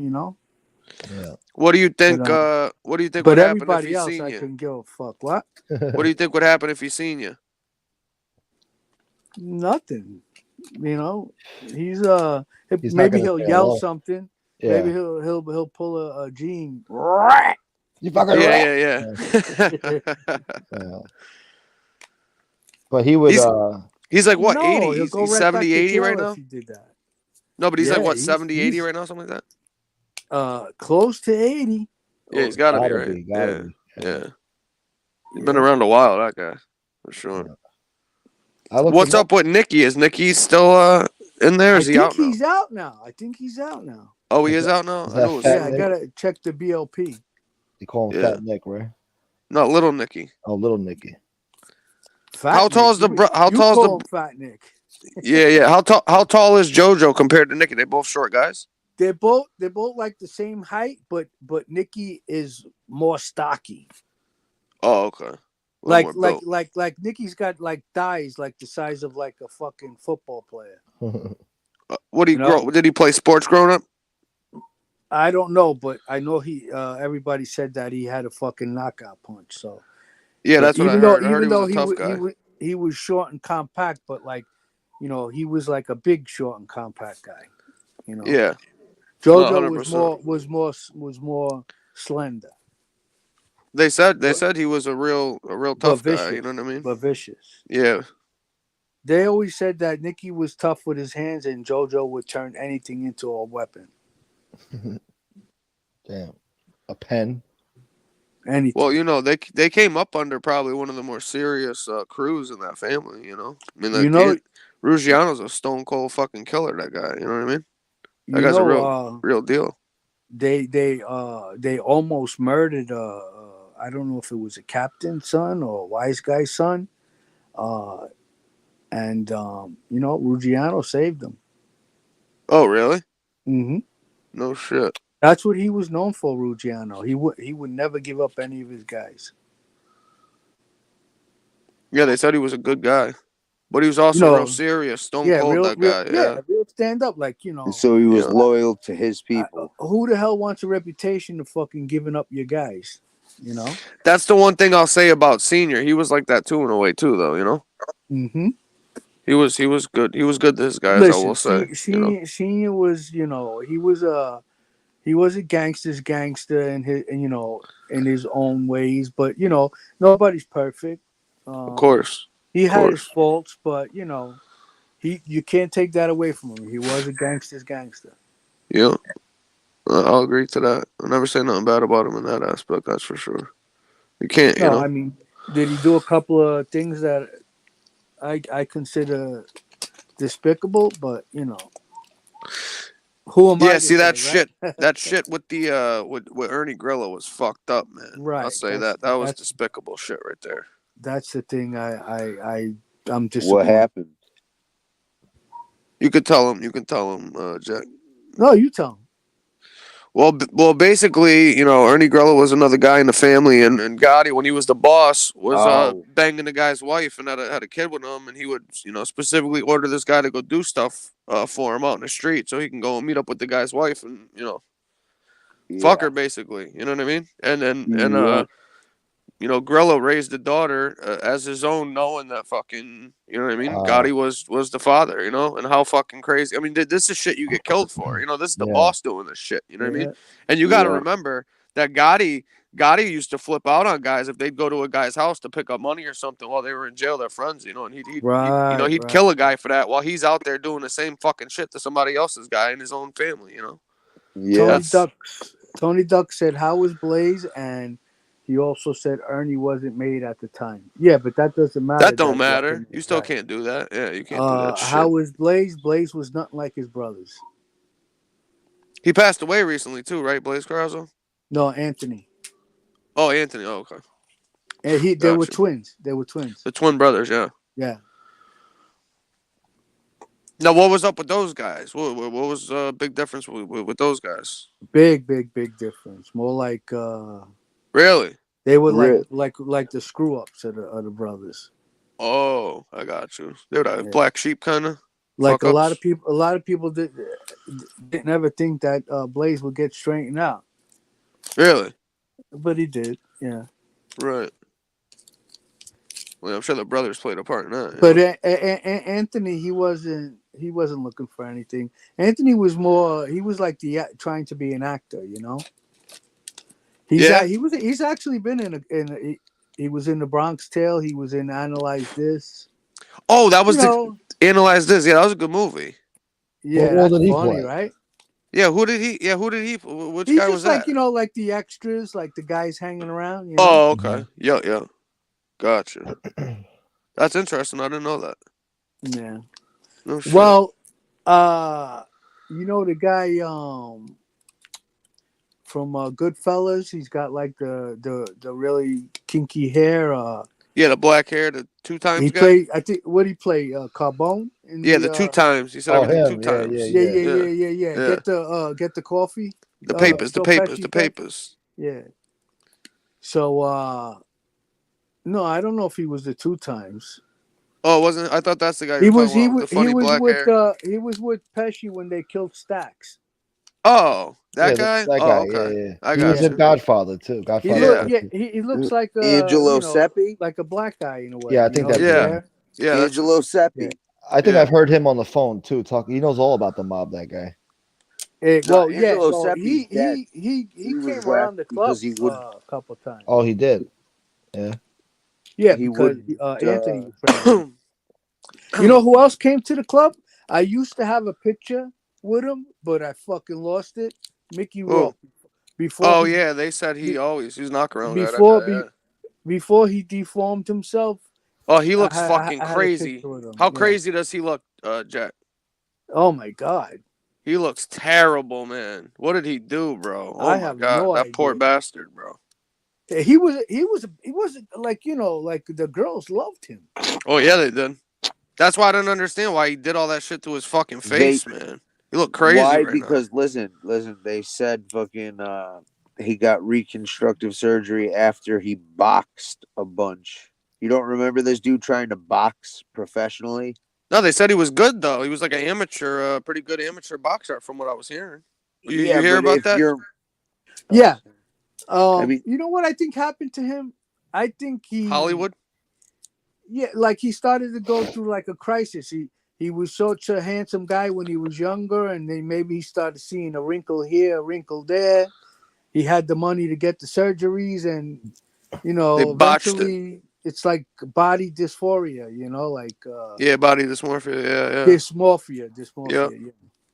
Yeah, what you see in the mirror, they see some. You know, what's like those chicks with anorexia and shit. They're like 87 pounds, and they look at themselves and they think they look like Rosie O'Donnell. You know what I mean?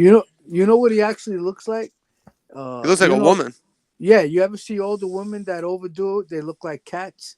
Yeah, like Donatella Versace. Yeah, he looks like he overdid it. Like he looks like Yeah, that's crazy, right? Simon Cowell too. Norman DuPont. No, I never came across him. He was mostly at the Ravenite. What about this sick fuck Joe Farace? Remember that guy? He killed the DEA agent. The mob was looking for not him. Farace. Farace wasn't. Faraci. Joe Yeah, Faraci. Yeah, Faraci. You didn't know nothing about him? No, I never came across him. Nah, he was in Brooklyn, I guess. But you know, a guy that was with him and got shot by accident. Yeah, Joe Sclafani. Yeah, and that's why Tuzio got killed. Yeah, Louis Tuzio. Yeah. Well, you know, they said that Dirty Danny and Lino, the son, killed Tuzio. I was in MDC with Dirty Danny. Really? Yeah, that motherfucker smoked like a chimney. Gus. Yeah. Gus Faraci. Yeah, that was his name. Yeah. And he Yeah, was Gus with Faraci. the guy he was with that was protecting him was a serious fucking guy too, man. That guy didn't play it around. was Jerry what Chili. the fuck is his name? Chili. Jerry Chili. Yeah. Danny Mangelli. Yeah. He's fooling around with the guy's wife, right? Knows everything. No, Chili's His daughter. Daughter, Tony Ducks is a prosecutor or something. yeah. He's gotta be. How the fuck he's from Connecticut? He knows everybody. That's the fucking DA right there, though. Or Tony maybe DA. maybe an agent. No offense, Ducks. That's Tony. That's Tony DA right there. Tony, I know everything, Ducks. Yeah. Now he does know. He knows I the used to shit tell too. him that. Yeah, I used to tell him, you know a lot of shit. There's a lot of guys in here that know a lot of shit. I'll give him that. Yeah. A lot of guys. For sure. Definitely some historians. Just in the about chat. everybody we mentioned. How the fuck did he know Dirty Danny? That guy fucking doesn't get mentioned that much. No, but he did, cut off this dude's, and do all sorts of fucked up shit to this guy. So I used to know a lot more mob. Tuzio? Yeah. Yeah, Tuzio thought he was getting straightened out. Just like he did. D. Simone. That's some shit. Imagine that, man. You think you're going in there, you probably told your mother or somebody, your brother, something, you're going in there and you get fucking taken out, They like say Tommy DeSimone. Yeah, His mom bought him a brand new suit. They say actually that John got mad that they killed Tuzio. Really? Yeah, because he didn't feel, that the guy fucking went and he killed Gus Faraci and he shot the other guy by mistake. That sends like a fucked up signal to guy. Like I think in the documentary it says he made a comment of like, being a gangster, he can't take the heat or something. Is that Joe Sclafani the same one that was dating Ramona Rizzo? Yeah, that's what I was getting at. Yeah. Oh, okay. Nice. He was a big Ramona, coke. He was a big coke guy. That's what I heard. Yeah, he was a big coke dealer. That guy. Yeah. I think he's getting out soon. He's been locked up for a while. I think he got like 10 or 15 years, and I think he got an appeal and got a little bit of time knocked off too, from what I remember. I don't, I'm not 100%, but for some reason, I was with a guy. I was with a guy, Sclafani, that could probably be his father's age, and he was with the Jersey guys, the Cavalcanti. Yeah, there's a lot of Sclafanis. Yeah. I get them confused too. That's why I was double checking, because Sclafani's a pretty common last name, Yeah. There's a lot of them motherfuckers. Just like Russo. Russo's like fucking. Oh my god, I know so many Russos. I can't even keep up with them all. Yeah, true.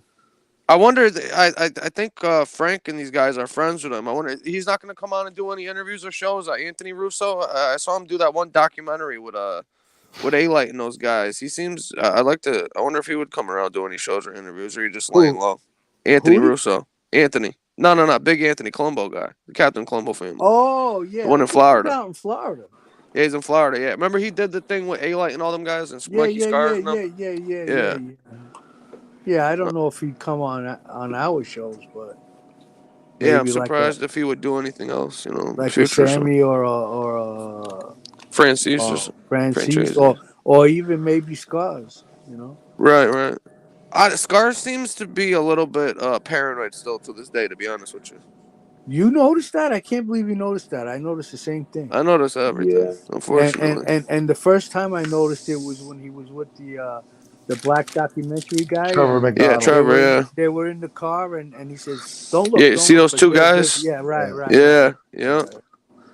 But he made a good point too, though. You know what I mean? Oh, sorry, Gunsmoke. No, go ahead. No, I was just gonna say he made a good point in there when he was asking him, you know, what would these guys do if they seen you? And he was like, you know, most likely they would just they would ignore me if they were by themselves, but if they were together, they'd be, you know, kind of putting each other on the spot where they would have to do something, or they would both just be like, yo, don't tell nobody we fucking seen this guy, because they would get, you know, shit for it. But let's just be honest, most of the time they're just gonna fucking ignore you and not even act like they seen you there, you know? Common sense. Was it those two guys? Was it you who told me who they were? Somebody told me who those two guys were. What? Like those two guys that he drove by. They were Lucchese family guys, yeah. But I remembered one of them. Somebody told me the names. I remember one of them. I can't forget the guy's fucking name. I have to watch it again. Yeah. It's been a while. That shit was fucking years ago. I don't remember the guy's name, to be honest with you. Yeah. He might have even said it in the thing. He might have said... he talked a little bit about it. Right, Joe. You're right. Yeah. But, you know, yeah, he's definitely still paranoid, though, about somebody doing something to him. Because I remember that one guy, Mike, that was coming on for a little bit, the Bella guy there that said he knew him or whatever. Oh, yeah. He said he had reached out to send him a message, and Scars was acting like he didn't know who he was. And he's like, you know, anytime somebody wants to talk to him or whatever, he's like always trying to filter it through RJ and shit. So I'm like, oh, this guy's still fucking paranoid, bro. He probably still thinks people are trying to fucking clip him. You can tell he's fucking nervous and shit. Well, you know what? He was never a tough guy. And he admits that, though. You know what I mean? He definitely admits that. Right. At least he doesn't try to pretend that he was. I mean, he says he was never a tough guy, but he says he will fight. But he what? He says he will fight, win or lose. I don't know. I don't know if that guy's ever been in a fight.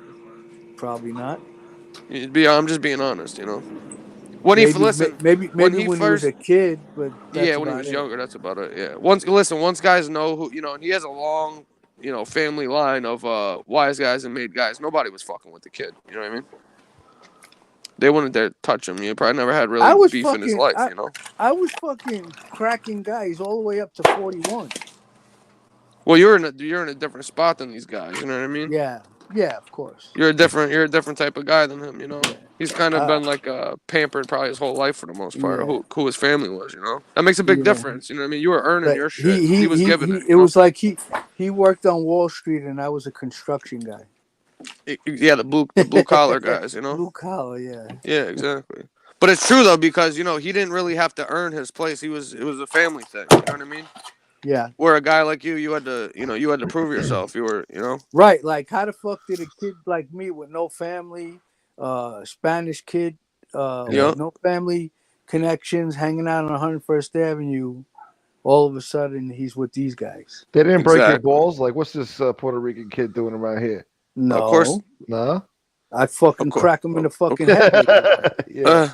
Of course, this guy, you know, I liked him when he first came out. I was, you know, making comments in his, you know, on his shows or whatever that I enjoyed, you know, his stuff and whatnot. Yeah. And then he fucking, as soon as he did that stupid ass fucking picture at the mausoleum in front of, you know, Gotti Sr. and Frankie Boy's mausoleum with Neil's shit there. Oh, and he put that stupid fucking caption of my brother, my boss, and my friend. I was like, this fucking guy, that guy would kill you fucking right then and there if he fucking got the chance to.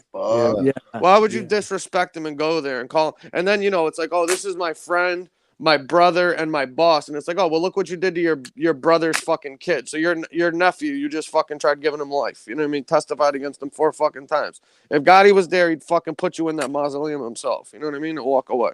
You know? I thought that was you know, that was some disrespectful shit. I thought, me personally, I could be taking it wrong, but that's how I saw it. I mean, dude, you know? You're not taking it wrong at all. That shit, fucking. That shit was weird, dude. It's not weird. it's fucking super transparent that this guy's like, it's just one of those fake ass actions he's doing for the Gotti name. He's playing the Gotti name card. You know? Yeah, he's but using going the name. the extra mile. Yeah, you know, it's almost like it's Go almost ahead. like he's trying to reach out to Junior.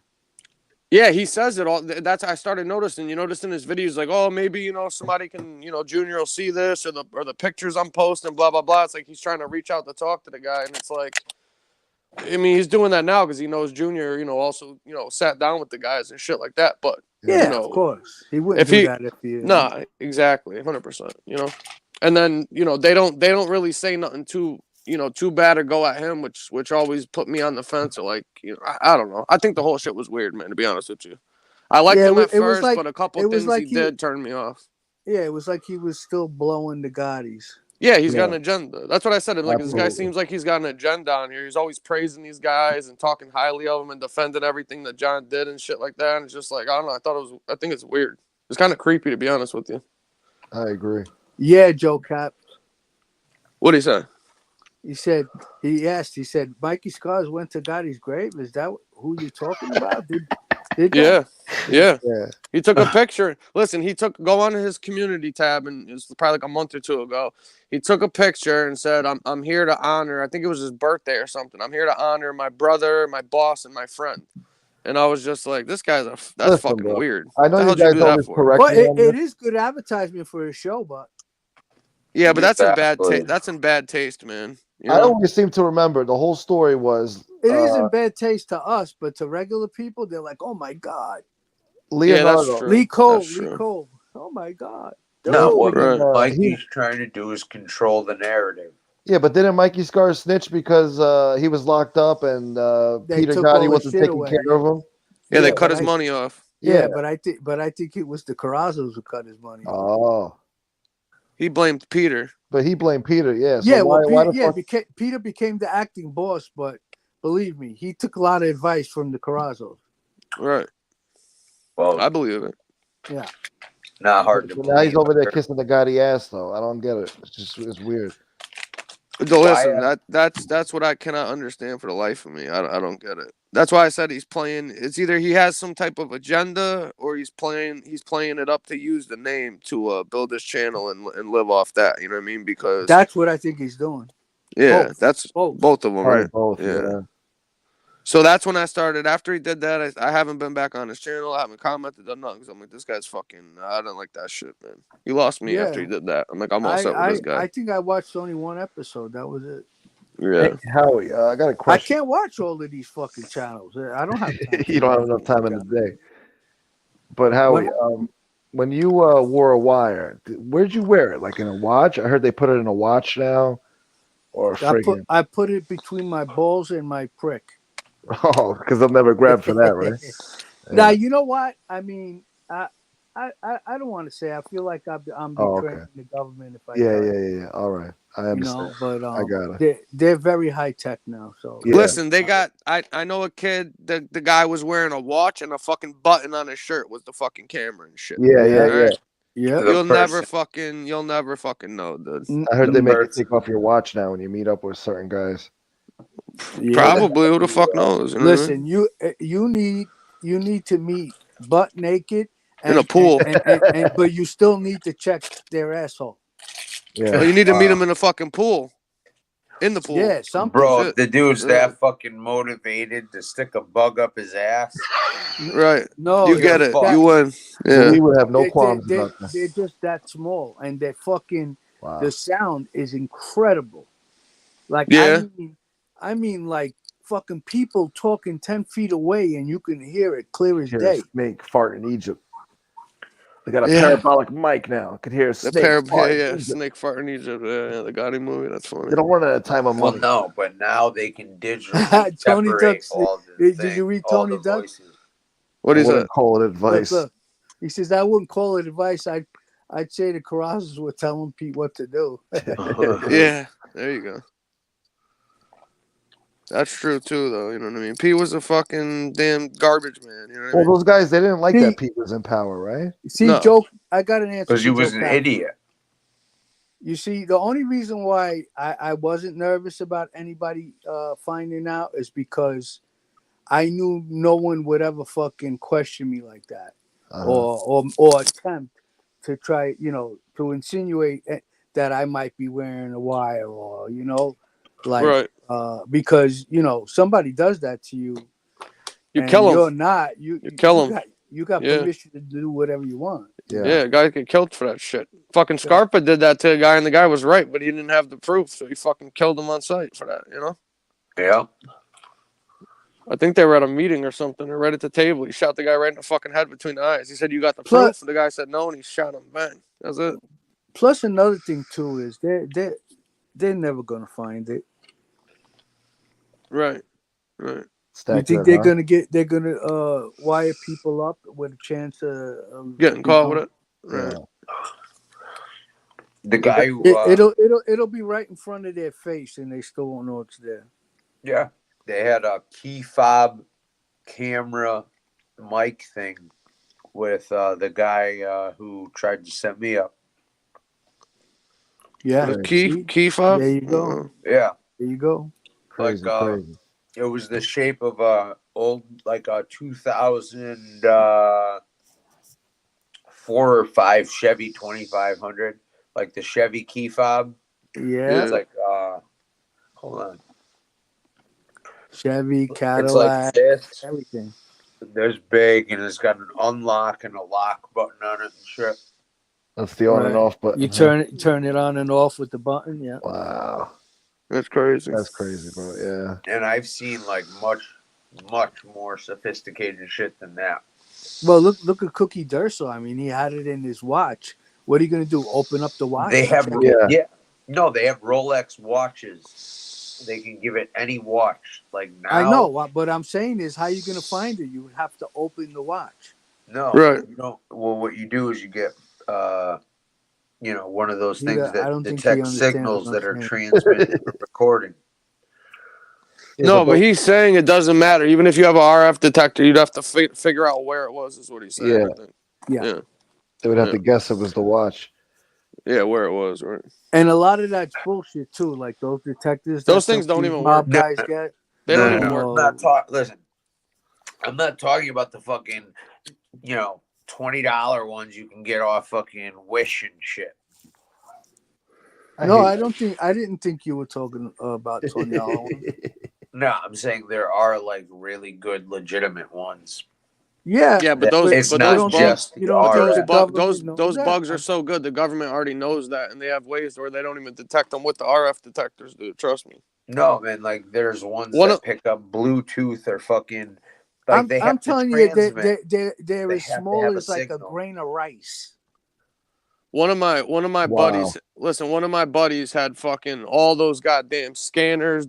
This kid was a legit paranoid schizophrenic dude that was on medication for it, right? So he was always thinking fucking something was going on. He had all these he got pulled over, had all these fucking devices and shit in his car. They had the fucking GPS and the wire and shit all in the guy's fucking car, dude, and he had all the scanners and shit in there running, dude. It didn't pick it up. You know what I mean?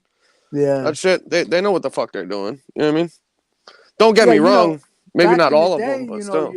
When things weren't as, high tech, they had things that would pick up a radio signal, right. But, not today. Yeah, especially with all the smartphones and iPads, laptops, computer, you're gonna they got the shits in your sunglasses. They got the ones that are in the sunglasses now. You know what I mean? Like it could be anything. The shit fucking in your hair. You know what I mean? The thing's so tiny. A button on your clothes. Listen, if it's a camera, if it's a camera, it has to be so big.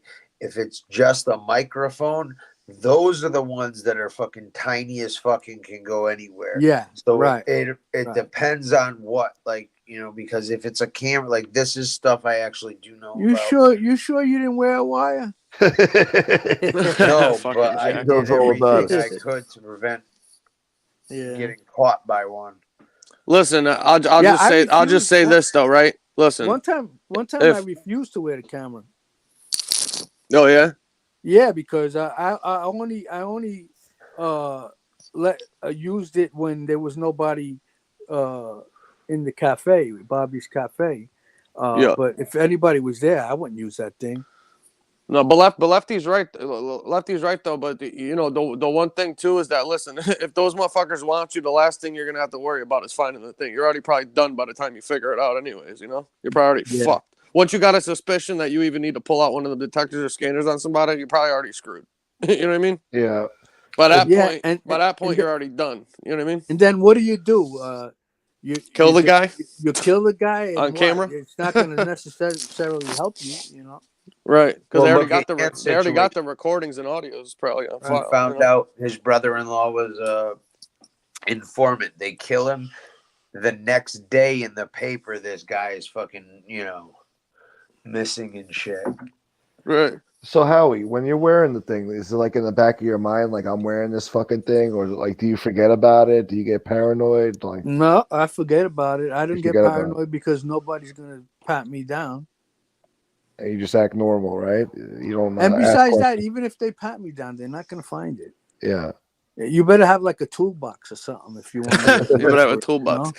You know? Hey, Jack, you're gonna have to come in here. You got an appointment for you. Yeah, you'll It need isn't like the fucking old days. like eyeglasses, screwdrivers or something. You know? Yeah, the little Donnie tiny fuckers, man. You know.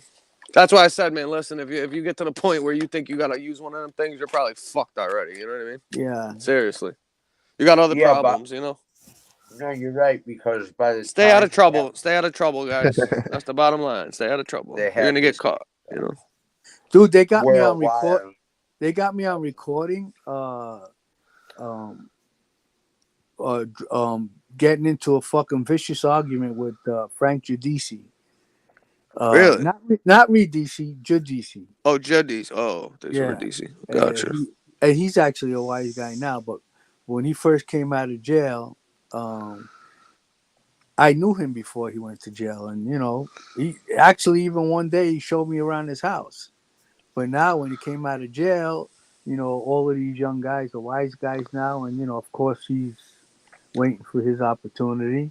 So so we all went out, and there's some captains, wise guys, and he's got his eyes fixated on mingling with all the wise guys, So when he says hello to me, when we shake hands, he doesn't make eye contact with me.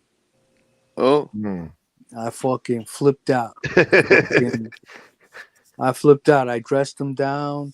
Yeah. People were whispering in my ear, "Fuck him up, fuck him up." I'm talking about the wise guys that he was trying to be friends with. Yeah. Kid Joelani from Brooklyn told me that was the greatest shit I ever saw. Really? Yeah. Nice.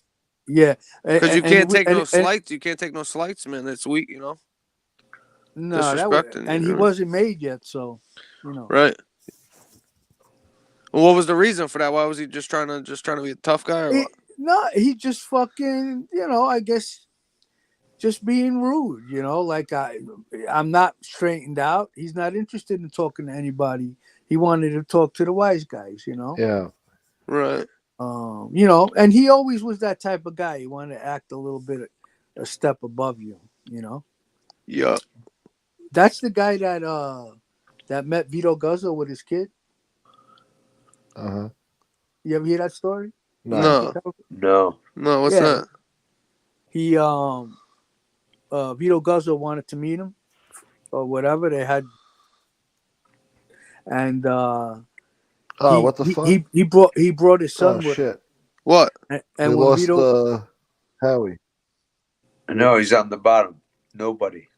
Yeah, I'm here. Okay, there you go. All right.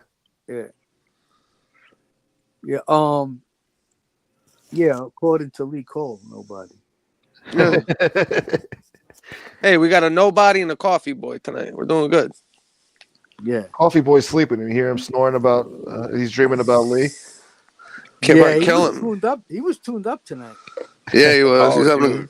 Yeah, he came on my show first, man. Then he was just really sad about his family and shit and his brother. Like, what happened? Yeah. Nah, he was just like sad. He's like, they didn't give him his inheritance. Yeah, and he's like, yo, my family doesn't talk to me. My brother fucking hasn't met his niece. He, I don't know. I was trying to make him feel like, or I was like trying to make him feel better. But Talking yeah, about Frank? Hammered. Talking about Frank? Frankie? Frank was doing it? Yeah. Really? Oh. Yeah, what the Big hell? Funk. What is that? Bong Funk MC. Bong What's Funk, up, yeah. buddy? I think he was just venting, maybe. Well, listen, everybody goes through stuff, and that's, you know what I mean? Yeah. That's Yeah, the shit that exactly. fucking, that's the shit that pisses me off with these guys on here, man. You know what I mean? You never Then know when what you they're have a going few through. drinks, you know, you get a little sentimental. Yeah. Yeah, for sure. Oh, absolutely. You don't know what people are going through, man. That's why I'm saying these guys are fucking, you know, these assholes are playing with fire, bro. Because you know it's not just anybody. It's like, They're listen, it fucking doesn't with the matter. wrong people. Yeah. Yeah, they're fucking with They're the wrong fucking people, with but murderers. you Yeah. fuck with anybody, and you know somebody's having a bad day. Whatever. Look at the situation with A-Light for instance, man. This guy, what happened with his family and shit. You know, Yeah. say you were pissing that guy off and you bumped into him that day when He when could that shit fucking just snap. happened. He might snap and He looks fucking like wind he's up ready to hurting you, snap you know? any day now, that guy. You know? But you see what I'm saying though? Yeah. Like, so why are you guys doing that shit? Like, you know, if these listen, if the people that these guys were involved with, or you know, quote unquote hurt or whatever, aren't doing nothing about it, what the fuck are you worried about it for? That's And now, fucking now they're weird. fucking with Aralotta too, Chicky Lee. Like, what are you thinking, bro? Like, the guy, They're you know, he has they're no retarded. qualms about fucking taking somebody out. You know, he's not dumb enough to do it, I don't think, but he's done it before. You know, A few times. yeah, and he had no A few qualms fucking about it. I times. don't even think he feels remorse about the shit. But you know, and this is who Lee wants to fuck with. You know. Well, look how stupid the fucking guy is. You know what I mean? Lee's lucky he's tucked away in fucking Texas. Well, that's why he does the shit. That's why he does it. Yeah. He even admitted it. He fucking admitted it when he came on here. He used to fucking tell FBS that all the time. Yeah. I think you're crazy fucking talking to these guys. I live in Texas. I'm safe out here. Like, no, you're not. You know what I mean? Like, and like even tonight he was saying like, you know, you can't fuck around with Texas because da da da da da. Get the fuck out. Everything's bigger in Texas. Yeah. Yeah, Like, that's why he moved there. That fat That's fuck. how you know he's not 100% secure. He's a little insecure when he says that. Yeah. Of course. Oh, you know, we got different laws down here where everybody has fucking guns. And what do you think? You're the only fucking state in the country where people have fucking guns, dude? You fucking Yeah, fag. but he doesn't have a gun. He's a felon. He's a felon, exactly. He acts like, oh, you're gonna show up at my door. You're not gonna be leaving Texas. Like, you took that one from FBS too. Yeah. You know what I mean? Oh God. He like hears shit on the shows and then he repeats it. Now he's doing fucking cooking shows like that fucking the fucking stand up fucking guy did. You know, Lee's give it that. No, you know why Yeah. he did that? Somebody made fun of something that about his not eating good or something. Yeah. Yeah, I think that's why he flipped that steak around.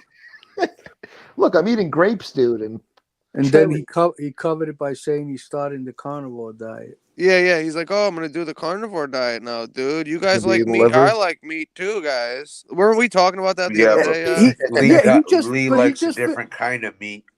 He just finished saying the other day that you have to eat vegetables. You can't survive without Yeah, vegetables. okay.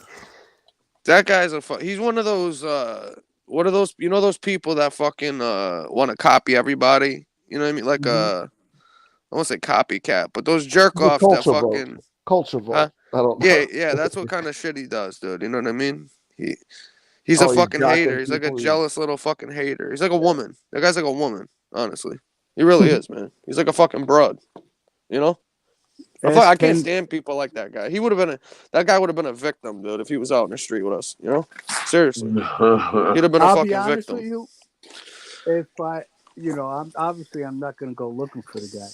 But if I ever fucking came face to face with that guy, I don't know, you know. I'd slap the shit out of him. Yeah, give him a nice might slap. fucking You could slap give him- I'd slap the him, shit but out of his him. nuts, yeah. Yeah. Nice little smack. I'd probably start by spitting in his face, to be honest with you. That's what I like to do. That's how I like to set things up. That's my And personal you know move. what? I did that one time. The same thing that happened. Oh, I've done it so to, many times. Forget about it. The Yeah, same see, I thing just that don't happened have to that Chicky. anger with this dude. What are you saying, Howard? The same thing that happened to Chicky's will happen to Lee. Oh yeah, he What, can't. You think he Lee's can't gonna fight. fucking He can't be fight. able to fight better than Chicky? Fuck no. A little bit. What? A little bit. I don't think so, man. I don't think so. I think don't Chicky think could. so I think either. Chicky could beat that guy up. That guy's a pussy. I don't know. I don't know what Chicky's thinking talking about Aralotta like that. Aralotta's driving by his house and shit. It's like, I just hope for Chicky's sake that he doesn't bump into him at the gas station or something. That's all I'm saying. Yeah. Well, nobody's supposed to notice, but that video with the guy chasing Chicky in the car, that was Aralata. Are you serious? No, that wasn't. I him. wasn't kidding. No, that's some other guy. Yeah. That kid's actually dead. That kid, luckily for Chicky, that kid's dead now. Because if that kid, if Chicky actually had to get stopped at like a red light or something, forget about it. How did that kid die? Fucking, I'm not. He had some issues. Okay. He had some problems, like Chicky will say. Yeah. OD. Yeah. You know what I mean? So listen. So how bad does it get that this guy comes on here, pretends to be half a fucking wise guy, right? Then he claims that he's half a fucking tough guy once in a while when he needs to be. But then he's getting chased around by a fucking junkie and he's fucking damn near on the other side of the road about to kill a bunch of innocent people running from this fucking kid. Then, Listen, that guy is so out of shape that when he speeds in his truck, he gets out of breath. The truck too. The truck says no. The brake light starts flashing on the fucking dashboard. Squealing. Yeah. The brake's like no. Could you imagine that though? Then Chicky had the nerve to fucking to tell Anthony that he abused that kid and broke his eye socket and his nose and all this shit, smacked the shit out of him. The kid was begging for his life and all this, and then the kid finds out about it. The next morning he posts a picture of his face on fucking Facebook, and he don't even have a fucking pimple on his face. Hey, and he was sitting down going over the video with his the nephew. Nephew, right? Yeah. The guy who set it up. The guy set it up. Yeah. Oh my God. Yeah. And the nephew's like, oh, well, at least the guy didn't hurt you, At least he was just, and he's like, no, he was just trying to look for the stuff in my pockets, but he didn't get nothing, And it's like, yes, he did. We saw him take it out and put it in his pocket. No, meanwhile, the nephew's got like 2,500 out of the he's got two birds in his pocket. Like, yeah, he didn't get nothing, man. I know, it's brutal. He's like, come on, I'll treat you to fucking dinner. He's Being like, that you ain't got no money. Oh my God. 6 points. Could you imagine though getting abused like that and then still showing up around here? Right? Oh man. That's so fucking embarrassing. No, I don't think he's coming back. If that ever happened to me, dude, I mean it wouldn't, but I'm just saying if that ever did and I was in his spot, I would never fucking show up back around here ever again, dude. Just straight up. I'd disappear. I might end it all if that ever happened. I'd fucking hang it up. You're right. I wouldn't be able to live with myself. But listen, they don't make ropes like they used to. You know what I mean? They'd have to get like a steel cable for that guy. Meat hooks. Forget about it. Yeah, something serious. With a couple of them like toggle bolts or something. They do the bridges with. They did that to a guy. Yeah, but the only thing with him, right? Once he fucking jumps off of that chair, the whole fucking frame of the house is gonna come down. He's gonna be like the house. So that's the type of guy that would hang himself from the rafter in his house, but he wouldn't die from the hanging; it'd be from the building collapsing on him. Yeah. Those beams can't hold. Those beams won't hold. The whole fucking third floor came crashing down onto him, dude. You know what I mean? Yeah. Jesus Christ! Oh, I got a fucking headache. Huh? Imagine he was the witness when fucking Junior killed the guy in the bar. Oh God! How the fuck would they got him in the tree? They'd have had to bring him to California for them redwoods. Yeah. The only person who probably explains things slower and more drawn out is Light. Like they're tied. Like this dude runs so flows. Did you hear this guy going like trying to tell a story or defend himself, and he's like just drawing that shit out forever and not saying anything. At the same he's time. the worst. Talking in circles. Right, Left? Who's that? Chicky talks in circles. Like Lefty's saying, he never gets to the fucking point. He just keeps talking. Dude. Never gets to the point at all. He will never say the same sentence the same twice. No. That's how you know it's bullshit. Yeah, he'll tell you something, and then 5 minutes later it will be different. I don't know if he does it on purpose or he just can't help himself. It's just how he is. No, he's a compulsive liar. That's what it is. Yeah. He can't help himself. He just has to lie about shit. Yeah, they can't tell the truth. Tony Ducks is right. Did you guys see that pathetic piece of meat Lee had on that fucking dirty ass frying pan and his greasy ass stove, dude? That thing looked like he got it from Aldi's. That's an Aldi's ribeye. It was gyro meat, dude. It was lamb. That was one of them fucking the Five Below steaks. Dude, he fought a dog in the alley. I think he stole it from Polly. He stole it from from where? Polly. From Polly. He stole it from Polly. That was probably one of them pet shop fucking dog steaks, and he just put it on the fucking pan with a little olive oil, you know. Fucking crisping it up on both sides, made it look like it was human dog chew toy. Yeah. Hey, He took you know, it. He's taking that shit from that fucking Carrot Top looking freak, dude. Fucking yeah. Oh, I love what you're doing with the steaks, dude. But I cook my ribeyes like, and he said he cooks them medium well. Who the fuck eats a steak medium well, dude? That's disgusting. Oh my god, medium. You don't need a. You do Yeah, a you shitty eat steak. You eat your shit medium rare or rare, dude. You don't eat your fucking steak with a hockey puck, you fat fuck. No wonder why you're fucking 600 pounds, you fucking nasty bastard. Jesus Christ. You don't even know how to, you're fucking 600 pounds, you don't even know how to eat right? That's pathetic. It's not good for the colon. No.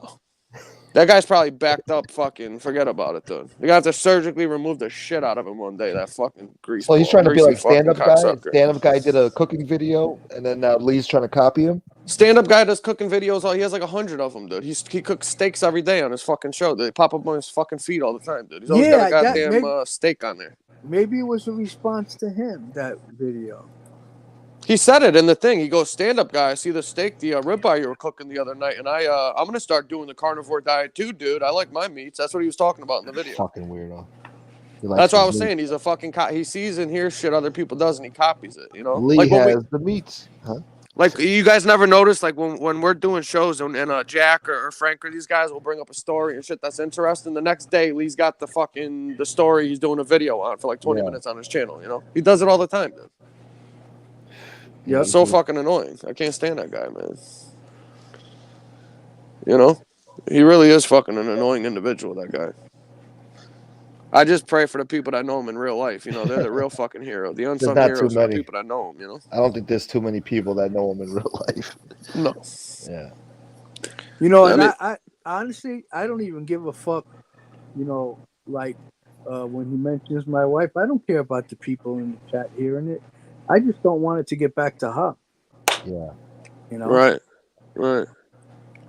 Sure. I mean, it's bad enough she had to deal with it when they wrote the article way back. Yeah. Got to relive it again, you know? Yeah. Well, we'll see. He said he told you he was doing that shit, so I guess we'll see, right? See how stupid he is.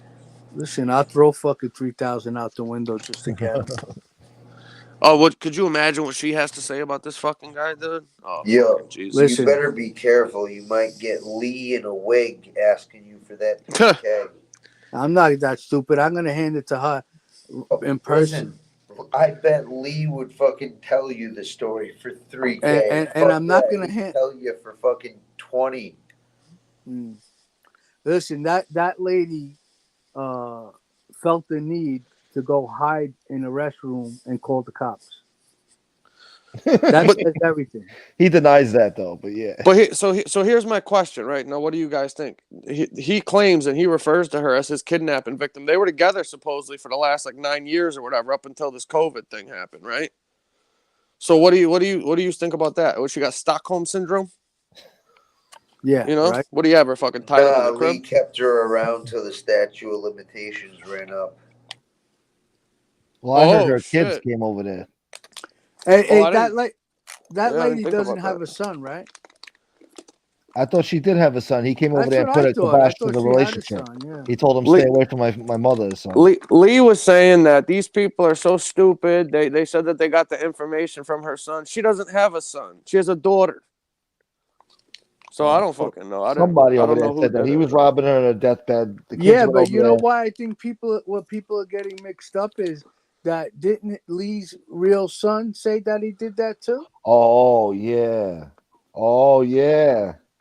that's right. He did. I remember that. He did say that. I'm pretty sure I remember that. On Josie's show. Really? I didn't know that. Or he said it to Josie afterwards or before that or something. But I'm pretty positive that a comment about that came from his son. Well, I heard the story from somewhere. God damn it! I know there was a guy involved, and he said, "Stay away from my mother," or some shit. Or you remember this, right? Remember remember before the Sun went on Stacks' show with Thin Gray Line and Josie, right?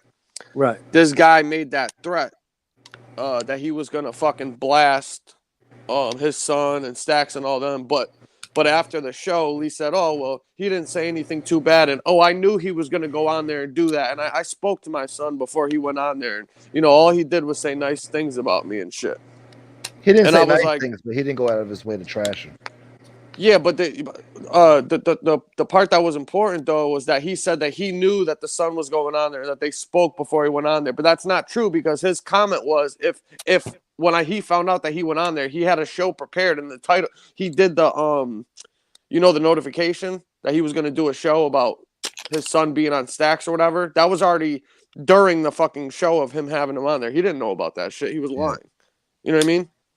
He was trying to just do one of the maneuvers like Chicky tried to do, where he you know what I'm saying, trying to like blackmail him. You know what I mean? Yeah. So basically, if his son went on there, he was gonna go and do XYZ like these guys do. You know? Yeah. But that's how you know that the shit that they're worried about people saying is true, because why would you have to go running around trying to do these extravagant fucking threats and extortion attempts if it wasn't fucking true and you weren't worried about nothing, you know? Yeah, like Chicky. He's all worried about Arlotta, what Arlotta's going to say on FBS's show. Like, what the fuck? Because he knows he's got dirt on him, man. He knows he's dirty, bro. So he's fucking freaking out, trying to do damage control. You know what I mean? Yeah. That's what I'm saying. If you weren't worried about nothing, why would you have to go running around trying to make these, threats and shit off of YouTube, calling people and threatening them with bullshit stuff? If it wasn't, you know what I'm saying? If you didn't have nothing to worry about, you know?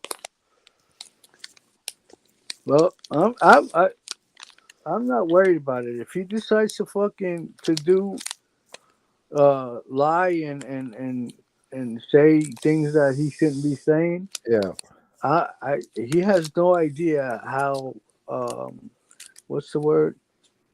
Persistent I am. Is that the word I'm looking for? Yeah. Relentless. Like I won't, relentless. Like SoFlo. SoFlo's fucking relentless. That guy's relentless, bro. SoFlo's the definition of fucking relentless. God, he don't give two fucks, bro. I don't but care. I'm not gonna be relentless, like, talking. There's gonna be things happening in the background. Right. No, nothing violent. Nothing. Strategic, right. Exactly. Yeah. Calculated. But that's why I think that's why Angel finally got rid of the maggot though, was because she knew SoFlo was relentless, bro. She didn't want to deal with that.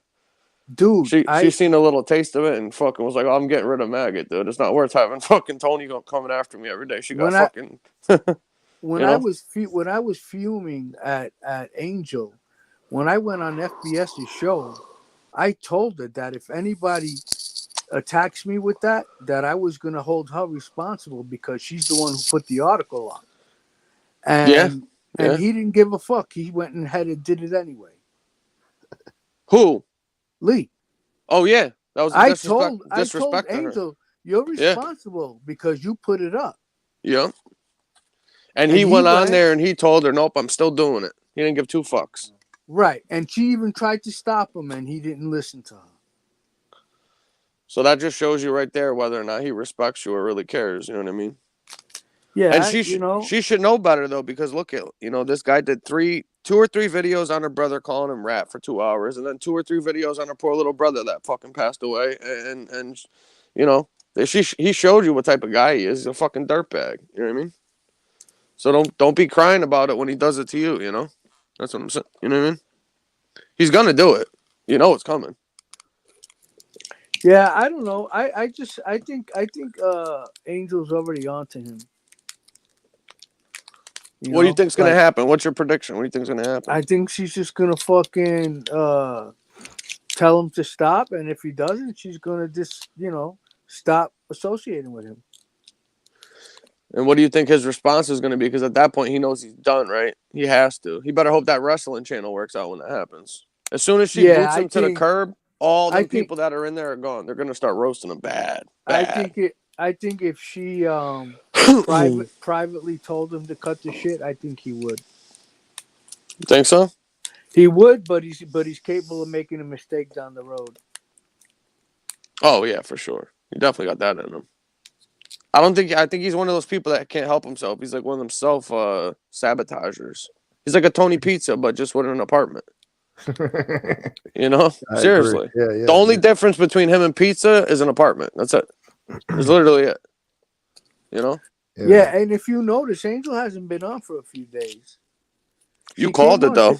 You called it. What? You said that. You said every time there's like a show or whatever, she disappears for a few days to come back to act like, you know. Right.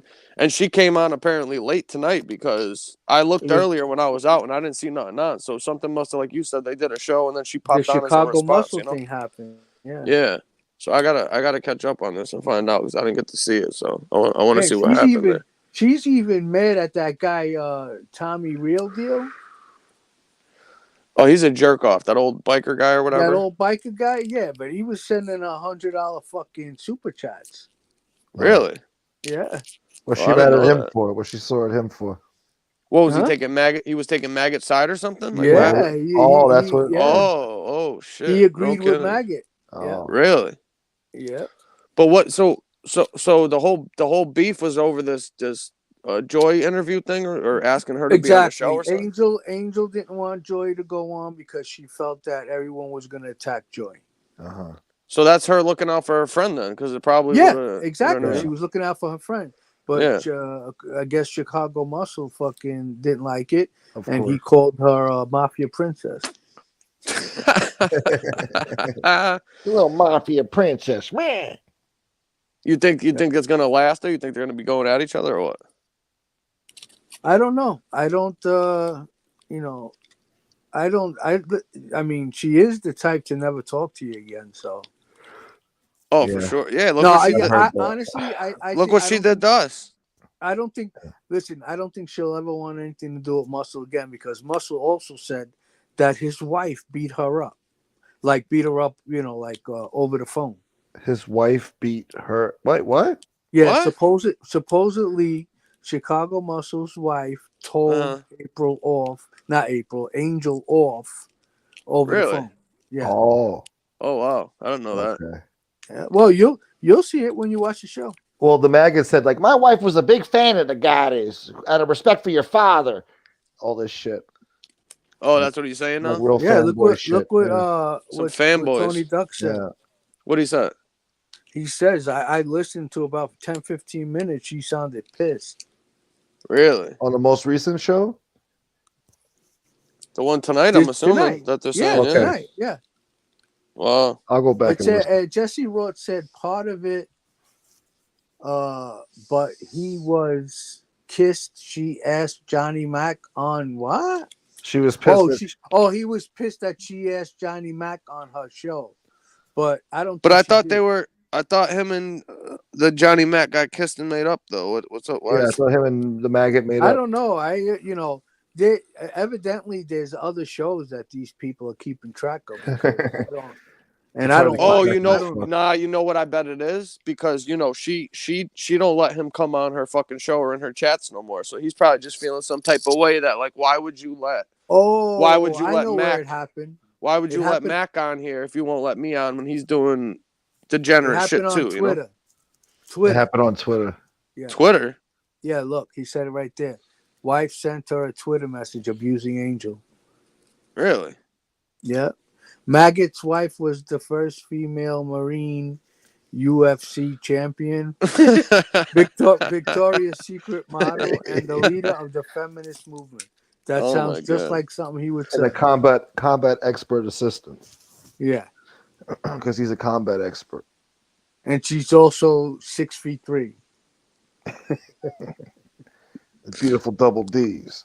This guy comes up with some incredible stuff, though, don't he? I gotta give him that. He's got a hell of an imagination. He's got illusions of grandeur, bro. The way even his whole thing with Angel is like, yeah, Angel God is my friend, and Michael Francese's daughter is my friend now too. And then Angel says, "We were never friends, maggot. We were never friends." Chicago Muscle's wife attacked her on Twitter with profanity. Really? Yeah, that's what it says. See how quick they turn on you? See, she has to learn the hard way. So maybe that shit that Soflo was saying is right, because didn't he say that the chick got like some harassment thing on the phone or something like that?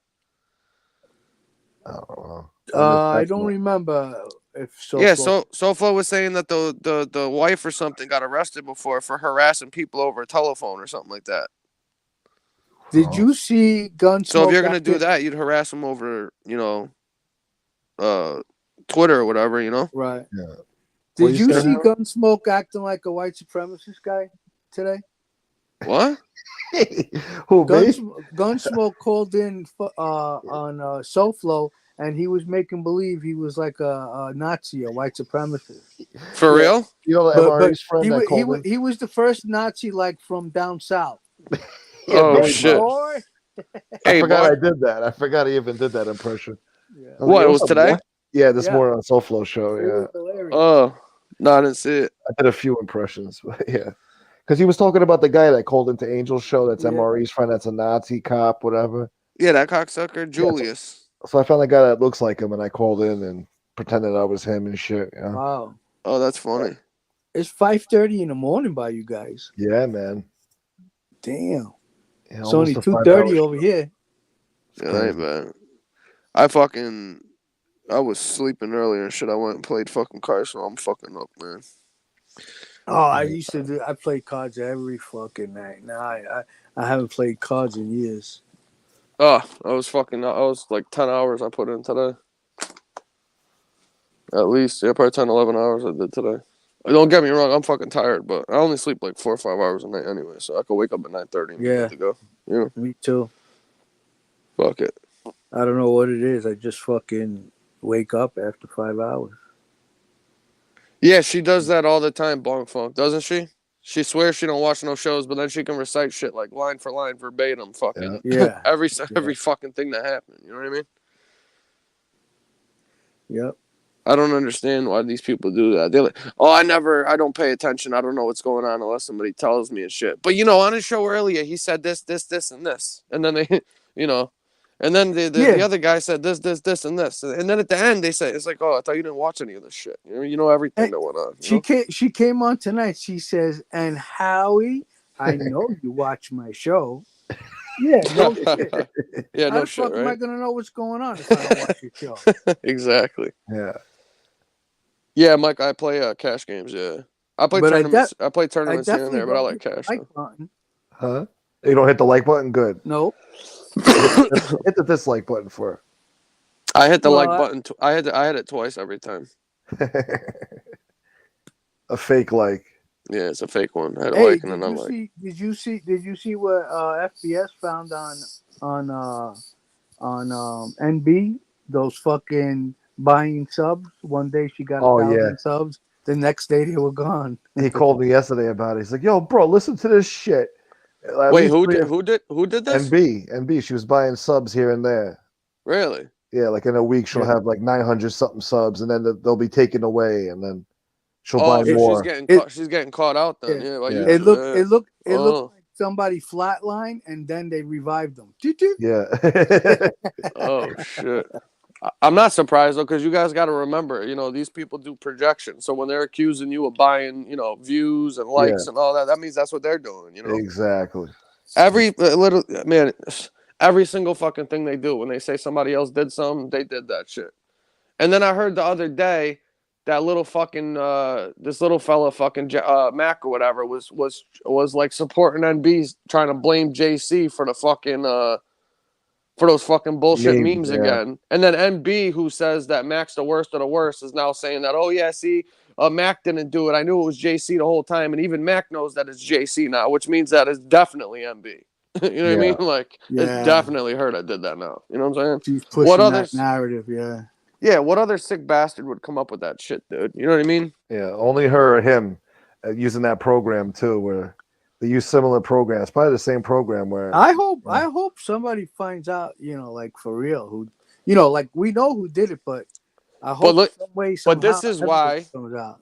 This is why I was hoping that lawsuit went through with fucking Gene, because they would have been able to subpoena the fucking the Twitter, the Instagram, and then the emails that Pizza was getting. They would have been able to get all that shit, man. And then I bet you that the NB and them were like freaking out, trying to tell her like, "Oh, you should drop the lawsuit. Don't do that. It probably looks bad. You don't want people talking." I bet you they were saying that shit behind the scenes. You know what I mean? And then when, you know, she wonders why when she says she's going to sue people, they don't take it seriously. Not only is she on here slandering people doing all this shit, but then, like, look at the other lawsuit you just had that fucking went nowhere. Who the fuck would take that serious? You know? Yeah. Hey, you can't. Bong Funk says that I press all sorts of buttons. Oh, yeah, he does. He knows how to get them going, that's for sure. Oh, I listened. Every single thing that I said about Lee, he addressed on the show. He even said, Angel, are me and you fighting? Would we ever not be friends? Something like that, you know? Really? So insecure, that fat bastard. I can't wait for her to tell him we're not friends, Lee. I can't wait for that day. Yeah. I cannot fucking you got. I'm just as excited as you guys after hearing all this today, because you know it's fucking coming, dude. You know what I mean? And she's smart enough to know all she needs to do is go back and listen to the way that he talks, you know, to her on these fucking shows and shit. You know what I mean? His little disrespectful little insults about her dad, and, you know, the sexual shit that he always throws in there, and the little digs he throws at her, where he says, I caught one the other day that he always does a lot, where he talks about did you guys hear when he was saying the shit about Carmine Agnello, where you know, he would shoot somebody in the head or whatever, and then, you know, Angel's like, he never did nothing like that. It'd be all over the papers. He never murdered nobody.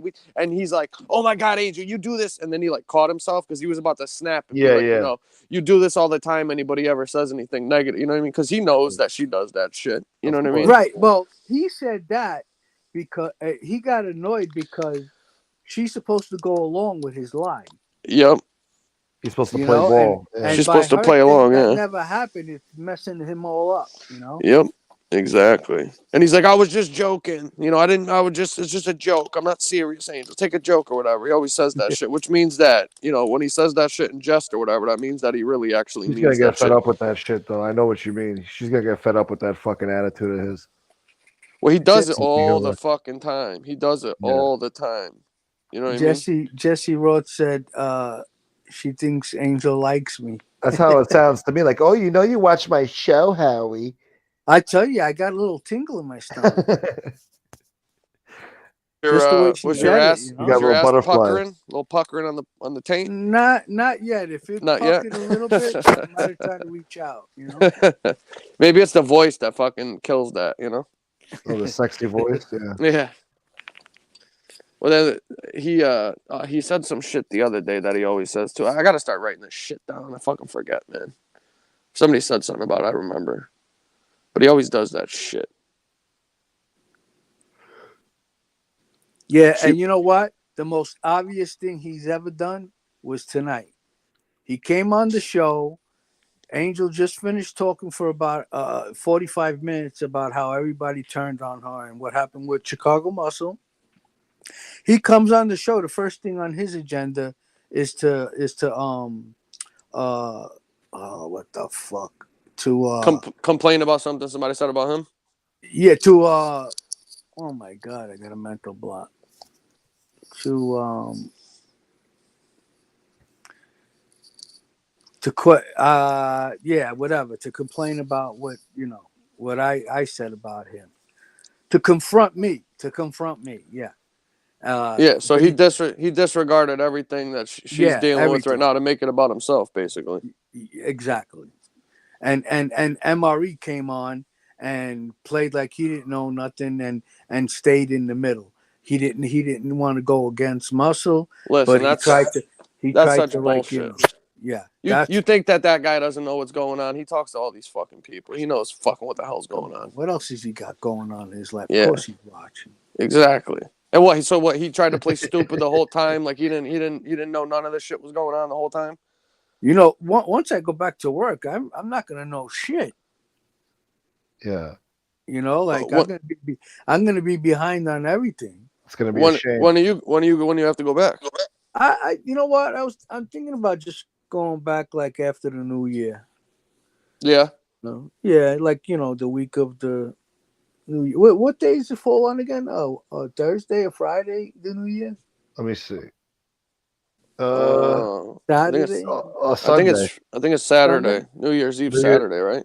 Well, yeah. New Year's Day is Sunday. Yeah. Sunday? Yeah, so maybe I'll go back like Wednesday. Oh, there you go. Yeah. Well, so what you got? You got a flexible gig where you can just pop in like that? Oh yeah. I can take leave of absences. Yeah. Oh really? Oh wow. Yeah. No shit. Yeah. That's pretty good then. I don't know what that is, but that's cool. Yeah. Nice. Good. Yeah.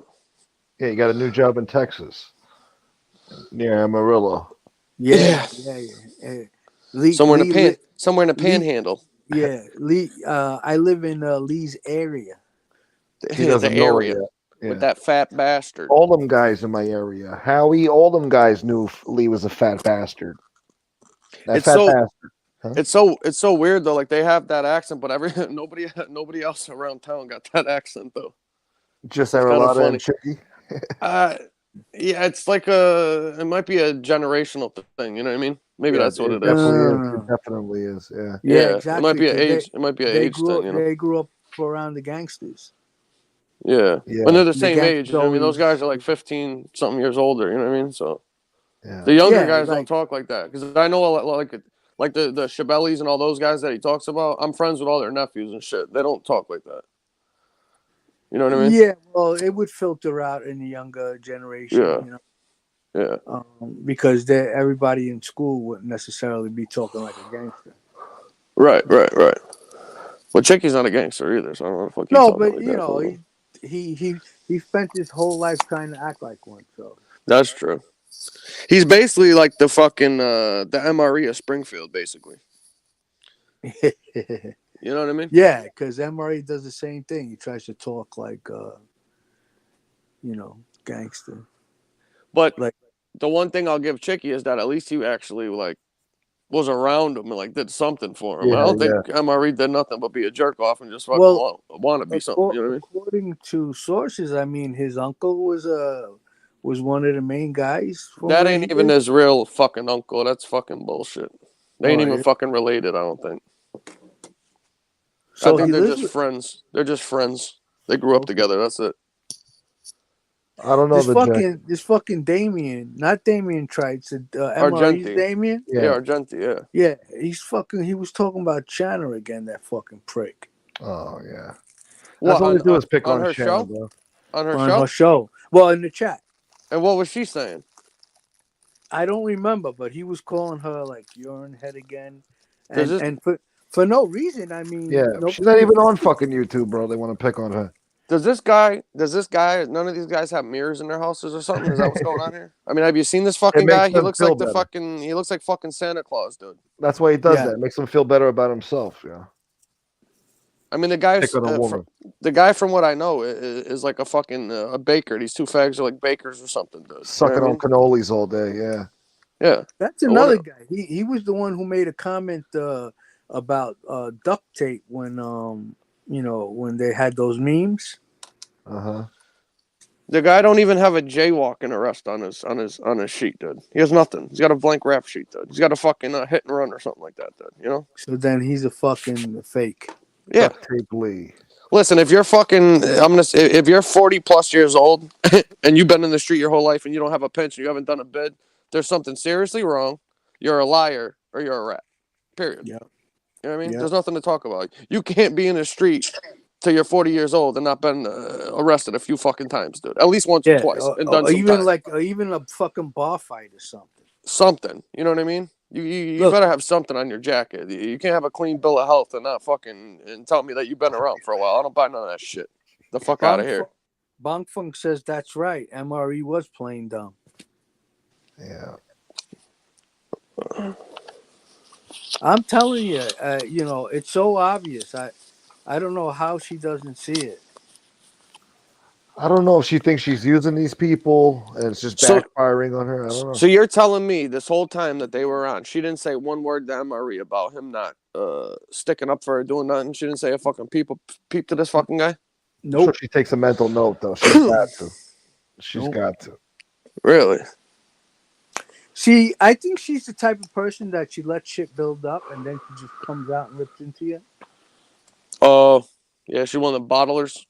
Yeah, a bottler. Yep. And then she just fucking blows a gasket one day when she's dealt with enough shit. Right, and that's what happened with Muscle, and that makes it's gonna sense. Oh, look at this. Kasparoza's on. Is he?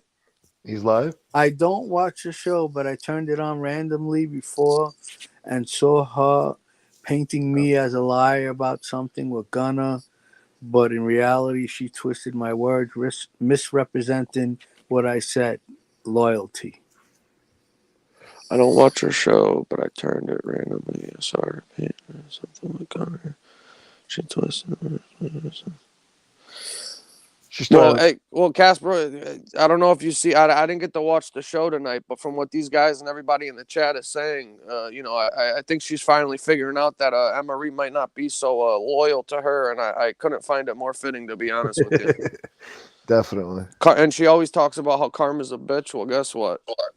Every dog's got their day. You know what I mean? That's and I right. think now I'm gonna have to watch the show because I can't really comment too much just based off what I heard. But it sounds like from what Jack's telling us is that she's starting to see maybe a little bit of the light about what's really going on around here. You know. Yeah. and you know what? If she didn't do and say and support a lot of the people that she has on here and be so ignorant and act the way she does sometimes, I would possibly feel bad.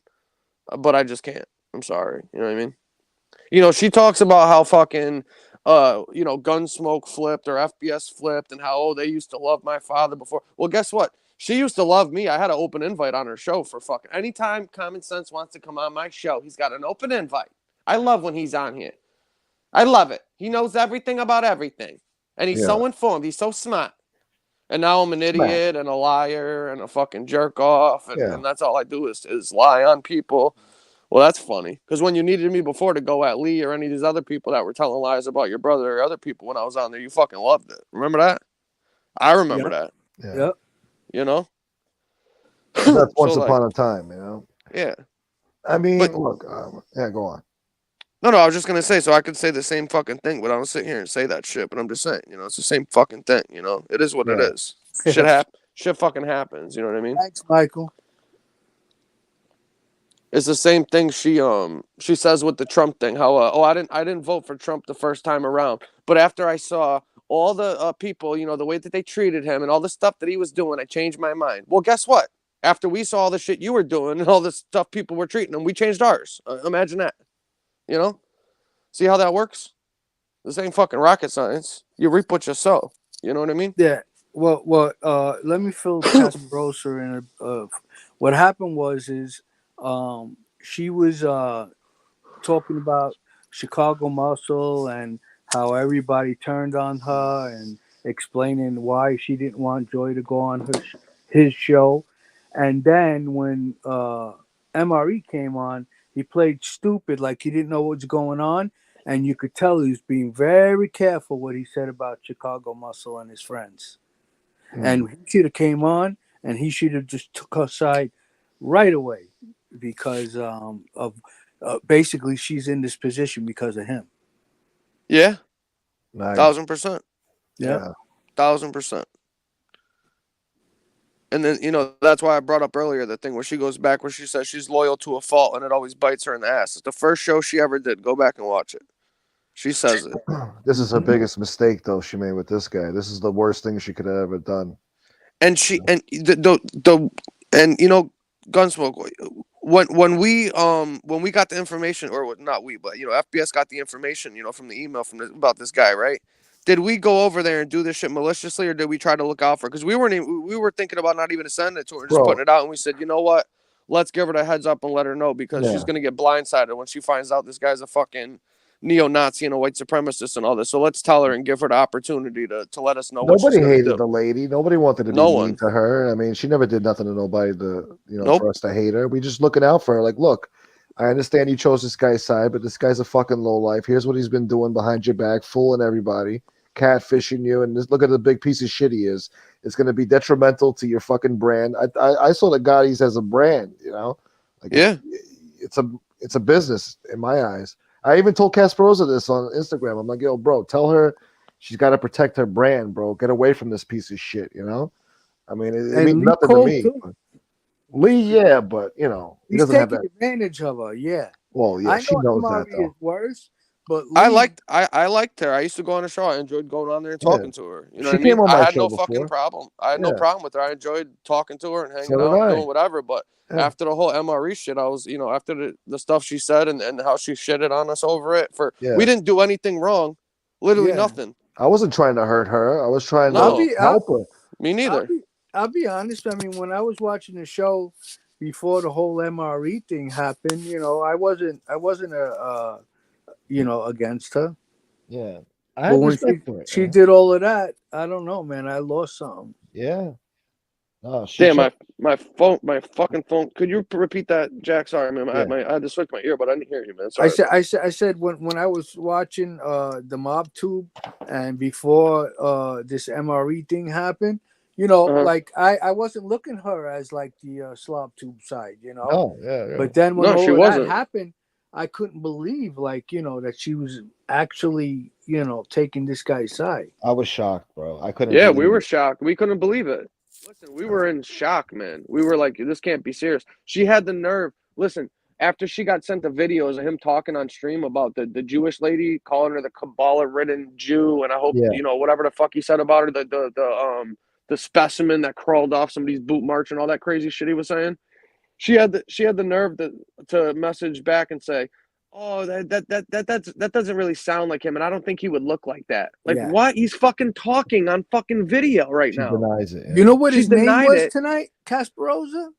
MRE History. Oh yeah. American MREX. Wait. MRE History X. American X, something like that. History X. MRE History X. That was the name on his avatar. Yeah, he makes a joke out of it. Yeah. Yep.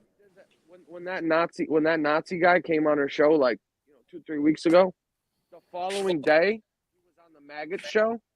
His name was MRE History X on there after Kasparoza did the KKK guy shit. Mm-hmm.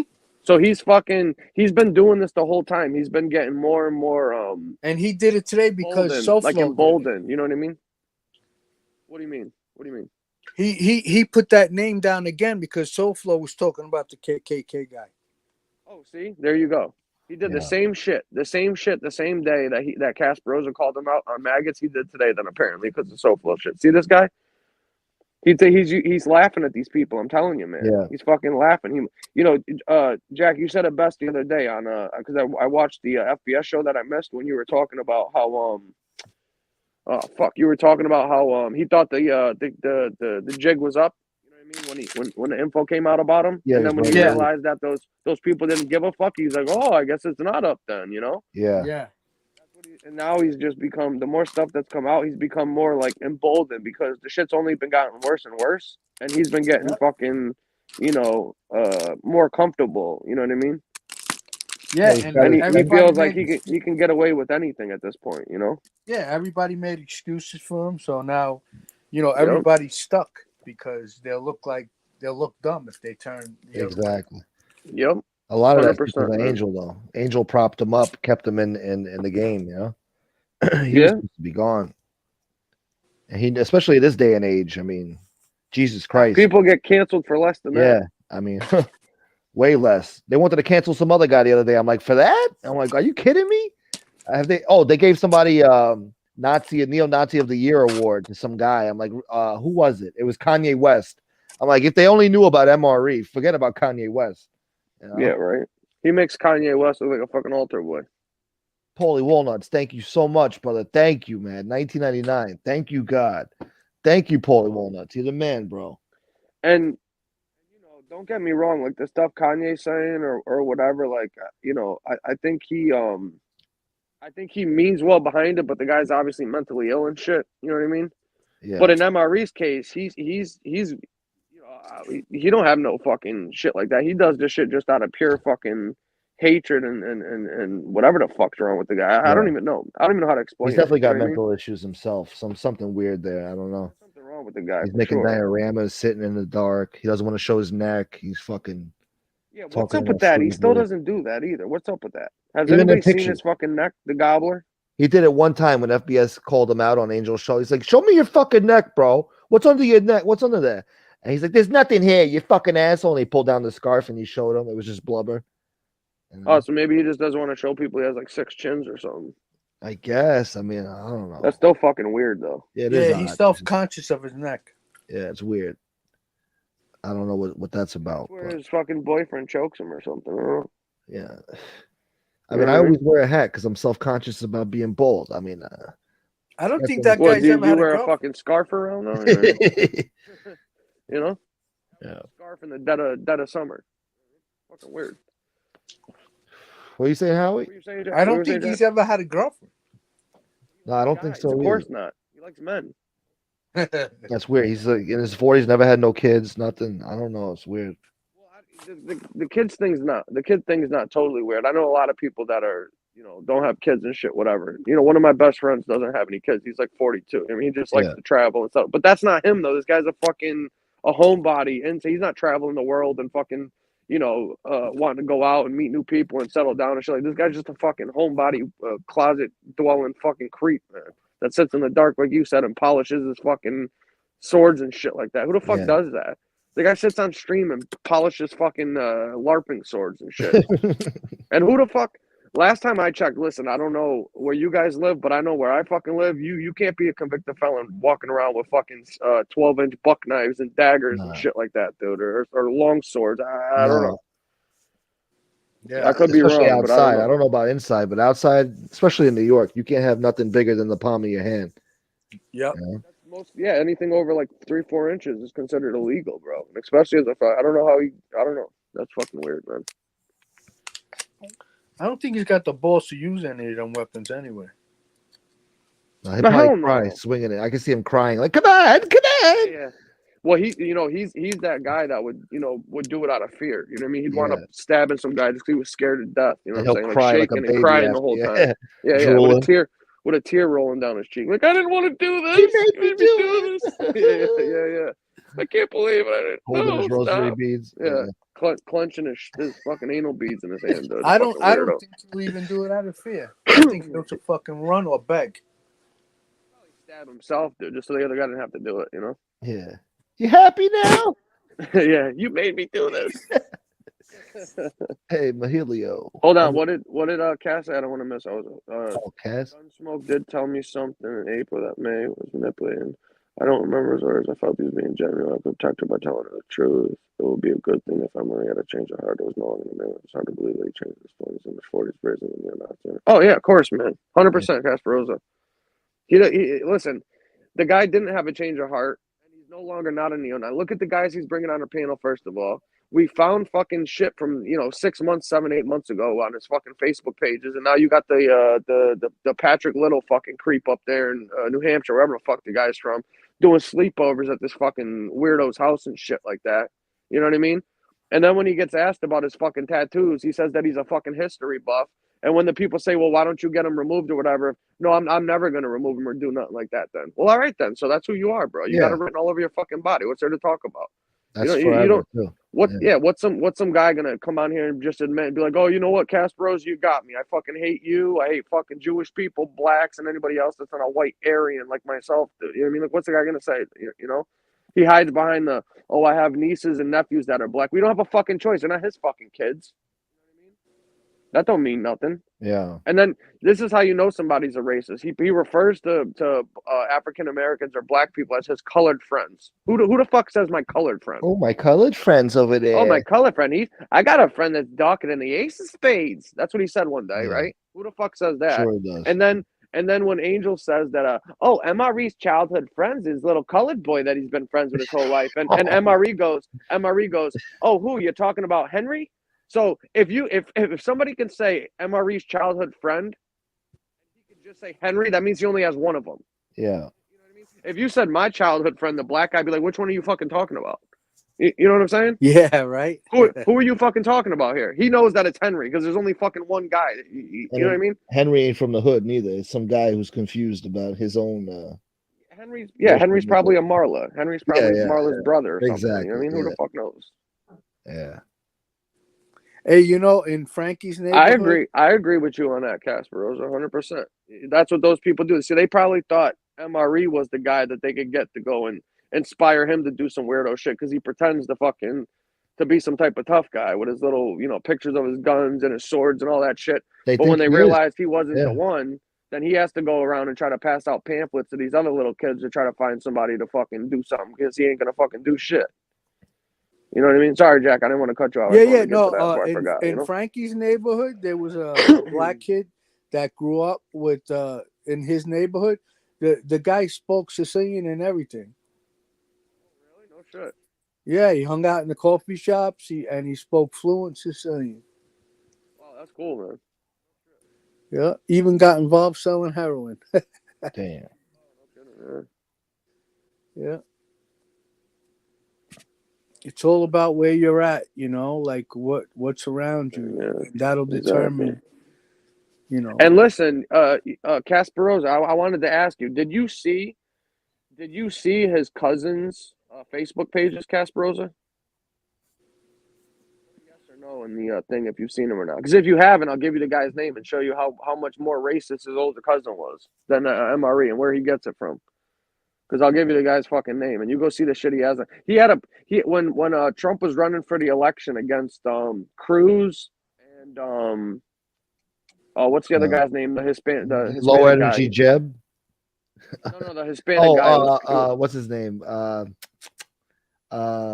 Fuck, he's in Florida. He drank the water. Come on, what's his name? I know his name. Now that you put me on the spot, no, the other guy, Mark Cuban. No, not Mark Cuban. Mark something.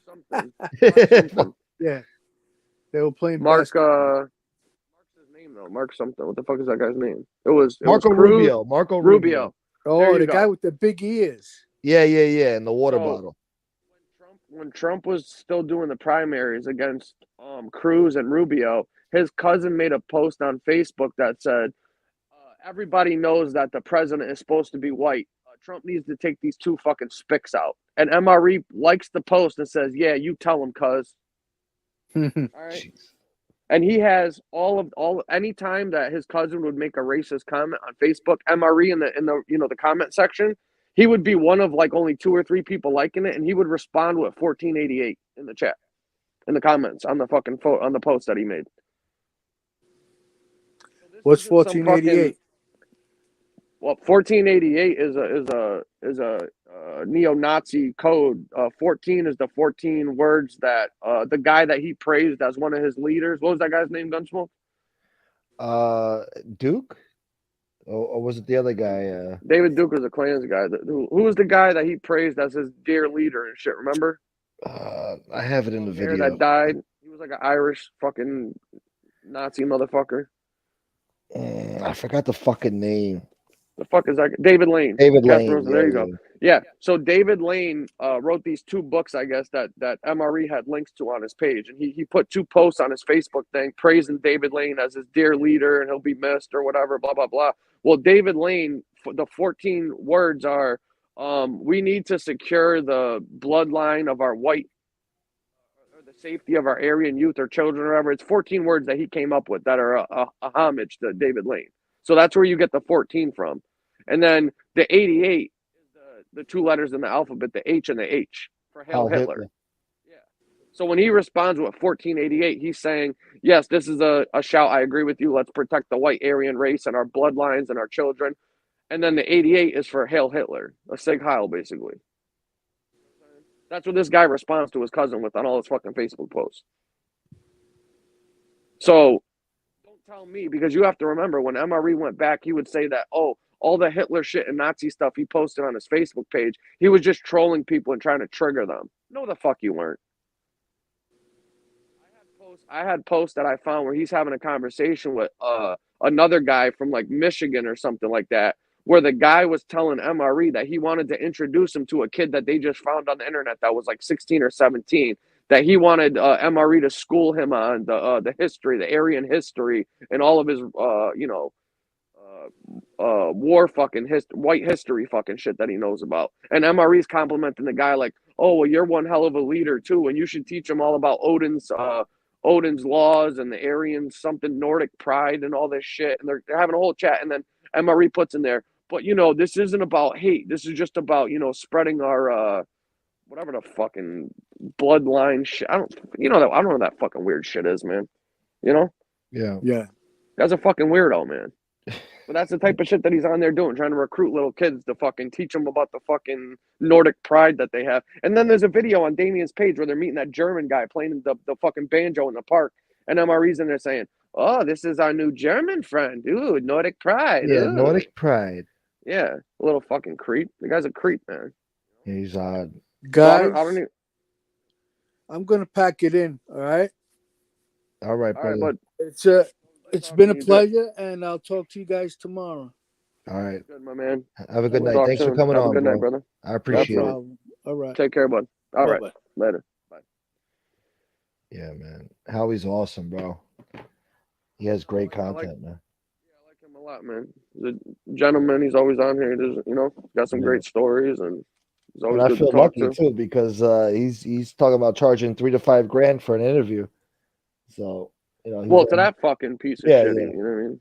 But I feel special. But it's nice. It's nice having him come on and hang out and bullshit. So not a lot. Nobody really knows or spoken to him before, and yeah, he's a good friend of Frank and everybody. So he's good with me, man. I like these guys, and they come on here and they get shit from a bunch of fucking computer geeks and fucking internet keyboard warriors and shit that want to judge I just can't stand that shit, man. Yeah, I had enough of it. Yeah, it's like this exhausting, fucking weirdo man, tonight in the private chat talking about, this is, I guess he called in. I put him on the screen real quick, and I guess he played a show in the background that nobody could even hear. He's like, "Enjoy the strike, asshole. I never liked you," whatever the fuck he said. Wait, that's what that was about? Yeah, I think that's what it was about, because I'm like, who the fuck is this? I let him on the show. He didn't say nothing. I guess he played something real quick in the background that you couldn't even hear. So these guys are trying to get your channel struck by coming on here and playing other people's shit. Look at these people. And then I took them They're down. a bunch of sick quick, fucks. Yeah, that ain't gonna affect me. I'm not worried about that. Because I didn't know. I thought he was talking about the clip you played from the interview thing. I was like, "The fuck's this guy talking about? Nobody even played her show, you weirdo." Yeah. What a freak, dude. Yeah, fucking weirdos. So. Who fucking sits around all day at their house thinking of this shit? Like, oh, you know how we're gonna get him, dude? Yeah. When he drops that link, I'm gonna play this clip, man. We're gonna get him. Really deranged fans, Fucking sycophants, man. They really are, bro. It's like, do I do that same shit? Do I go to the Maggot show or Angel show or anybody's show and say, "Hey, motherfuckers," all this shit? I don't talk shit in there. I don't friggin' bother nobody. I do my own thing, I'll talk shit about you if you're doing wrong out there, but that's just how it goes. Don't do wrong. I won't have nothing to talk about. Don't be a jagoff. Don't blame me. But I want to put this. I want to give, because Kasparoza didn't respond whether or not he's seen his cousin's thing. I want to give him the name in the fucking private chat, so he can look up that shit so he knows. Yeah. Check that shit out. I'm pretty sure this was it, man. If I remember correctly. If it was, I'm like 99% sure. Oh, okay, yeah. I know. I don't want to say on here because he passed away. Yeah. Say nothing about him, or his name or nothing like that, but that was the guy's shit that it was on, and fucking there was definitely a coordinated plot to send the Cuban in that business show. I bet it's fucking. Oh yeah, 100%. Well, they did it on Gunsmoke show too. Didn't he do that on your show? He tried to, yeah. He tried to do it to him too. You know what I mean? They came on dropping all sorts of nasty language and words and shit, and then because he was crying about It's so funny because he's over here crying about getting his channel struck while he's literally on a show like a night or two before where they're coordinating mass striking and flagging your fucking channels. Yeah, and he's gonna cry to me about it. Like, don't bitch to me, bro. How about your fucking friends doing all that shit, striking people, privacy strikes, threatening to sue? I mean, they're not shy about that shit. But these things only apply to them. That's what I mean. That's the shit that we keep forgetting. It's a one-way street with them. I mean, they could do whatever they want, and you're supposed to take the abuse. Exactly. Yeah. It's like, why the fuck you do that to me for, Smoke? Why'd you do that to me for? Well, don't use my shit trying to make fun of me and fucking shit on me and using my material without even altering it at all. And look, I'm gonna get you. Fuck it. And doesn't he say that they're in the middle of a war? Sun Sun Tzu. Well, guess what? That was Sun Tzu's finest right there. Yeah. How about that? Yeah. Sun Tzu'd you. How about It was that? brought to my attention. I didn't even know he was doing those stupid videos. Somebody brought it to my attention, said he should do this. I did it, and it worked. You know. They say all's fair in love and war. Yeah, he wants to get involved in this bullshit. That's got nothing to do with him. He's got nothing to do with the genre. Nothing to do with no mafia. No. He doesn't know. You know. I don't know. Nobody even talks about the guy. To be honest with Yeah, you. he's like Started insignificant. doing these little shows and doing the shit that pissed me off is when he did the show about FBS is on. It was uncalled for. Right? Yeah. But he wants to act all innocent, like he's never done no shit like that before, because he took it down because he knew what was gonna come after that. Mm-hmm. But don't sit here and play fucking coy and act like you're all innocent and your hands are clean and shit when you did. But then he says, "Oh, well, you talked about it on your show." Listen, just because I come on here and talk about something doesn't mean you could go on and fucking put a channel up and fucking be a degenerate. Exactly. You know what I mean? Yeah. What are you talking about right Fucking here? weirdos. Yeah. Oh, because you mentioned them, that means I can come on and try to, abuse them and lie on them and make fucking tapes about them and shit like that. Get the goddamn shit out of here. Oh, look, your friend won the bet. Otis says Holy shit. France won. Call him, dude.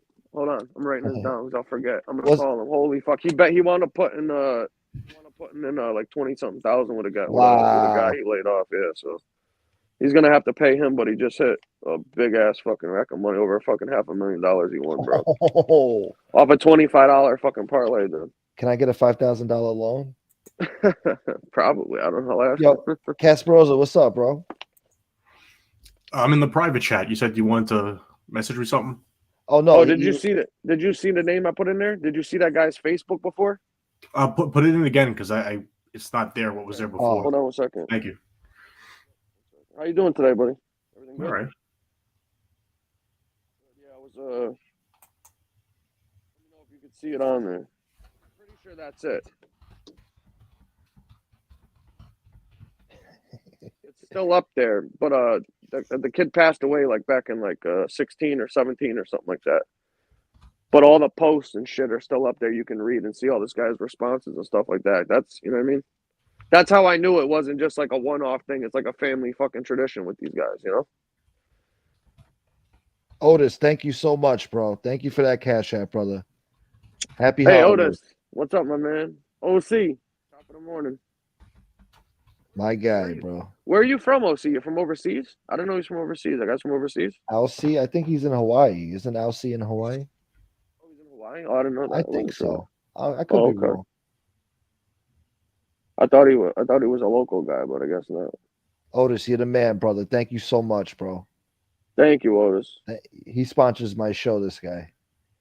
I like Otis, man. Yeah. Yeah, he did have that. Kasparoza, he did have that too, and a bunch of other stuff. There's a couple of videos of some crazy shit that was on there too that I saw. You got to really go through it. What was the 25? My boy, so my buddy hit a $25 parlay. He took I think it was a 10-teamer, but it was all long shots on the money line, and it was like a $500,000, something fucking insane. It was like 550,000, something like that. Damn. Was that? Oh, was you're that, in Mass. You're in Mass too. Oh, okay. What's up, guys? Hello? Yep. Yeah, we can hear you. All right. No, was that that was the real Mobster Chronicles before? Yes. I don't listen to Angel's show like that, and that's not a slight against her. I just there's only so much time in the day. But I had turned it on just randomly because I saw it in my feed. She's gonna go after this guy. And I was like, this is funny. Let me turn this on. And it was she was saying something on there. Mobster Chronicles was in there saying that he has proof that someone is a cooperator, paperwork. I don't want to mention the guy's name here, but she was saying, "Oh, isn't that funny? You know, this investigative journalist alluding to me. Oh, he looked into that, and isn't that strange? He said he wasn't a cooperator, and now he is. Oh, like discrediting me. Like, oh, you're covering for rats or whatever." That's not what I said. What I said was, I looked at this guy had a state case and a federal case, and I forget which one it was that I looked at the paperwork, and I said, no, I didn't see anything in there. I didn't see the other one. I don't know what else is out there, but in what I saw, I didn't see that. And actually what I saw was the opposite. The judge telling him, oh, you carjacked this woman, but you won't give me a name, so I can't knock time off. It was something like that. I got to pull up the transcript, the sentencing, and because I think what it said was he gave like the cops like a fake name, like Snake Eyes or something, some shit like that, whatever. No, I don't remember. Yeah, I I say get it, Snake Eyes because a friend of mine actually, when we were teenagers, got arrested. That's what he told the cop. Yeah, I got the weed from Snake Eyes, but he was 109th precinct. But that's what it was. And actually, I checked my records just now, and I tried to get the sentencing transcript from the other hearing in 2021. For what reason, I don't remember. I'd have to think about it. But they wouldn't give it to me. They said, no, it's over 15 years old. We don't have the records. It's from 2004. We don't have it anymore. Or the clerk didn't have the notes or whatever it was. So yeah, you'd have to go to the. You'd have to I'm go not to saying the she main... lied about me, but she misrepresented what I said on that one. You know, Yeah. like no, I wouldn't. Well, you. What do you think I am? Like you looked into his case because you sure he had a federal case? I'm talking about Gunnar Lindblom is what I'm talking about. I'll say it because Mobster Chronicles wasn't here saying it. When I looked into his case, there was a state case and a federal case, and the one I looked, I don't remember which one it was that I had the transcript from, but no, there was nothing in there that I saw, but there was another case that I didn't see, but no, I stand by that. I didn't see anything about that. You know, if somebody else saw that, I don't know, but I didn't see it. Are you sure that he had a federal case? Because I got into so before Mobster Chronicles did that thing where he broke everything down on those videos on his page or whatever. Yeah. I had gotten into an argument with this bozo when he did the Vlad TV interview and called him a fraud, and he fucking was responding like he does in all of his comments. And I was asking him about his case, and I says, dude, how did you only do state time when you have fucking bank robberies, multiple bank robberies on your jacket? And he gave me some half bullshit answer and was like, oh, go talk to Scott Bernstein, because I was like, your story don't make no fucking sense. I'm like, you're telling me you were with organized crime, but then you're admitting that you were a heroin addict and you were doing all these fucking things, but it just seemed like you were some lone wolf off the fucking rails doing shit for drugs, which he later admits that that's what the guy was doing. But then when he went to prison, he said he did 13 years for bank robberies and all this, but you do a bank robbery, you're getting fed time. I don't remember the specifics of his case, so it's hard for me to really answer that accurately, because I'd just be, I could be saying something that's inaccurate, and I don't want to do that, especially not with something like this. Right. I believe, I could be wrong, but I believe there was a state case and a federal case, and maybe they ran concurrent. I don't know, but I just remember specifically there were two different ones, and I had the sentencing transcript to one, and I just checked. I tried to get it from the other one from 2004, and the clerk. He told me he never had no federal case, and all his charges were state, and that he did I think he did 12 or 13 years in the state. And that's why I called him out, because I'm like, how did you not do no fed time when you got multiple fucking bank robberies? And he said that I think they hit him with it could have been that they were concurrent in some way. But I'd just be guessing, I don't. That's not fair to do that to the guy. Yeah, but the feds, this though, the feds would take the shit over to state. They'd supersede them, and you do fed time, not state. If you ran concurrent, they'd make you do the time for them over to state, wouldn't they? I'm looking at my my emails right now, and on June 14th, 2021, yep. I emailed the who I believe was the court reporter. I don't know if I have the details here in front of me. Trying to get the sentencing transcript, which I believed was on May 4th, 2004, in front of Judge Caretti, Caretti, and the case was from 2003. And I was told I am no longer transcribing any court proceedings. I'm fully retired at this time. And they gave me, and then the lady said 2004 is over 15 years ago. All notes records are destroyed after 15 years. And then there was somebody else who said the same thing. I have to look them. Hold on a second. Another reporter here, or clerk. I don't know who this is. I have to go to like the official like record center. No, this is the lady who forwarded it to me. She forwarded it to me to the court reporter, and this is what she said. The other lady, it is confusing. Actually, now that I think about it, 2004 was more than 15 years ago. We're only required to keep our notes 15 years, unless for some reason she has her notes or the transcript has previously been done. You won't be able to get this transcript. I'll check with her and get back with you. So yeah, I looked into it, but but the other sentencing note that I did have, and yeah, there was nothing in there about him being a cooperator, unless I'm remembering it totally wrong, which I don't think I am. I'm not. I just wanted to clear up one thing too. I'm not saying he's a cooperator. I'm just saying I thought his story was bullshit because he got charged with multiple bank robberies but never did federal time. That's what I was asking him about when just to clarify in case somebody's trying to start some shit. You know what I mean? Yeah, no, I honestly just don't remember the details of it. It's just I have to go pull up the transfer. I have to find it in my my files. But no, she was basically saying on her show, like, and I'm not even calling her a liar. Maybe she's just remembering it totally wrong. But in the way she said it, it's like discrediting me. Oh, he's defending rats now. He covered for the, it was like in that context, and I was just like, what are you talking about? But I don't understand why it matters. Like you're a journalist, you're a regular person, you work, you have a job, but whatever you do, what does it matter whether who you talk to or what you do? Why does that? I don't understand what the fucking big thing is. You know what I mean? It didn't matter when I was on the team and I got information about certain things that were useful. It didn't matter then. Now it matters. Right. It didn't matter then. Of course, because they want to have something they can use against you now. But when when you had to look up stuff for other people, guess what? You're gonna have to talk to other cooperators, get information about people. So it was okay as long as it fit their needs. What? But then when it doesn't, they use it against you. When I was on a show with FBS and someone else whose name I don't want to mention because I just don't feel like giving the guy attention. This is I want to say back in May, right? And I called into the guy's show. And I was having like reservations. Like I was just like, why am I even going on here? Why didn't I even agree to this? And Angel got mad at me, and somebody else over there got mad at me for, why is he going on there? Don't you remember, what he said about this and this and this? But it was like a couple of hours before. I was like, no, I don't want to cancel at the last minute. You know what I mean? Let me just go on there.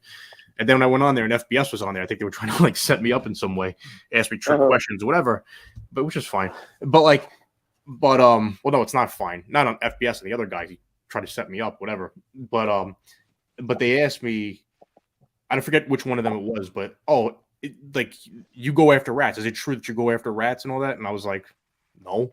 And I kind of stumped them because I think they were expecting me to say that. I was like, no, you got it wrong about me. It's not my deal. I don't sit around all day going after rats like a weirdo. It's like it's and I said, yeah, it was just one really. It was A-Light, but to me that's corny to sit around all day. Now, if you're doing something like the Innocence Project and you're doing real investigations, people were wrongly convicted, perjured against, that's a whole different thing. You know what I mean? But people I agree. Around all day just going after cooperators online. I don't even really like to use the word rats because I call A-Light a rat because he's because there's so much I know about him that it's not out in the public from just shit that I learned over the years or whatever. It's like, and he's like as big of a scumbag as you'll ever meet in your life. He's the bottom of the barrel. You know what I mean? But I don't even really like to call these guys rats because it comes off like a wannabe street guy almost. You know what I mean? It's like, and the people that scream rat, rat, rat, rat, rat, they're usually somebody who become a cooperator. I'm like self-conscious to even use that word like that because I feel like it just comes off the wrong way. It's like, so. I know. I agree with you completely. I find it ridiculous, especially when you don't feel comfortable when I say stuff about certain. So don't worry, I'm not going to do that while you're on here. So. But just certain people on here that do that never were in the streets, never did anything around here, judging other people for decisions that they made when they've never even been in these people's shoes. That shit is just like, it's infuriating. You know what I mean? I could only feel for how these guys feel because none of these guys probably wanted to do what they did. They struggle with it to this day, as we've seen from a lot of them. You know what I mean? It's not an easy thing to do, There are numerous cooperators that I've interviewed in the last 8 years almost since it all started. And I won't say with all of them, but there was a common thread there that like I think a lot of guys wish I wish I had done something different with my life, or I wish you could like look, take Mikey Scars, you could see the pain in that guy's face. I wish I just done the time, whatever. You know what I mean? Like you could see it like with some of these guys. It's like, and I'm not it's like some people may look at it like, you know what, it's a fresh start, and maybe some guys feel like they sold their soul in a way. I can't. People can only speak for themselves. I can't speak for what's in somebody's heart, Yeah. But I know there was a time in my life when I was a young adult, late teenager, young adult, when I was getting into trouble, and it was, I got into some trouble. I'll just put it like that. It was whatever. I did some dumb shit. I wish I had some guidance, but I didn't, so I did, and I wasn't smart enough to seek out the proper guidance, and I got guidance from the wrong people, and I take responsibility. I got into some trouble, And I realized, like, you know what? If I don't cut my shit right now, one of two things is going to happen. I'm going to be in a room with the cops, and they're going to say, "Tell us about your friends, or go do 20 years." And I didn't want to do either one. I don't want to do either one. So I was just, let me cut my shit now. Smart. And no, I was dumb to even put myself in the position I was in. But I was like, let me stop my shit now and graduate from college or whatever. Some people don't have the foresight to do that, though. And here, here's the other thing too. No, but I don't really want to talk about it because it's one day I'll speak about it. But for me to speak about it, I can put a spotlight on people that I'd rather not, and that don't deserve it. And it's, I believe in people taking responsibility for themselves, for your actions and not pointing the finger or whatever. However, I support anybody that is going to steer kids away from the streets by just telling the truth. Really, it just, because it's like anybody that like manipulates kids to basically ruin their lives and to not just destroy their life. If you go do 5-10 years, whatever it is, 1 year, your mother, your father, they're up at night wondering. They can't call you. They don't know what you're doing in there. They don't know if you're okay, if you're getting jumped or robbed or you're about to stab somebody. And it's not just you; it's your family that's they do the time with you. And I support anybody that in that,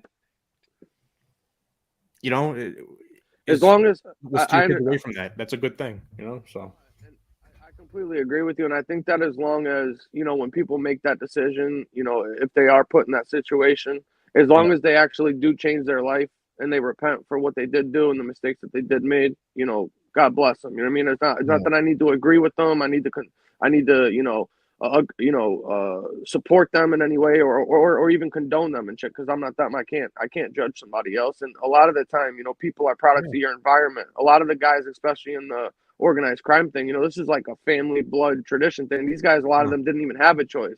And it wasn't until they wound up in that position where they were facing, 50 years or a life sentence that they actually, for the first time in their life, had a decision and a choice that they could make that was their own. And they said, you know what? I wish that this never was, but I feel like I don't even know how I got here right now, and maybe that was the only opportunity they ever had in their life to make a decision for themselves. You know what I mean? It's one thing if somebody says, and this could apply to a number of different careers or life paths, whatever. It's one thing if somebody says, yeah, this is what I did. I flipped, I cooperated, whatever, right? And this is what happened, and all right, and they're telling the truth. It's another thing when people say, well, this guy did that to me, and this guy did that to me, but that's not really the reason why. It's like, no, I just didn't want to do the time or whatever. Now, I'm sure there are cooperators. Their justification for cooperating was, well, this guy fucked me over first, so why should I be loyal to him? I want to go do time for him. But there's a difference in doing that and pointing the finger at people who didn't fuck you over, if that makes any sense. You know what I mean? Because it's like, it's if you're hurting people that were loyal to you or that helped you when you were like, I'll put it like this. I have a friend. His father died doing life, whatever. And I asked him, he was a young guy. He went away, did, 20 something years. He died in prison. And I asked him, I said, how come you didn't cooperate? Like, did you ever think about it or anything? And he said, without getting to the details, he said, I couldn't do that because how am I going to testify against guys who helped me, who gave me money to start a business when I had nothing, who loaned me money when I was going to get evicted? It is what it is. This is what happened, and here I am. I just couldn't do that. And I respected that. It always stayed with me, what he said to me, because, Yeah, I mean, it makes sense. Yeah, but it is, everybody. I don't like to generalize with people, like cops. Like when people say, "Oh, cops are bad," or all feds are bad, or whatever. No, I'm sure there are plenty of good FBI agents, and I'm sure there are plenty of fucking scumbag ones. Yeah, it's a human thing. Yeah, and that's probably with any group of people on YouTube. There are probably plenty of decent YouTubers and plenty of fucking scumbags. Definitely, absolutely, that applies to probably any section of life in humanity. It's my opinion. So. Yeah, everybody's different and every situation's different. And like you said, there might be some common, themes you see or behaviors or patterns or whatever, but that's still a general thing, and it doesn't apply to every single person in that situation. And to do that, in my opinion, without knowing the people and knowing the totality of the circumstances or whatever it is, then you shouldn't be the one to sit there, be judge, jury, and executioner, because they have to deal with that in their lives. You know what I mean? If I'm working in a journalistic capacity or a creative writer, and I'm talking to somebody, I just want to, get a better insight into things. it's not my place to sit there and judge them or to be a fucking dickhead to them or whatever, or judgmental or pretentious. Because one, Right. they're not going to talk to me. Two, if they do talk to me, they're probably going to lie to me or mislead me on purpose or whatever. Three, it just, I don't really care. You gotta be unbiased, you know? Yeah, it's like if you want to get the truth, you gotta be respectful, you know? So it's, you know, if somebody had hurt somebody close to me, I might look at it a little different, you know? It's, but you know, there's, if somebody's being on, like, all right, in John Jr.'s book, right? I believe, I might be misquoting this, but I believe there's a story in there where he said all these guys that testified against him, when Frank Fabiano testified against him, you could pull it up. I don't remember exactly what the wording was, but, and I don't want to get it wrong, but I think he had said on the stand, well, why did you cooperate? He said, I wanted to get a plea for 20 years, but they wouldn't give it to me. And I couldn't do the time. And he was like breaking down crying or something on the stand. And John said that he respected that he was honest about it. He didn't go up there and say, oh yeah, well, you know, he robbed me or he stole my girl or whatever. No, that's not what it was. Now, if him stealing your girl or robbing you was the reason and that's your truth, well, then that's your truth. But he respected the guy for just being honest and not going up there and lying, you know? Right. So it's the same, in my opinion, the same thing kind of applies to YouTube in that, or any media form, like a politician who gets caught in some thievery, whatever. Well, just tell the truth. Don't go up there and say, well, I was trying to really help this guy over here by robbing Peter to pay Paul. No, just tell the fucking truth, dude. You know, that's it. So, but you know, hey, you don't have to agree with it, but you can at least respect it. You know what I mean? As long as they're not making up excuses and they own it. What can you say at that point? You know what I mean? Yeah, no. If somebody's telling the truth, they're telling the truth. If they're just lying to you, then it's almost like an insult. Well, dude, you're lying to me. You know? Yeah. But, no, 100%. 100%. How's everything going with the fundraiser and everything? We had a pretty good night that night, huh? I don't want to mention this bozo's name. I've never even spoken to this guy personally, but somebody put up a video falsely accusing me and FBS and I of stealing money and donations and all the like. What? Are you serious, man? I don't even mention the guy's name, please. I didn't want to give the guy attention. But I don't. Clowns. But long story short, so the fundraiser was at 1896, and this is like 2 days ago, something like that, 3 days ago. And I was like, you know what? I put this up for 10 G's. Originally, I was going to put 25,000, but I was like, yeah, I could raise it if I needed to or wanted to, but I don't have time right now before Christmas, or the energy to focus on it. Yeah. But I was just like, you know what? I have other stuff I got to focus on right now. Let me wrap this up. Let me get it to 2 G's and wrap it up then. And I got to focus on my other stuff right now. And then, you know, there'll be other fundraisers and community service initiatives, whatever, down the line.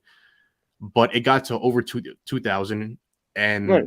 Yesterday in the morning, because now it's like 6:30 in the morning, I emailed the Wounded Warrior, the lady over there that I had corresponded with briefly by email, and I said, you know, this person put up this video falsely accusing me of stuff, whatever. And I was like, you forward this to your legal department. I want to ask them a question about this, whatever, because I know they had filed injunctions against people in the past for making false claims of that nature, and I didn't get a response. Instead, the page was just taken down. Oh, like I looked like later on in the day, I was like, what? It's gone. And so I don't know if they just did it as a preemptive measure because they don't know me. You know, somebody just made these false claims, but they didn't contact me to say, hey, we have as a matter of business, we have to do this.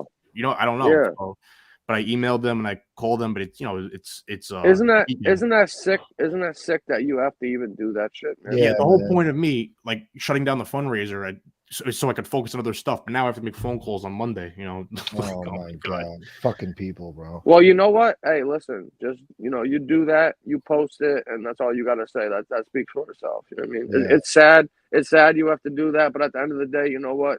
You did a good thing. Your heart was in the right place. You know what you did, and they can fuck off, dude. Because that's $2,000 more than that guy's or whoever the fuck said it has ever done good in their life. I can promise you that right now. You know what I mean? I don't know where every dollar of that money is going, but I want to think that it's maybe there's a vet coming back from the war with PTSD or something, you know, because they said it and they have like their templates of what to say to people in thank you emails or whatever. And I sent them out to everybody except for the last two or three people who donated in the last 2 days.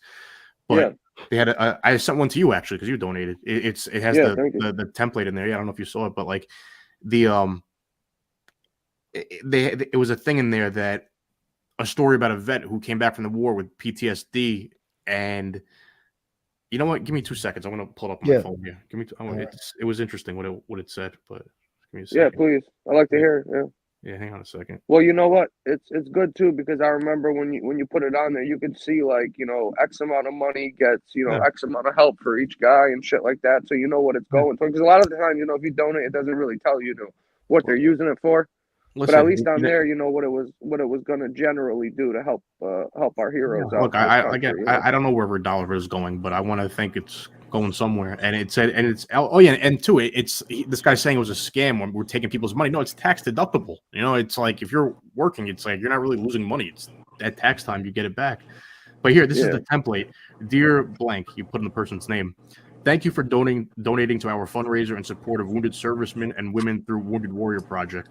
Your gift is helping transform the lives. Your gift is helping transform the lives of America's injured veterans like Nick Bennett. For years after Nick returned from Iraq, his post-traumatic stress disorder wreaked havoc on his life. It destroyed his marriage, and when he felt his kids slipping away, he knew he needed help. As Nick sought treatment for his PTSD, he was introduced to Wounded Warrior Project. WWP was there to listen and champion Nick through his journey to heal his invisible wounds of war. With WWP, Nick was able to connect warrior to warrior with others in his community dealing with similar struggles. Quote, "We healed together," quote, Nick said about his relationship with his daughter. Quote, "If it weren't for WWP, I don't know when I would have healed with my little girl." Quote, "Your donation is bringing families back together and helping warriors heal. Your support means the world to them and to me." You know, so I'd like to think it's going to help somebody reunite with their family. I don't know, but it just definitely no. It's a good organization, and it's good to do stuff like that. I just wanted you can hold your head high. You know what I mean? No, I want to do something positive out of this. You know, because I was straight fucking defamed about in these shows, lies being told about me. I was like, what are you talking about? And I was like, what am I going to go back and forth with people? I was like, or no, I was like, let me do something positive out of this. So, and it worked. I'm glad it did. Yeah, no, me too. I'm glad I can, you know, donate a little bit. Yeah, every year me and my girl do the toast and tots. And, you know, we usually do like 1,000, 1,500. We'll go down to, you know, the local toy store and we'll just fill up a, you know, grocery cart or two and drop it off there and, you know, do that type of stuff. But it makes you feel good, you know what I mean? When you can help out people that need stuff. So, you're doing the right thing, and these people are miserable, man. That's the bottom line. Look, I'm far from perfect, you know. Like, I'm far from perfect, but it just I'm not happy to be defamed about, because that does damage to your reputation, because people believe like this shit. Like tonight, being told, oh yeah, well, he checked into Gunner's thing and he said this. Oh, how strange it is that it's not. Well, now it's not true. Well, first of all, the other guy didn't show you that paperwork yet, right? And I'm not calling him a liar. I'm just saying you didn't even see it yet, what he's talking about. Second of all, you're misrepresenting what I said. I said, no, in the case that I looked at, I didn't see any of that. I actually saw the opposite. There is other stuff. I didn't see it. I don't know what else is out there. I'm just saying what I saw. That's what I saw. I'm not saying I was there every day of his 13 years in prison. I don't know if kites got dropped to the SEALs or not. I have no idea either way. And I'm not accusing him of that. I'm just saying my words were misrepresented. But in a way, I was thinking about it. I'm grateful in a way for this experience, because it's been transformative for me in some ways that I've really thought about the guys from World War II in ways that I never thought about before, because I find that Nazi stuff, people praising them or not being willing to condemn them to be complicit in that stuff, it's like, it's so disrespectful to those kids who went over in the war, who never came home or came back with no legs, no arms. It's disrespectful to their mothers who stood up and crying for them, the sons who lost their teenage fathers. You know what I mean? It's so disrespectful to them. And it angers me when I really think about it. But I'm grateful for this experience in a way, because it's made me be more grateful for those guys from WW2. And, you know, it's something I'm always going to carry with me. Remember what these guys did so we could live in freedom, you know? Yeah. Yeah, absolutely. How could you not? You know what I mean? How could you not? You know? Absolutely. It's sick that there's still people that in this world exist like that. You know what I mean? To be honest with you, it's fucking repulsive, man. It truly is. It's sad. I think I may have brought it up when we did the fundraiser on FBS's show. I don't remember, but I brought it up somewhere recently, that what I just said to you was what I was thinking, you know, when I wrote that letter. It just but like how disrespectful it was to these kids. I was thinking about it back in May, whatever. When I told you guys I watched Band of Brothers, it really made me angry when I thought about it. But Jake Tapper on CNN, a week ago, 2 weeks ago, he had a video. There's a video on the CNN YouTube page where he's saying like people that are afraid to condemn Nazis. Like, what are you afraid of? You know, like who are you placating? You know, who are you pandering to that you don't want to? That you're going to be complicit and not denounce these people. And he put up a picture of his uncle who was in, I want to say, the Canadian Air Force, and he got shot down or something. And he's like, yo, this is my great uncle or my uncle or whatever he said.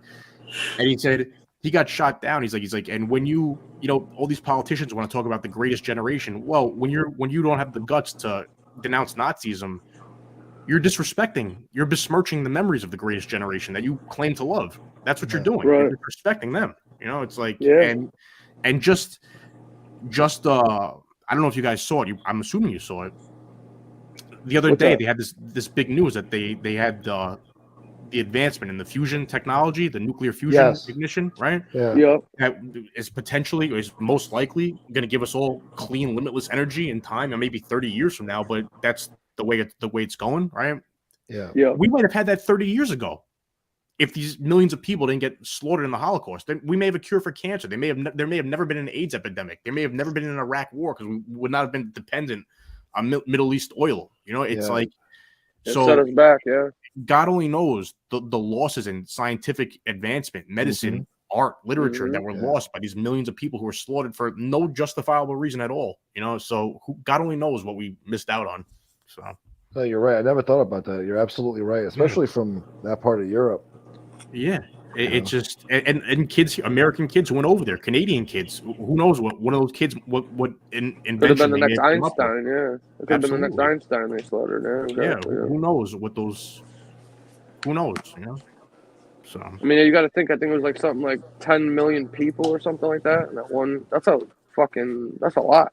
You know, I don't have the figures in front of me, but yeah, it was. I think they say 6 million Jews approximately died in the Holocaust, but altogether it was like 40 million, 50 million, including civilians and combatants. Yeah, I mean they had. That's insane, man. Wow, you know what I mean? Think about that. That's insane. I don't know what the number. I was under the impression it was closer to 20 million, but it may be. I have no idea what it was. I've been watching this shit lately, the World War II documentaries and stuff. So yeah, it's close to 50 Gunsmoke's pretty million. good. Yeah, he's pretty good at the history stuff. I check off for the history. Yeah. If you didn't see it, dude, I love fucking history.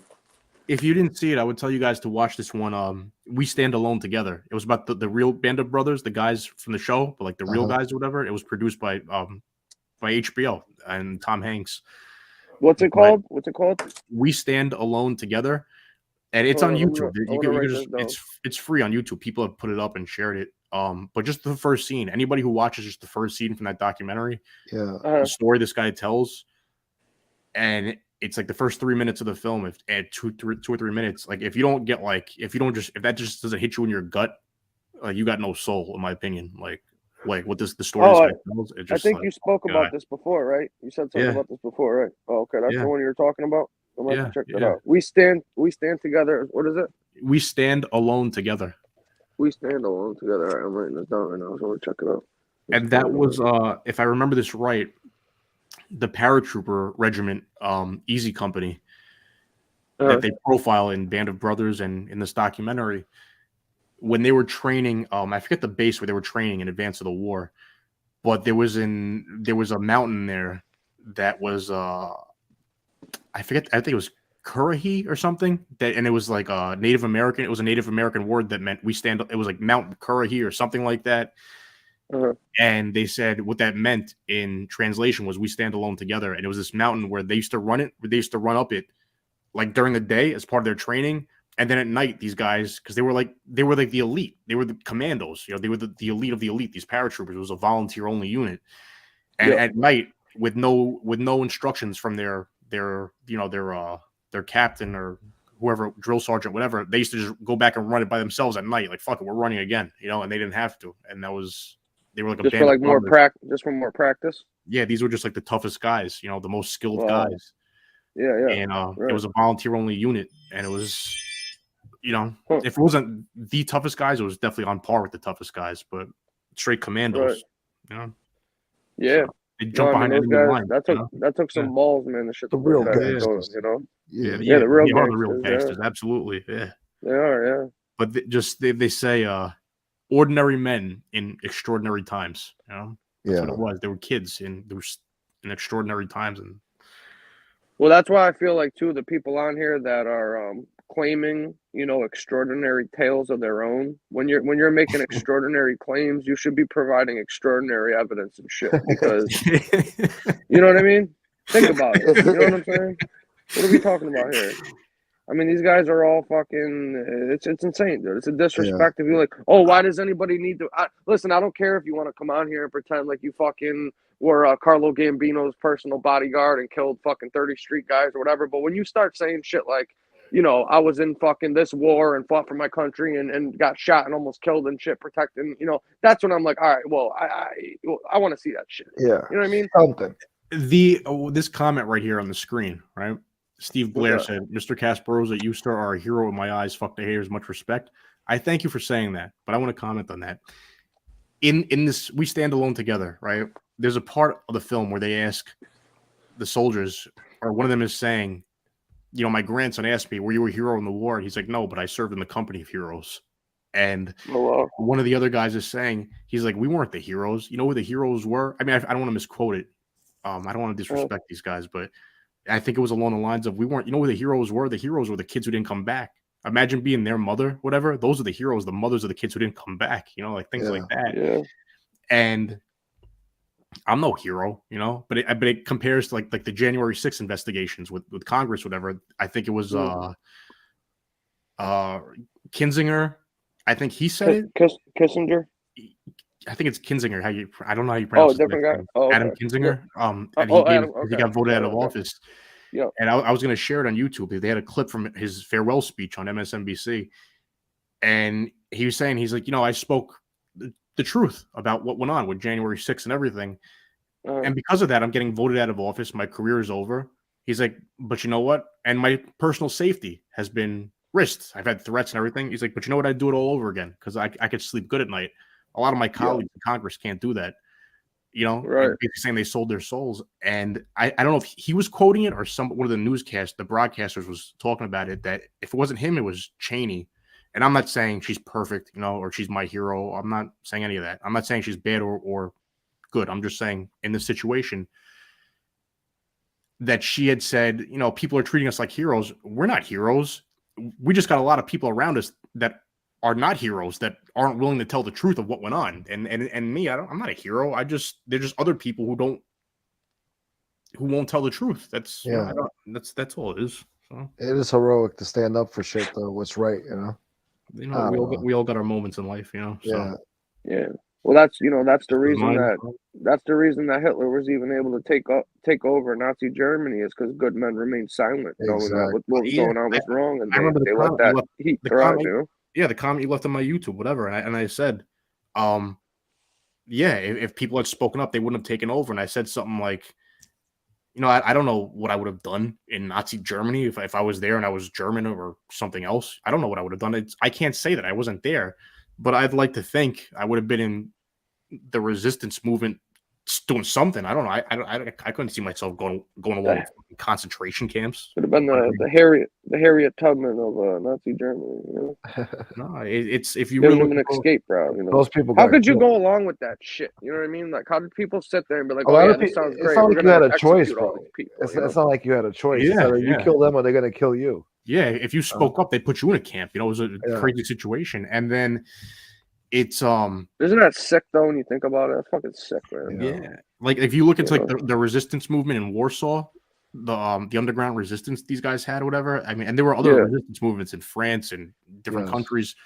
But I was watching a documentary about one of the resistance groups in Warsaw, and they were basically just like, yo, fuck it. We'd rather die in the streets. We're not getting on those trains. We'll die in the streets. Fuck it. You know? Like right. And you know, you say, "Oh, I would have never got on one of those trains to go to the camps, whatever." But I'm sure I'm sure a lot of people would have never got on those trains if they got bamboozled. Yeah, we're gonna move you to a new ghetto. You know, we're gonna give you a ride to a new place, a safe place. They probably told him it was a safe place. You know what I mean? They probably lied to him and said it was safety. You know, the Steven Spielberg, he director of Saving Private Ryan. Oh, it's a great movie, man. That's one of my favorites Phenomenal. right there. That was a phenomenal movie. Yeah, I love that movie. He started a foundation or co-founded it called the Shoah Foundation with USC, University of Southern California. And I might be off the details here, but I think it was after he directed Schindler's List that, you know, he met some of the real Jews that were saved by Oskar Schindler in the war. And I think, if I remember this right, he said that some of them came up to him, or one of them came up to him and said, "Oh, why don't you interview me on camera? You know, tell our stories." And somehow it hit him, and he partnered with USC to start like a database, and they interviewed like tens of thousands of people from the Holocaust to memorialize their story, so the history didn't get lost, and also from other genocides too. But if you go on their YouTube page, they're just like thousands of videos, or their website, thousands of videos of people who survived the Holocaust telling their stories of what happened in Nazi Germany and Poland, wherever. And one of the I watched some of the documentaries. You know, one of the women on there. Oh, sorry. No, just real quick. I'll hold your thought. Yeah, no, you're good. Yep. But one of the women on there said it was just like, you know, there was a misperception that she left in the 30s when she was like 16 in like 1936 or 38 or something. She left with her family. But she said there was a misperception that we couldn't leave. She's like, no, you could leave Germany, but you couldn't take your house with you. You couldn't sell your assets. You know, you had to leave. You couldn't take anything with you. You left broke. Whatever you had stayed there. You know, you couldn't. So it's just like, what do you do? We can leave, but we're going to leave our business. We're going to leave everything we own. Like, what do you do? You know, it's a crazy situation.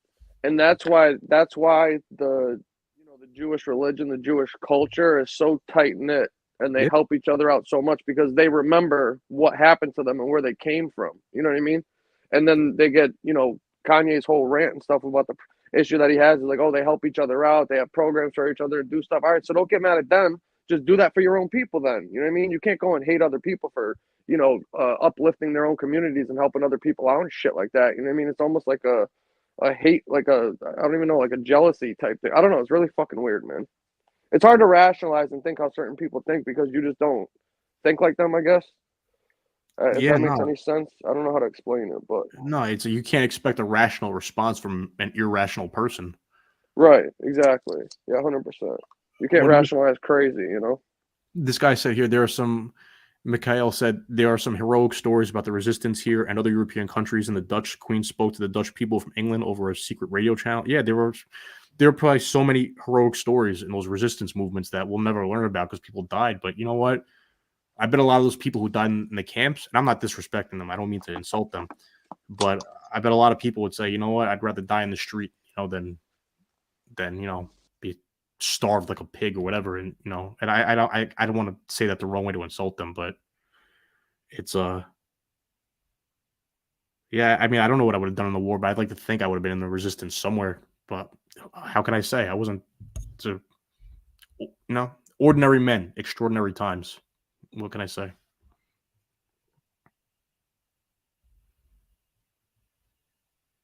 Hello. My fault. I've tried to hit the chat. They got to change the way they put these buttons here because I always do that. I kick myself off here. I hate that shit. Everybody Frank's does back. it. Basta.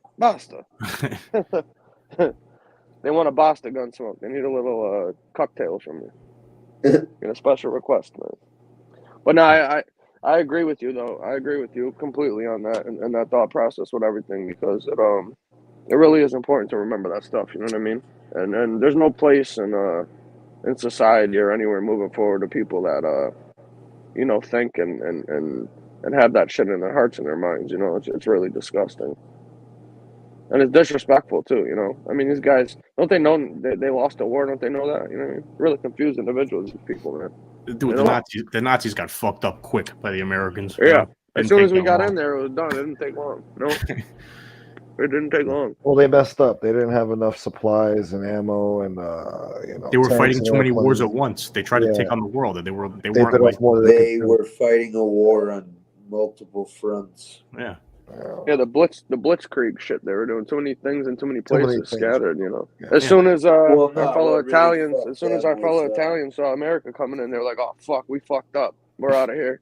Actually, what really fucked them up was Russia and the winter and having that front and the Allied people.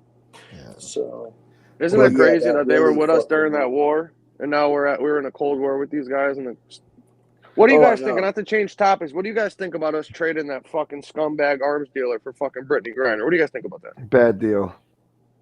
Isn't that crazy? Horrible. I don't know enough about the details to really comment, but on the surface, it doesn't look good. I'll say that. No, not at all. We've always had a policy in this country that we do not negotiate with fucking terrorists. You know what I mean? Yeah. We got really Russia right now. But is that negotiating with terrorists, or is that just bringing an American home? You know? No, it is, because there's other people that are in Russia right now that are accused of espionage and other crimes, you know, quote unquote war crimes, military personnel that we have that are, you know, assets of this country. And in my opinion, you know, Brittany Griner is a person that didn't even want to stand for the national anthem, talk about how shitty the country was, all this stuff. And then she went into Russia knowing what she was doing was illegal, that if she got caught, X, Y, and Z could happen. The minute she gets arrested, she wants to come back and cry about how great America is, so please get me the fuck out of here. And then we go and we give them back the what the fuck did they nickname this guy? The Lord of War.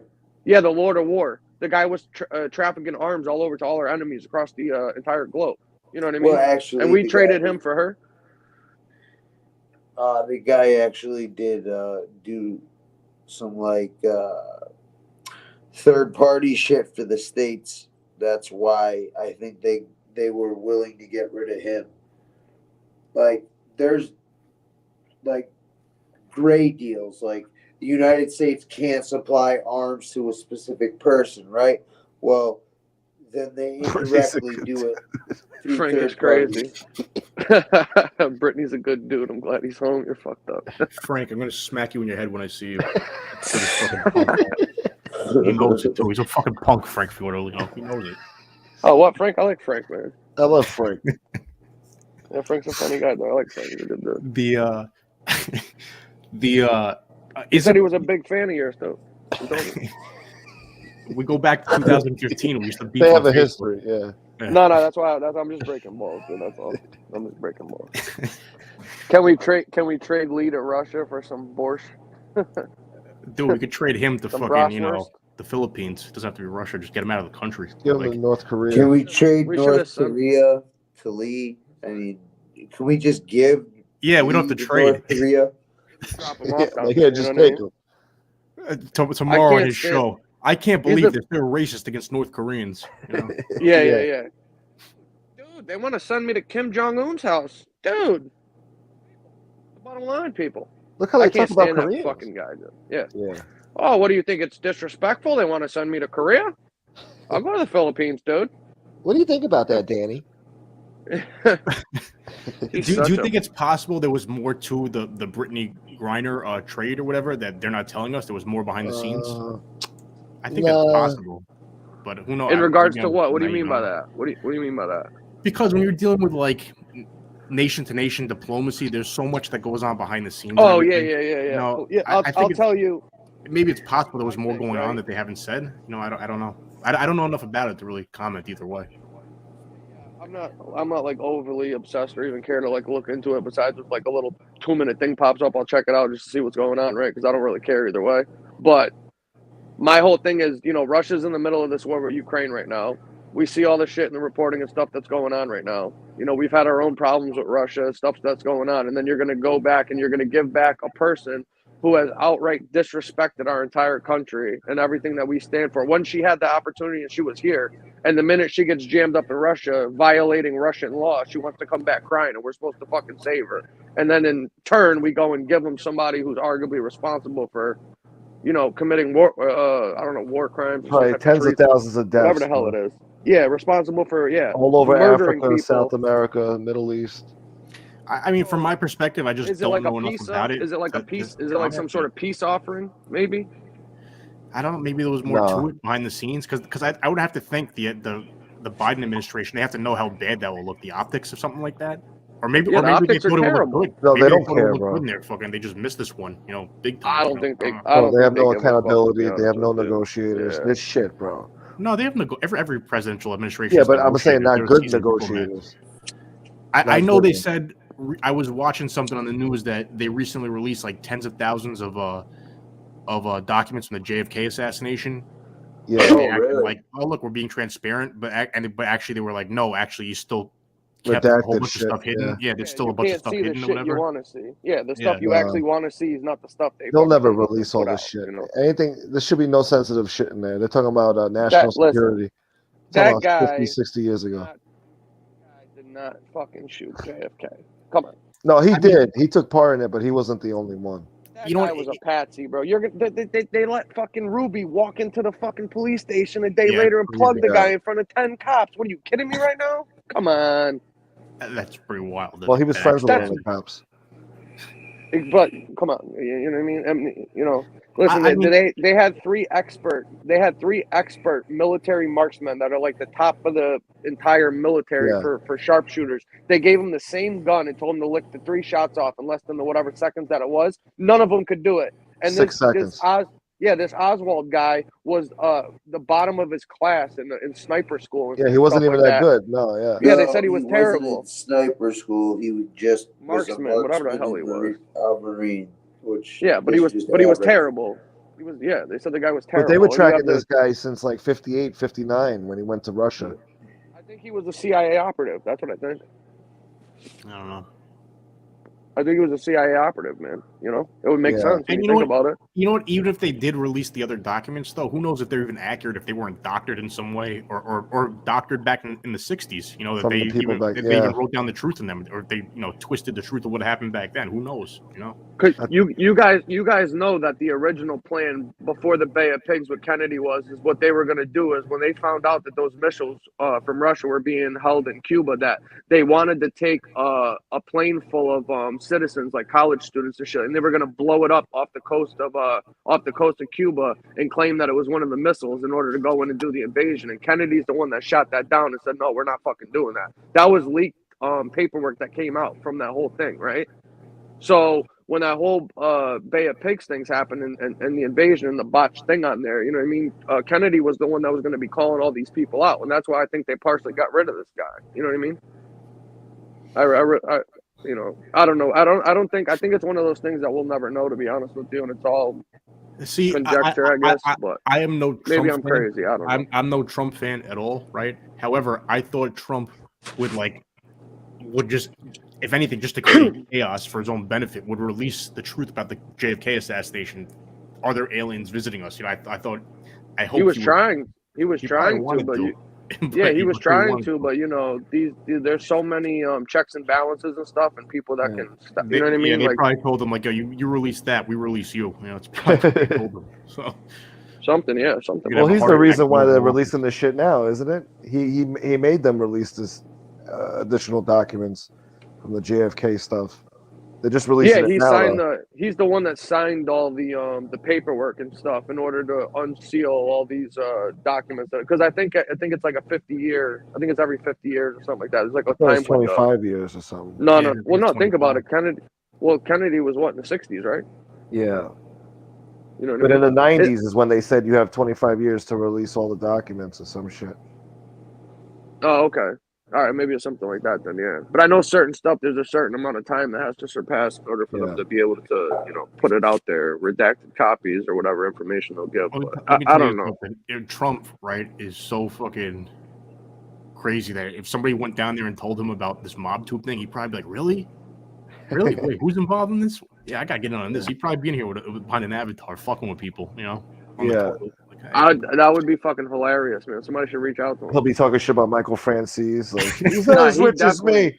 He'd definitely be talking shit about Lee Cole for sure. Oh, yeah. He'd fucking hate that guy. I can see them talking to each other. He'd be calling him a rhino and shit in the chat, just fucking with him. What are you doing, Lee? Oh, dude, thank you for calling, dude. I'm so honored. I think that's totally possible. That if somebody really told him this shit, you played him the right clips or whatever, you know, like the one of Marla threatening to do a drive-by, whatever it was that she said, you know. She said she was going to send some real black ends. Yeah, she's going to send some real black ends to somebody's for that ass. For that ass. Did you see his next rally scouting for like the one black person in the audience? It's got to be her, you know. Should be hard to find. Kasparoza, did you see when she went Magnolia Marcy the other day on Becky? No, I have no idea I don't know what that is. Marla from Magnolia, from the projects. Marla from. Yeah, Magnolia. You know where Little Wayne New Orleans from? Yeah.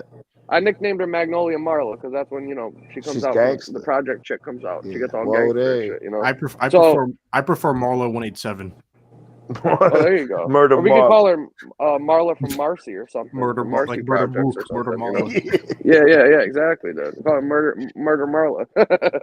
She went 187. Becky O went on there the other night, and if you think the shit she was talking to FBS was crazy, you should have heard her that night. Oh my god. No, I didn't see it. She was next level. I'll put it to you like this: Angel took the show down. It was so crazy. I did see the one where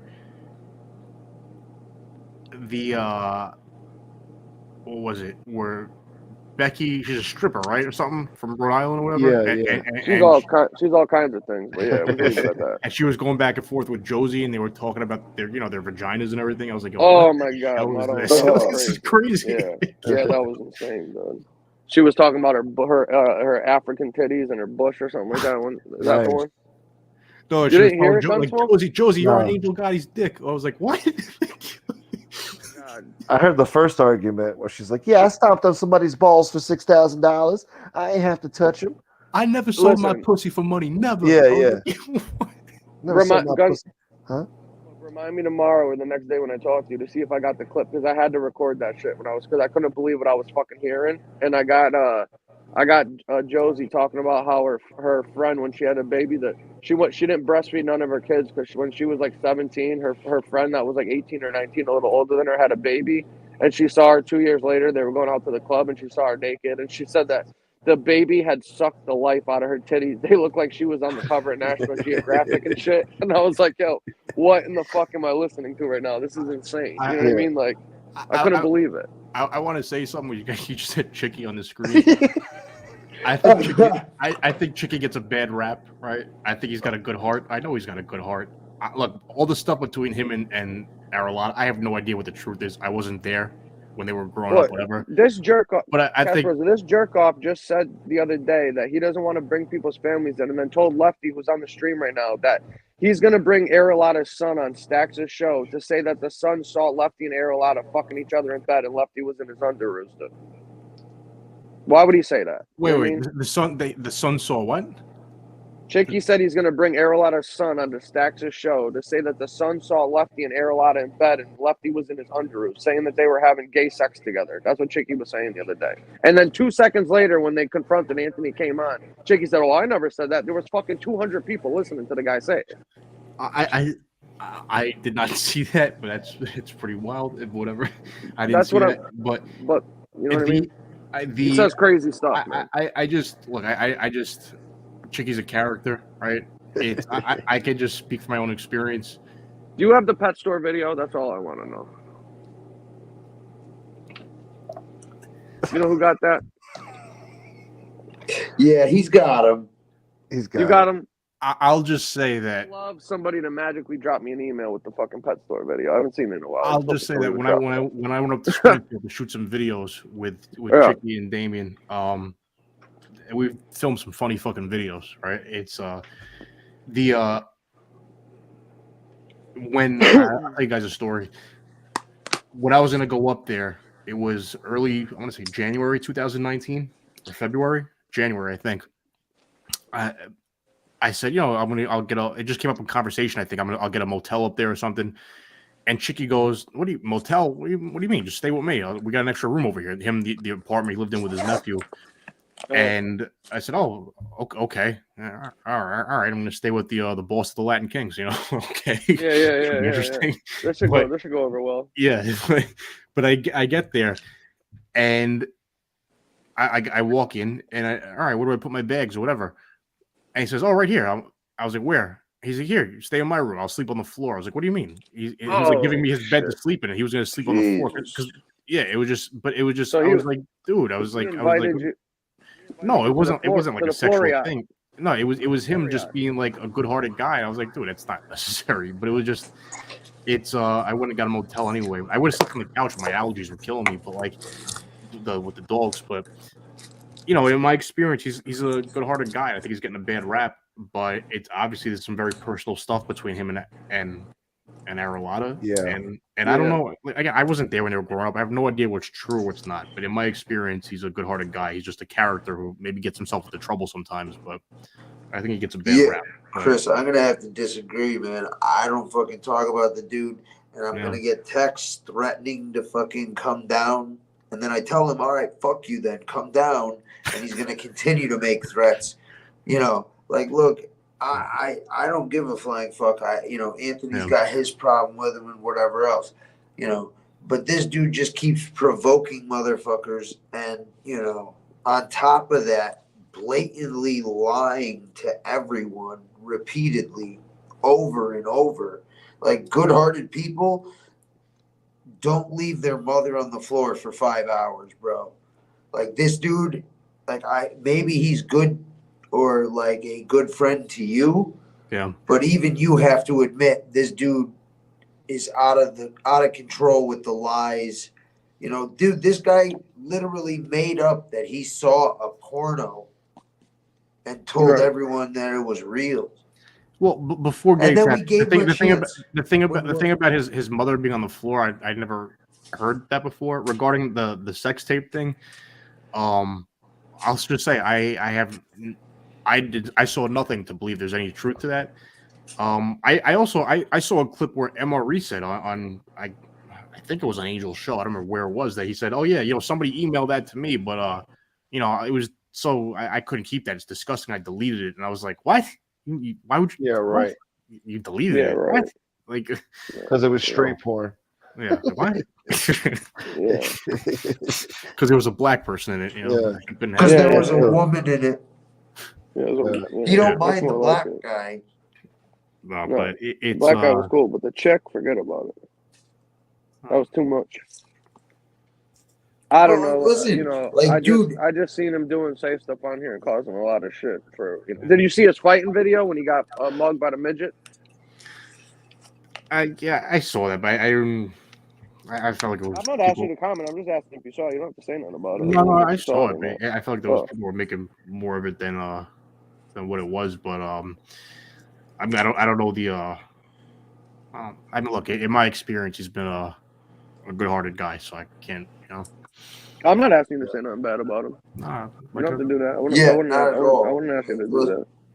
I mean, Chicky's a character, man. It's like he got arrested in that case, right? He gets out. His lawyer gets him out on bail. 2 weeks later, whatever it was.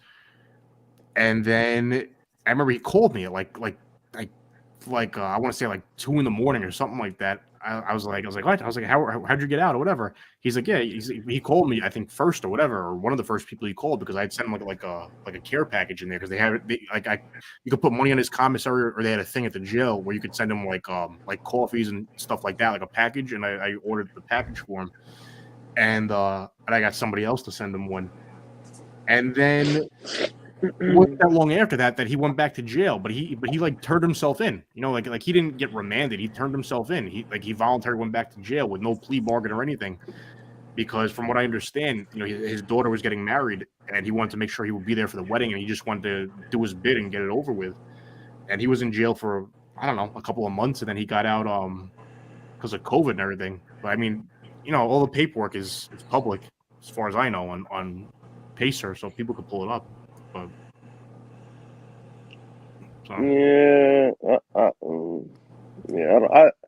I live out there, man, and I know how mass law is, and that you don't get caught with a gun and not the state bring up you and hit you with a possession of a firearm by a felon, and then it's an extra charge with a firearm that's loaded in the state too. You get an additional 2.5 year sentence on top. Keep in mind, he has an organized crime tag on his record.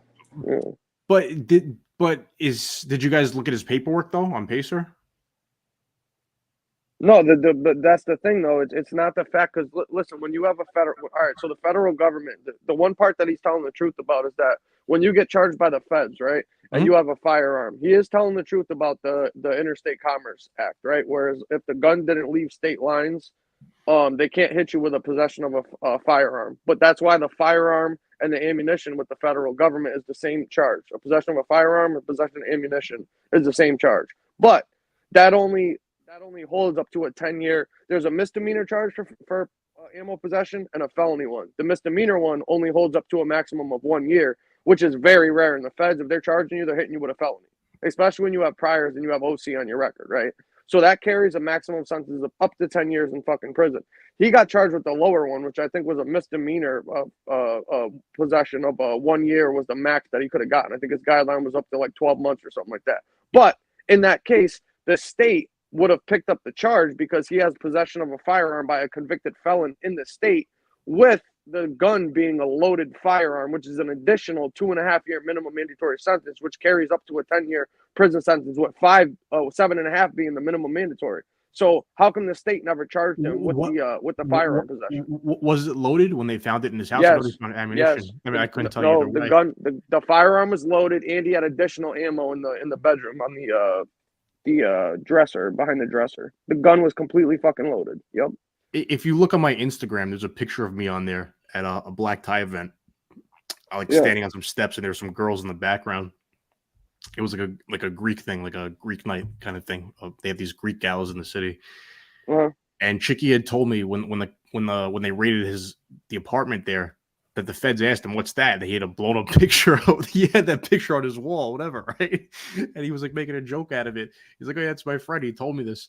And one of the girls in that picture, when I saw her a while later or whatever, I told her, I was like, yeah, because she was from, I don't want to get into it, but I told her, I was like, yeah, a friend of mine up in Massachusetts, he had a picture of us on his wall. And I thought it would be like a joke. And she looked at me like I had 3 heads. Like, why would your friend have a picture of us on his wall? And I was like, all right. Right. But I don't think he actually had it on his wall. I don't know, but he can answer it. But I don't know if it's in the police report somewhere, but that would be funny. The what I can say is that, look, I didn't look at his paperwork, I didn't see it, but I watched when he had his guilty plea hearing, because it was on Zoom, and it came across to me that, like, the judge and the prosecutor, it was like they knew he wasn't really mixed up in anything, and they brought up that, I think the judge brought up that he had like voluntarily sought counseling. He had voluntarily turned himself back into jail, and COVID, all that was going on. He had health issues, so I think all that played a part in his sentence. But all that stuff is on Pacer. You could pull it up, and I would say, yeah. But that's go through that. But what I'm saying is that's the federal case. The thing is that I'm saying is, how come the state never picked up the felon in possession of a firearm charge? Because he would have got a minimum mandatory in the state. Mass has the strictest gun laws in the entire country. You know that, right? No, I'm not. I don't know how they vary from state to state. I was really under the impression probably New York and California have the toughest states, the toughest laws. I couldn't tell you either way. I'm not an expert on that. But what I would say is it's not really something I can comment on without having all the paperwork in front of me. And some of these are more for like an attorney to answer, because a Massachusetts attorney. But I would say, you could, it's not like MRE's case where it's sealed. You know what I mean? So it's just, but it's there. You could pull it up. And as why the state didn't get involved, I can't comment. Well, that's what I was trying to ask him the other day when he was on, but he wouldn't answer. He just kept talking about the federal interstate commerce law, and I kept telling him, I'm like, yeah, I know the law. I went to school for this, man. I know what I'm talking about. I said, how come the state never picked up your case? And he kept bringing up that interstate commerce thing, and I says, dude, the federal law has nothing to do with individual state law. And if that was the case, just like in MRE's case, where the sentencing would have been harsher, or the ATF was involved because the guy had explosive as a domestic terrorist with that label, whatever, the feds would come in and give you a superseding indictment and pick up the fucking case, which is what they did in his case. How come the state never picked up that felon in possession of a firearm charge? That's what I was trying to ask him. No, and that's a legitimate question, but I can't give you a legitimate answer because I haven't looked at the case and all the paperwork. I would have to have it in front of me to really comment on that. Yeah. But it just, in my experience, he's been a good-hearted guy to me and to other people. And, I think maybe he gets himself into trouble sometimes by saying things he shouldn't say, in the heat of the moment. But, and all the stuff between him and Aruleta, I don't know what's true, what's not. I wasn't there. I couldn't tell you either way. I have no clue. Dude, he gets himself into trouble by making things up, and then he lies, and then doubling down on it. He did say on the show that if what he was saying wasn't true, that we could abuse him and we'd have every right to do it. And then he got mad after he didn't produce it, and we abused him. Listen, if somebody said something about my wife, girlfriend, mother, cousin, anybody in a tape, and I especially knew that no, there's zero truth to it, I'd be fucking steaming. I would not be happy, Right. But and that's what our issue was. We asked him, he says, dude, can you just apologize and admit that there was no tape and you never seen it? Oh, I never said that. He doubles down. I never said it. I told you to look at it. No, you didn't. On You said Sofos, you were when I going to produce gave the this tape. dude a chance to, I was like, Chicky, I was like, fine, we can disagree about a bunch of different shit, but can we at least agree? Can you do something decent and say, tell the truth about the tape not existing? And he wouldn't do it. Nope. I mean, come on, man. Just say, you know what? I was mad. I was, trying to hope that, FBS wouldn't have Anthony on his show because, I'm fighting with him. It's between us, can you stay out of it? Why would you have to go there and do that? Yeah, come on, yeah, bro. and I'm not making up a defense for talking about a guy's wife. You know what I mean? Yeah. There's no defense for that. Now, at the same time, I've seen lies told in the other direction too, or things that can't be proven. I should say. Well, yeah, people do that all the women. time, and there's no excuse for any of it. There's no defense for any of it. But what I would say, all I will say if is, you're, can I just say one thing? Can I say one thing, Ken? Yeah, of course. I just wanted to say, I don't mean to interrupt you. I want you to finish too. I just wanted to say the one thing, because I know you're referencing the thing with the potential paperwork, the lawsuit thing that he got. But FBS did say and did qualify that this is a story that he heard from 2 or 3 people that know her, and it's his opinion that it's probably true. He never said, I have a tape of it, and I'll fucking show it to everybody, and I'm going to post it up tomorrow. He said it's an opinion that I heard from multiple people that know them, and I believe that it's probably true. That's a lot different than somebody coming out here saying, I seen the tape, and then going around and trying to blackmail people and threaten people with some shit that damn well is an absolute fucking lie. That's just the way that I see it. Oh, well, I'll play devil's advocate. I'll play devil's advocate. And again, I'm not saying it's okay to say there's a tape and there's no tape, right? I'm not defending that. I'm not defending that at all. But what I'll say is, if Aralata was going on to lie about him, and I'm not saying he did or he didn't. I don't know either way. I have no clue, right? Maybe, it's people. I'll be honest. Everything that Aralata said, I've seen all the fucking videos, the text, the whole nine. Yeah, I'm not saying it's true. I'm not saying it's not true. I'm saying I don't know either way. The stories of them growing up together, I have no idea either way. None. Oh, well, yeah, that's different. I have no idea. Different. I have no idea either way. None. I got you. I understand what you're saying. I know there were some stories that Chicky had told me over the last couple of years that Aralata confirmed. Like he said a story that the day he got made or afterwards, he was at the hospital when Aralata had his kid, and he said Aralata showed him his hand. He had the burn marks, right? And I saw him say that on a podcast. He's like, yeah, he was there. I showed him burn marks on my hand. I was like, oh, Chicky told me that 2 years ago. I guess But regarding the stuff being said about Vicky and Frankie, Angel's son, Vicky wants nothing to do with me after even just being on here, like me saying I don't believe this stuff to be true about her. It's blasphemy regardless because I'm on here talking to you guys, right? She don't want nothing to do with me, and I'm not trying to be her friend. She supports MRE. I don't want nothing to do with that either. Right. But I don't believe those stories to be true about her at all. About her being a whore all over Howard Beach or any of that. Because was I a teenager with her? Did I grow up with her? No. Do I hang out with her like that? No. But I have hung out with her enough times to know she's always been a lady in my presence and around other people. Could somebody have had a promiscuous weekend or a summer? Yeah. And if they did, there's nothing really wrong with it. It's part of growing up.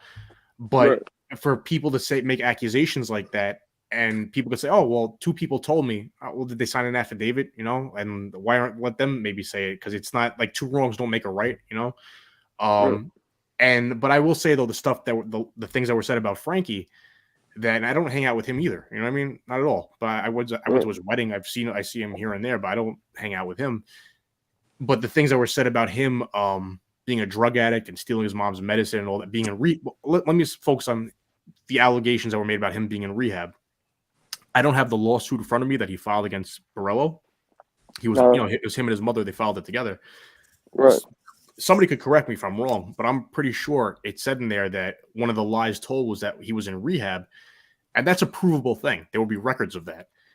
And to my knowledge, there's no record of that because he wasn't there. And well, if it was paid for out of pocket, it wouldn't have gone through insurance. So who would have known but the people that paid for it and them? No, but that would be like perjury, basically filing like a false claim in a court of law. It depends how it was worded, though. It depends how it was worded. Well, yeah, somebody could pull it up, and if I'm wrong, anybody could correct me, please, and I'll say I was wrong. But that's a thing. Honest, so I got to take your word for it. No, but that's the thing. But you could pull it up in the law, so you could actually pull that up. I just don't have it in front of me. But I just don't believe there to be any truth to that at all. Now, I didn't grow up. We weren't teenagers together. I don't know if if he fucking did some blow with his friends over the weekend or something. I have no idea. Either way, it's. But in my experience, he's not that kind of a person. In my experience, knowing him, he's a guy that takes care of his wife and his kids, minds his own business, plays video games, and goes to work. And doesn't. So it's. I don't think it's fair to him that he's been dragged into this whole thing. But there's ugly stuff that's been said in all kinds of directions, and it's, it's not. Do you have the actual affidavit that was filed? The claims that were made. Oh yeah, I have the lawsuit. I'll pull it up. Is that public? Is that public? Yeah, it's a lawsuit. It was filed publicly in court. I was just making because I don't want to ask to send Gunsmoke a thing, so I can just read it just to see what it said exactly. I wouldn't release something private like that. But no, but it's okay. Public. It's a public filing, and I could be wrong in this. I think Borello had said that he started making these claims because maybe I'm wrong. That Angel or Frankie had said about him somewhere on Facebook or somewhere that he got raped in prison, and I never saw that. There was a story that went around behind the scenes, but for somebody to say that publicly, I didn't see anybody say that publicly, and it was also a ridiculous thing to me. Like I think some of us were laughing about it behind the scenes. Where would he get raped? In the witness unit with the leather couches? Where would he have gotten raped? She alluded to it on her show, and when Borello came on the other day, he was making a joke saying, she got me with that when they came to my cell and was taking photos and asking me if this really happened, blah blah blah. So they definitely did do that. They admitted it. He's not a credible source of information, Borello. He's half crazy and he's told a lot of lies. So why was the lawsuit dropped then? I don't know. I have no idea either way. But regarding that story, I mean, look, where did Gene Borello come from? And look, I'm not saying he lied about every story he's told, but he came out of the John A. Light camp, so it's like he went back to John A. Light. What I'm saying though, when I ask you that, say that again. I'm sorry. How would you like me to call you, anyways? I don't, like Chris or Kasparoza or what do you prefer? Chris. Just call me Chris. Chris. Okay, Chris. Yeah. So I'm just saying, in response to them, so they went forward and filed a defamation lawsuit, right? For instance, saying that they defamed me by making these out of his Twitter, Instagram posts or whatever it was, these accounts supposedly, where they were putting up these memes saying they were drug addicts and statements that were made, right? But then that lawsuit doesn't go forward, but then she's going to go and file a subsequent one or a threat of a subsequent one by sending some type of a letter or whatever, right? Correct? Well, it was Vicky that sent the letter, not Angel. It was Vicky. But they were on the same grounds of the same type of statements being made in both lawsuits. Similar defamatory claims they're saying is not true, right? So my question is, if it's that serious that FBS said it, then why did you drop the lawsuit with Gene? Oh, you might have to mute him, Gunsmoke. I don't know if he's sleeping or what. He might be snoozing, bro. It's what it just. Where am I going with this? It's when that lawsuit was filed against Gene, all this other stuff hadn't happened already, and I feel that Angel was 100% right in filing that. I don't think she did anything wrong, because she wasn't out there lying about Gene. Now with this whole crazy mess that's happened since MRE got exposed, I would have to think really is the genesis of all this 100%. is it's so, I was really under the impression that FBS had started a lot of this with them, right? No. But my thinking now is after certain lies have been told about me, my words have been twisted. It makes me go back and rethink. Well, did he start it, or even if he had started it, did other people escalate it? I honestly don't know. That's my honest answer. I don't know because I haven't watched every show. There's 8-hour shows a night, 4-hour shows over here, 2-hour shows. I haven't seen every little thing. But I've seen ugly stuff coming in every direction, and it's No, but my question is, if you're gonna go out of your way to file a lawsuit against Gene, who you said you're up in arms with for calling your son, making the same thing about a rehab, a junkie, the claims about the daughter, etc., blah blah blah. That lawsuit gets dropped, but then you say you're gonna file a subsequent one. You're not on it this time, but your daughter's involved under the same guise, under the same claims, that the same allegations that Gene supposedly made and did are the same ones that this guy's making. So why are you now going after him if you already dropped the previous lawsuit against Gene when you had actual memes being made and stuff that he said on record and admitted to? Then I don't understand why you wouldn't have just gone through with the first one, because you would have just cleared it all up then and there. I can't answer. I can't answer why the lawsuit didn't go through. Only Angel can answer that. I can't answer. That's what I'd be interested in. I'd be interested in hearing the reason why you drop one to potentially file the same one with another person. I have an idea. It sounds personal. I have an idea about certain things, but it's not my place to speak on it. But what I would say, though, is Frankie, he's not mixed up in any of this, and it's not fair for him to have lies told about. He's not involved in any of this, not at all. I think Angel would have a very hard time suing somebody for defamation because, and this is not me. On the show. No, because in a deposition they may ask you, well, you're saying somebody hurt your reputation by saying this about you, but did you hurt your reputation more by platforming a neo-Nazi and saying he's not a Nazi? That's a very legitimate question. And then somebody may bring up, well, you said this about Kasparoza after he wrote that letter. You called him this, you said this and this. Well, can you prove that to be true? Because if I get deposed, I would say no. Like the stuff with Gunnar Lindblom. No, that's not what I said. I didn't say. I said he's definitely not a cooperator. I said, and what I saw, no, I didn't see any evidence of that. I saw evidence of the opposite. Why he hangs out with John Alite and Larry Mazza and those guys, I have no idea why a street guy who did his time would hang out with them. No idea. However, I can't sit here and call him a stool pigeon in his case or whatever, because no, what I saw in the paperwork was the opposite. The judge saying, well, you didn't say who did it. So what do you want me to, it was something along, I'm going to pull it up, but it was something along those lines to the best of my recollection. So all that comes into play, they'll have a field day with that kind of stuff. Now, Vicky, I don't know how much she said or she hasn't said. I know very ugly stuff has been said about her. If Frankie wanted to sue somebody, he probably could, because he's not mixed up in all this, know. It's a whole different thing when you're not involved in this and somebody's saying something about you. But if you're engaged in a back and forth, whole different ball game, because even if the other person started it, a jury may say, a jury may look at it like, even if they think, all right, yeah, they lied about you, but did you escalate it in some way? Me personally, I can't answer that question, because when my words are twisted or I'm accused of saying things I didn't do, saying things I didn't say, it makes me question certain things that I was told. So it's not my place to speak on it, but I just know that I've seen ugly and, in my opinion, completely fictional stuff told in all kinds of directions, and it's ugly all around, and honestly, that's why I'm glad, we were able to come together and do that fundraiser, and when I say we, not just me and FBS, the whole group of people, and I think it was a good thing out of all this. Like, look, $2,000 is a small number in the scheme of life, but that $2,000, I want to think will go to help some veteran somewhere and pay it forward. Definitely. And who knows what difference that, especially these days, may have made in somebody's life and how it got paid forward or will get paid forward. So and I hope more of that comes out of all this ugliness. And it was, I said, it was 2,000 more than it was previous to, what I mean? So. But anything that helps. You know what I mean? And the intention was good. It came from a good place, and people showed support for that. That $2,000 may inspire some other guy on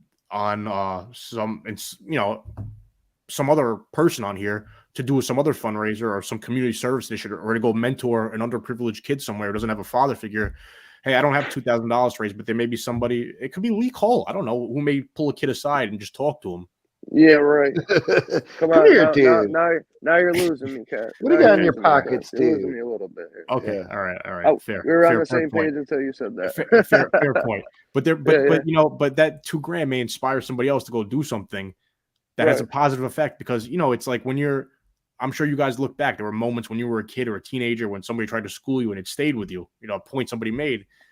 And words can destroy a kid, and they can also build up a kid or educate somebody. And I want to hope that, yeah, $2,000 is nothing in the scheme of life, but maybe it inspires somebody else to do something that is very impactful at some point. And, we'll see. Yeah. No, definitely. Absolutely. 100% agree with you on that. And I'm glad that, like I said before, I told you this before, on the comments there on your video, but, I support you and what you did. I think it took a lot of courage for you to stand up and do that because, it's not something you had to do, and it means a lot. You know what I mean? The people that do recognize that, recognize that for the right reasons, It was something I had to do because it was bothering me. Like when I tell you, like I referenced before, Representative Kinzinger, if I'm pronouncing his name right, like he said he can sleep good at night. I can sleep at night because I said I had to speak from the heart on something. Yeah. And it was bothering me. Like I'm not saying I couldn't sleep, but it was bothering. I was like, this is something like I just, for whatever reason, I got to address this, and I just spoke from the heart. And that's all I can really say. And I can sleep okay knowing that. And absolutely, I'm not sure. I can't sit here and say Representative Kinzinger that I agree with everything he's voted on or not voted on. I don't know who he is as a person. I don't know what's in his heart, but it's probably something similar where, like, you know what? No, I had to speak out on this. This is what I believed in, and it's the right thing to do. I sleep okay because of that. Right, 100%. So where do you think? What do you think happens moving forward here? What do you think here? What's your opinion?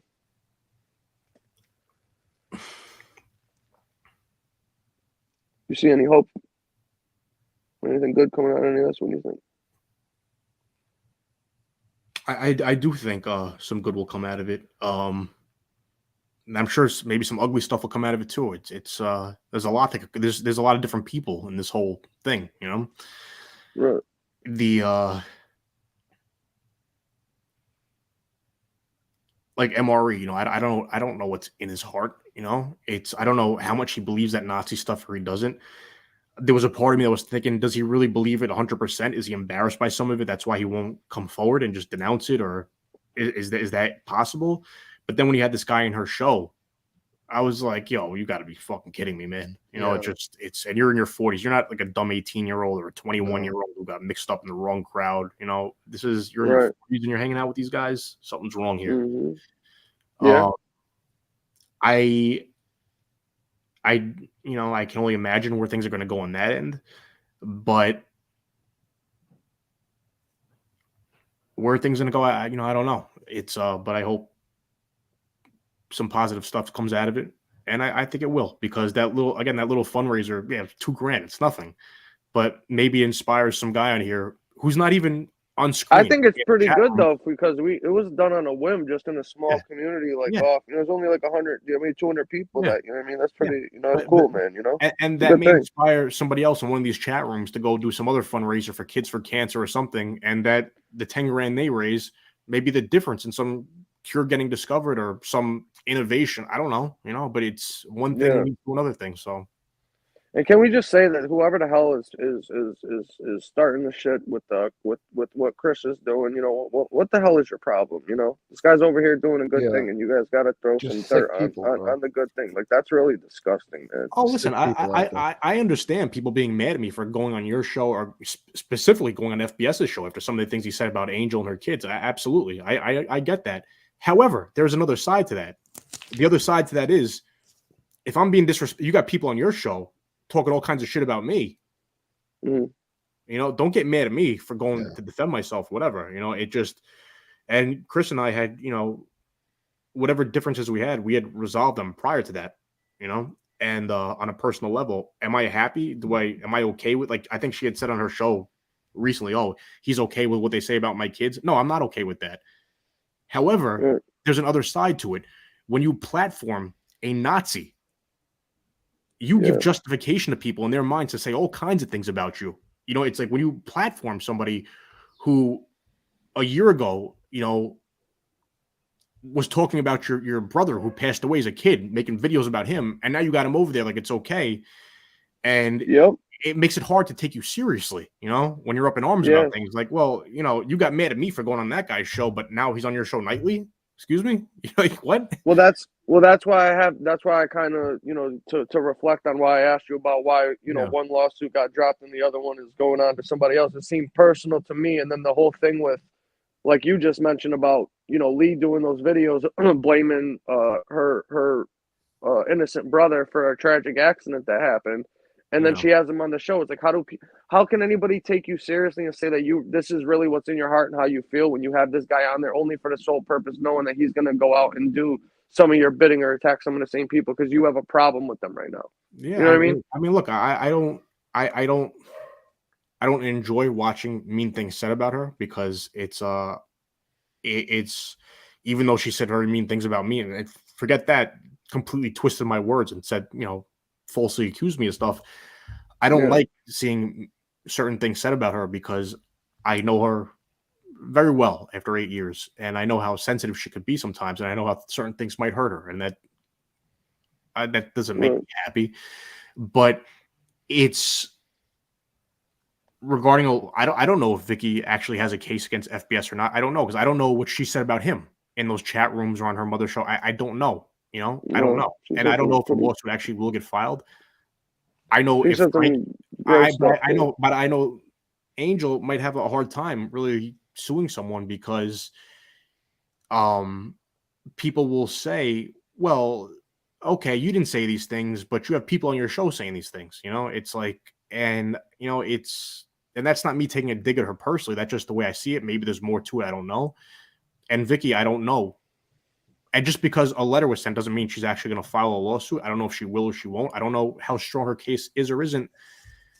See, that's the thing, though. You could have easily said about her, no, but the whole thing is crazy, in every direction. So yeah, you could have easily just taken the same road that FBS wanted to take multiple times now. Just don't talk about me, don't talk about or you could talk about me, just don't talk about my wife or my family and leave it at that. And that's all that had to happen. But it was never ending. Or they would do what you just said and have people on there, doing it and then try to be like, oh, well, I didn't say it. They said it. Like, come on now. No, you can't hide behind that. Like, look, regarding the so-called the peace talks and all these things, I'm not in a position to really comment on it because there's so much that goes on, so many different shows, and I can't say who escalated it this time or that time, or I can't say because I don't know. There's so much to it, and when my words are twisted, it makes me question certain things that I've been told. I am of the belief that FBS started a lot of it. Maybe I'm wrong on that. I don't agree with things. That. I don't believe things that have been said about Vicky to be true. Again, I didn't grow up with her, but I know Frankie's situation is totally different because Frankie's not on these shows. It's a whole different thing for him. But why Angel's lawsuit didn't go forward? I mean, I have an idea in my head, but it's not my place to speak on it. But that's only a question she can really answer. Yeah. But I think she would have a very hard time suing someone for defamation unless, at least somebody on here, if somebody, put up a billboard of her with, naked pictures or something, in Times Square, that's a whole different kind of thing, But something on here, it's, I think she'd have a tough time. Vicky, I don't know. I couldn't tell you because I don't know what she said or she hasn't. But just the name alone, trying to file a lawsuit saying that your character or your name was hurt when your father was, a mob boss is kind of not necessarily. There's another side to that because she's a mother, a grandmother, or whatever, right? Now, when you say I'm a YouTuber and I'm engaged in this whole back and forth, that's different. But somebody's father, being a criminal or whatever, that's not you, that's them. Yeah, but that's not how the public sees it. You know what I mean? No, but the everyday layperson would take but in a court of law, though, I'm talking about. Now they may say you're a public figure, but if the those are more questions really for an attorney to answer because I don't know the ins and outs of defamation law, but it's and at the same time, I'm not okay with people saying things about Shanna with the sex tape because I don't believe it. Look, I saw no proof that it's true, and I don't believe it to be true at all. No, it's not true at all. So I'm not saying that's okay either. So there's ugly stuff all around. So right. But I think that we cleared that. I don't want to keep talking about that. No, I guess we cleared it. No, I'm just saying there's all kinds of I agree. stuff that's been said. So. No, I agree. Hopefully, things will get figured out because nobody needs this shit. You know what I mean? Let's just be honest here. I think shit's gone way too far. You know what I mean? In my opinion, you know what I mean. And I think people need really to believe, take responsibility for the people that they have on their shows and around them doing shit because I really believe, and I think FBS agrees with this, and maybe other people too, that the genesis, the root of all this is that there's a Nazi involved, and that people weren't, all right, you want to platform a wash and wear burglar or some other scumbag or a liar or a fraud or a goof, and there are unsavory people on both sides and on the fringes and flip-floppers back and forth, right? But it's different when you got a Nazi. It's a whole different thing because that's really, what is that? That's like the equivalent. It's like the equivalent of like an Al Qaeda. What's the difference? It's demented ideology. They want to wipe everybody out. It's like, so when you have somebody like that and you're saying no, they're not that, when it's perfectly clear that they are that, that's such a source of tension and disagreement and escalation that it's I feel like if that wasn't involved in this, a lot of this wouldn't be going on, or it would be much more dialed down. It wouldn't. Well, I think personal. I think Maybe the part I'm that wrong, people but... are I think the part that people are forgetting too is that this Nazi is also the cause of the original trolling and the shit with the NB going after Shannon to begin with the channel and all that stuff, and they came out and admitted that, and it was glazed right over like, oh, it never happened, when it was fucking admitted by them that he brought this person to this community specifically to harass and troll and target people to do his dirty work and his bidding. And then this came out on top of it afterwards that just made it even worse. You know what I mean?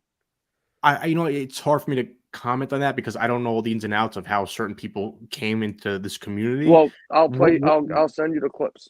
Oh yeah, please, yeah, that's cool. But because I just I was told that he knew the girl over there from prior communities, but I just don't know. Yeah, they've been trolling. That's what I was told. No, she admitted it. She admitted it on Josie's show to Angel while she was on there. And that was right before she got her information leaked out. Which community did she come from? Do you know? Yeah, she was in the Durkee-verse, the Aaron Carter community, and there was another one. What was the name of the bottom? Yeah, that was the 90 Day Fiance. I don't know if MRE was in that one, but he was in the Aaron Carter, the Carter-verse and the Durkee-verse one. What turn did the three of us take wrong in life that we're on here talking about the Carter-verse? Oh no, you kidding me? Wrong?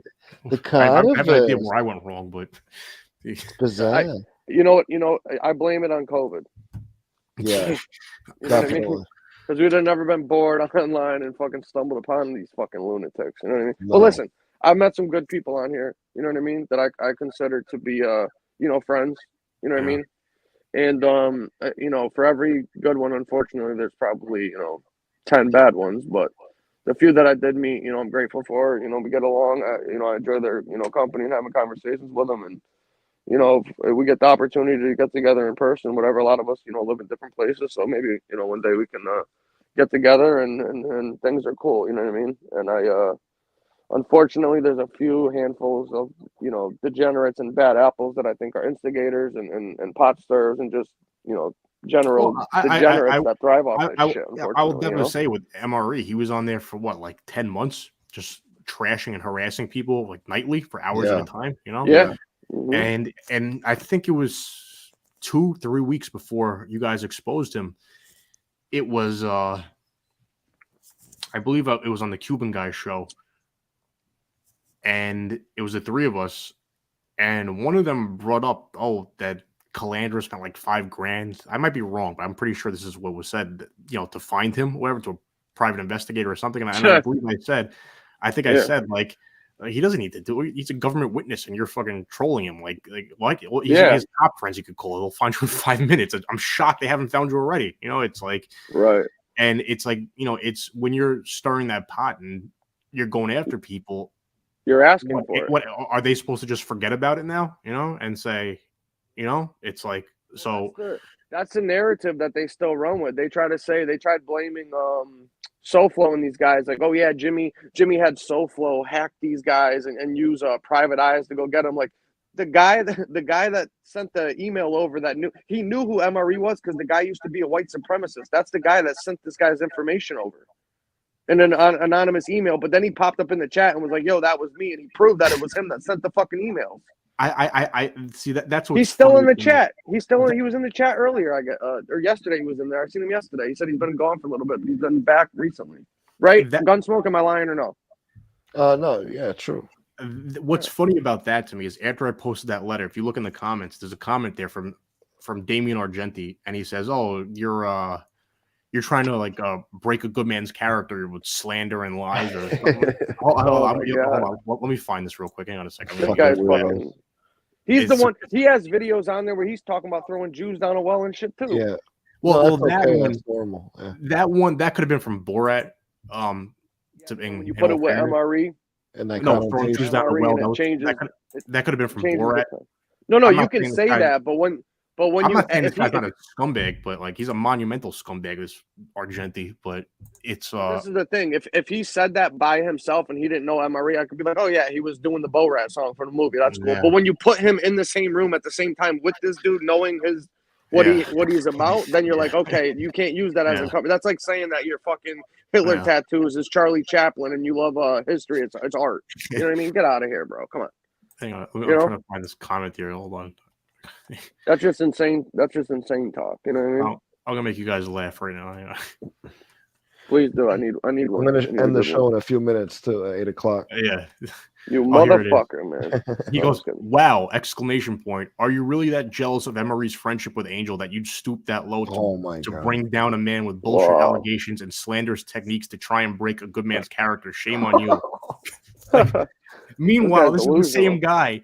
Literally in the video, his video that started this whole thing, Cabal eating Jew. It's his video. Like, what are you talking about, dude? You know, but these people are delusional, bro. And don't forget that Argenti is with MRE at the park when they're talking about how they just met their new German friend and they're all about their Nordic pride, and he's right there with them on the fucking video. Hold on. In the comments, some guy named Anthony said, "You are spot on, Damien. Anyone that doesn't see that's what he's doing is in complete denial." The next person, Jillian Rank, said, "Hey, Damien, do you like your rear end sucked? I hear there is a comment you made. I don't know." This other guy, $100 anals he does with the whores at some strip club or something. Like, but they don't talk nasty about women and stuff like that, you know? Yeah, this other guy, Mob Rats 1, commented in this thing. I have no idea who this guy is, but that's Mob Rats UK is a jerk off. Yeah, these accusations / statements seems more of one person's jealousy of another person's friendship. Without any proof, you're trying to affect another YouTuber's donations / channel with allegations and slander that same YouTuber all over jealousy and attention. Oh, sure. That YouTuber has not one time promoted, nor has he tried to spread hatred towards any ethnic groups. Yeah. Okay. Seeing how that same YouTuber helped you and so many others on YouTube, not one time in a year have we saw or heard him say anything like the accusations you're trying to label him as. Again, seems more like jealousy and attention. Wow. Yeah, and this line right here, that same YouTuber helped you and so many others. You are not helping me. If you're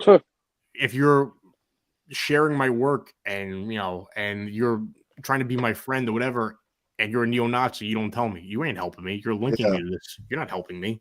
You know? Yeah, he's hurting you. Yeah. It's like by associating with him. Yeah. By supporting your fucking website and the work you did and attaching his thing to it, he's screwing you. Yeah. You know, he's spitting in your face. I mean, I don't know if that's the right wording for it, but I don't know. Disrespect. There's a word. Yeah, it's like insulting my intelligence. If you if you're gonna let me go out there and say, well, maybe he's had a change of heart, whatever, maybe listen, let's give him the chance to disprove the allegations, and you're letting me say that, and meanwhile, less than 4 months before this, you got a live stream out there where you're calling Jews blood-sucking animals, but you're telling me, oh, this is all years ago. Really? Did you notice? Right. Well, did you notice that he always says, can you tell me what I've done on here in the last year to do any of this? So it's like, okay, so just because the guy that I work with, that's my boss, is a great stockbroker and knows finance and makes a ton of money for the company and helps donate to charity in his spare time, not when he's at work or at any work functions. He likes to molest little kids, but he's never molested any kids at work. So that's we shouldn't hold him accountable because he doesn't do any of that to our kids, or anybody that we work with. So we have to let that shit slide. You know what I mean? Like that's basically what they're saying, is that just because he doesn't do it on here, He might do it in his personal life or on other channels, but as long as he doesn't do it while I'm talking to him right here and now, I don't care about all the other degenerate shit that he does off of here. That's what they're saying to us. It's when the Cuban guy called into FBS's show, like trying to get his channel struck or whatever, like dropping the N word and the F word and all that, right? Yep. The white guy, you mean? The white guy? Yeah. When the white guy Dude, dropped the N word, right. That fucking clip that he played was one of the funniest things I've ever heard. Where he's like, "Are you a person of color? I guess I'm white." Like what? I think that I'm like, white. I think so. If you don't want to say the term "person of color," okay, we could talk. Maybe that's just for black people. I don't know. That's a different conversation. But you ain't white, dude. You're not white. No. Isn't there a check mark box on all applications and license that says non-white Hispanic or Hispanic non-white or something like that? Yeah, she was trying to tell me, oh yeah, well, what do you check? You're white. Like, no, I check sometimes Hispanic, and sometimes if there's other or like mixed, I'll check that. I don't always check the same thing, to be quite honest. It's if you're a man too, fathers can only pass their male genes down to a male to produce a boy. All the other genes come from the mother. So whatever your father is what you can say you are. So if your father was Hispanic and black and your mother's white, you can still say I'm black, because if you're a boy anyways, because your father's African American, black, whatever. So him saying that just that shit does. It's so crazy that he would even say something that's stupid. Or that people have it really is stupid. Or that people have such a problem with me saying that. Well, they didn't have a problem with you saying it the first time. When you were on the show, you had said, I'm a person of color when you were still friendly with them. They didn't say a word to you. No. Actually, no, that's not true. It was because when this, I look, I don't remember ever saying that prior to any of this. And I don't. No, you did. The first time that you said something, when you had the conversation with MRE, the first time on Angels, you said, as a person of color. They never said, oh, you're not a person of color, you're white. They never said that to you on that show.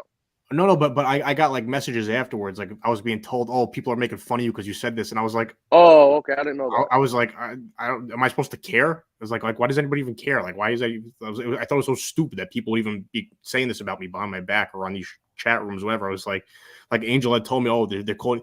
Like she was like trying to. I don't know if she was trying to irritate me or what, but she was like, "Oh yeah, they're calling you a person of color. You sound like an idiot saying that," and I was just like, I don't care. Like what? I don't care. Like what do you even bother? It's not like you said it's not like you said you were an African American. You were black or something. But you know what I mean? It was what the fuck. That was something that I think that may have first came up after that show.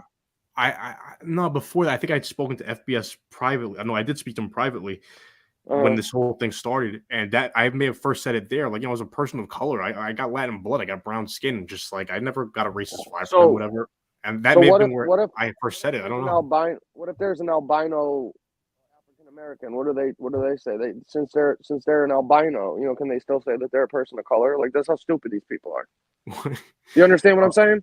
Not really, but like it just sounded funny. If you have two parents, your mother's African American, your father's African American, but you're an albino. You have white skin, you have blue eyes and blonde hair because you're an albino. So are you white? Can you say you're a person of color? They're gonna have a problem with that? Like that's how stupid it sounds to me, Maybe it's just me. Maybe I sound crazy right now. I don't know. Yeah, that does sound a little fucking crazy, but there's probably a better way to word that would make perfect sense. But it might I haven't slept yet, so give me a pass. Yeah, no, I hear you. 8 a.m. But like, you get a pass for sure. No problem. I may need a pass in the next thing I say, But like, all right. I'll give you one next. Yeah, but it just sounded so crazy to me that people have like a problem that's such a big deal. But somebody with a Hitler tattoo is not. Like, what? What are you talking about? Like, well, it's so whatever. I don't know. W for white. But yeah, keep going though. You forgot what you were talking about? I'm looking at some of these comments. I didn't answer any of these comments under this letter, but it's just like there's some crazy shit on here. Oh yeah, people are nuts for sure. Like some of it is just like people speaking honestly. There's some people that ask, "Okay, post the links," which is fair question, right? And then other people just saying, "Here, I support MRE Kitty. They call me Kitty, so I will be unsubbing from everywhere. You definitely now confirmed all my suspicions about you." Oh God! Shut the fuck up! Like what, Kitty? Like what? What is that shit? What is Kitty?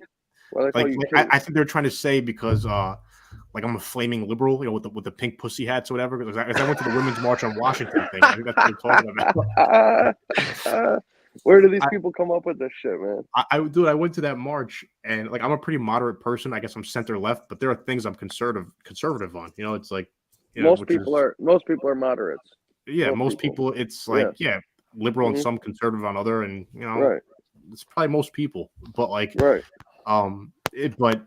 I went to that march, and that was a stupid title for it, the Women's March in Washington, because there were people there for all kinds of reasons. It wasn't just for that, but it was a fun day, man. Like Madonna was singing, and we were like, it wasn't even so much a march because it was so crowded. It was like walking, really.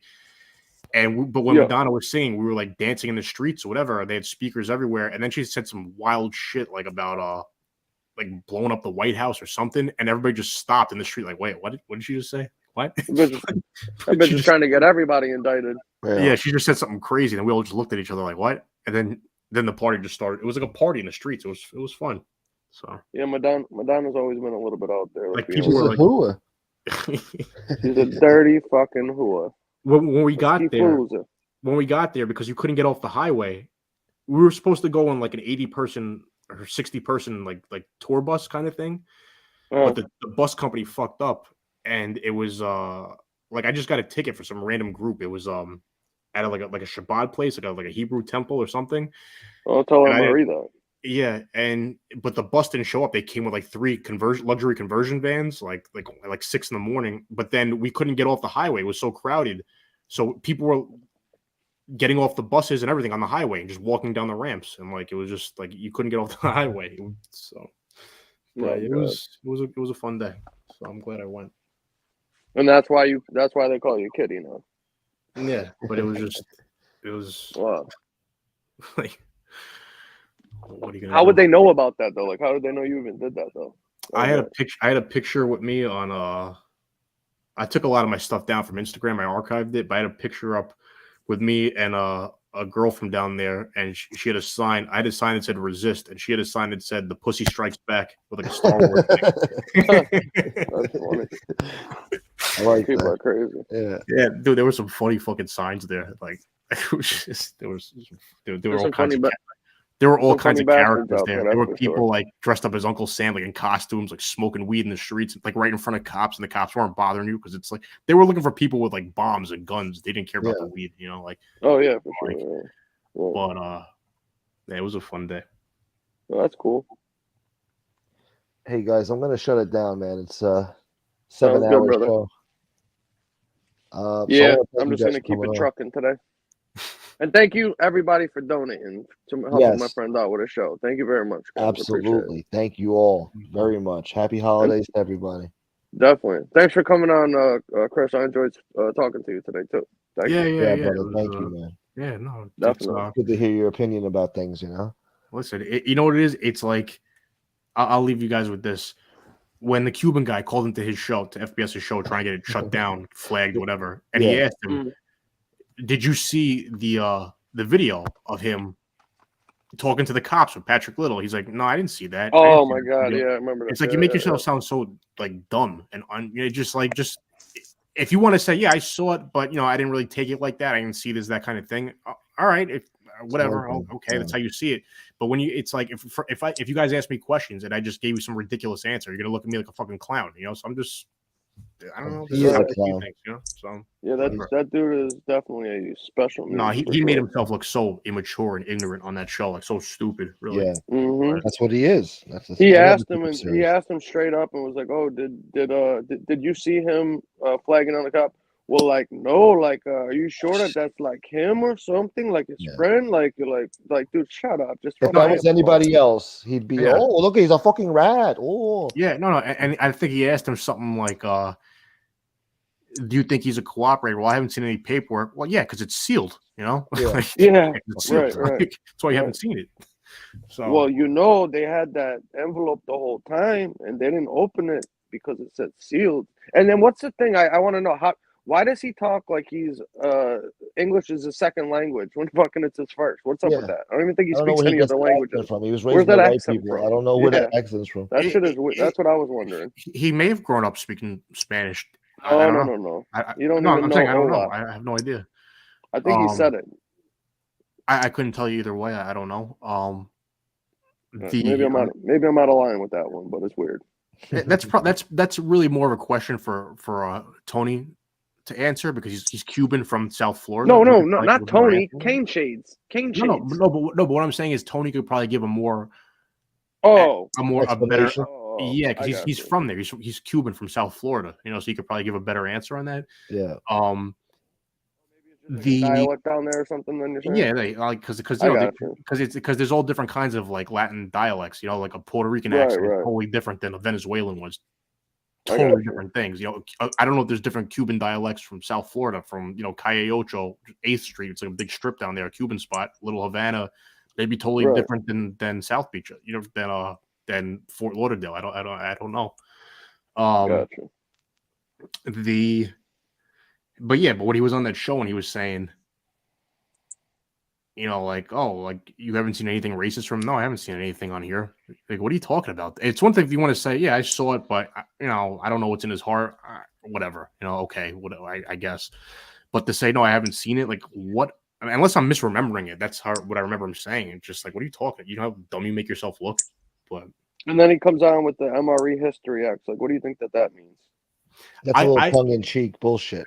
I saw a clip that where MRE said on one of these shows that somebody brought up American History X. He's like, yeah, I like that movie, but I only like the black and white scenes. And I went back and looked with the father. He said, yeah, with the ones with the father, and like the ones with the father, where he's like trashing black people. You mean? Is that what you're talking about? But well, he watches that movie in reverse, so that kid remains a Nazi, right? It's fucked up. That's how he likes to watch it.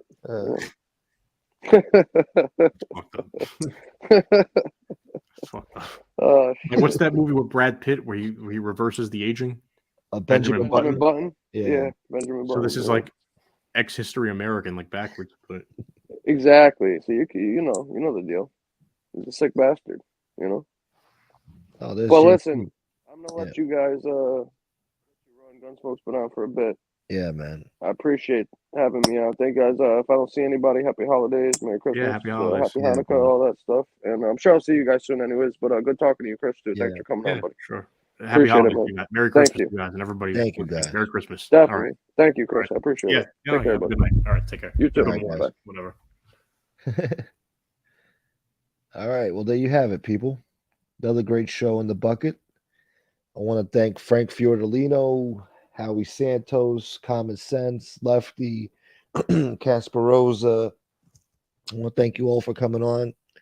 It's been a long show. I want to thank everybody who donated. Thank you so much. You guys sponsor this show. I can't thank you enough. All of yous. I'm not going to single you out and say your names because I don't want to forget anybody. So just want to let you know I'm grateful. I'm appreciative. You guys are the best. Hit the like button on the way out. Have a happy holiday if you're celebrating your holidays already. And I'll see you guys around MobTube. Good morning, JC. Have a good day, JC. I'll see you around. Thank you, Mia. Thank you so much. I appreciate that. Falconetti, my man. Thank you, bro. Yeah, all the real gangsters. Thank you, Michael. Thank you for being here. Yeah. All right, y'all. So I think Otis asked me to do another show tonight. So I'll probably be back on tonight. And we'll do another one. All right. Enjoy your weekend, guys. Until next time. Salute. Yeah. Yeah.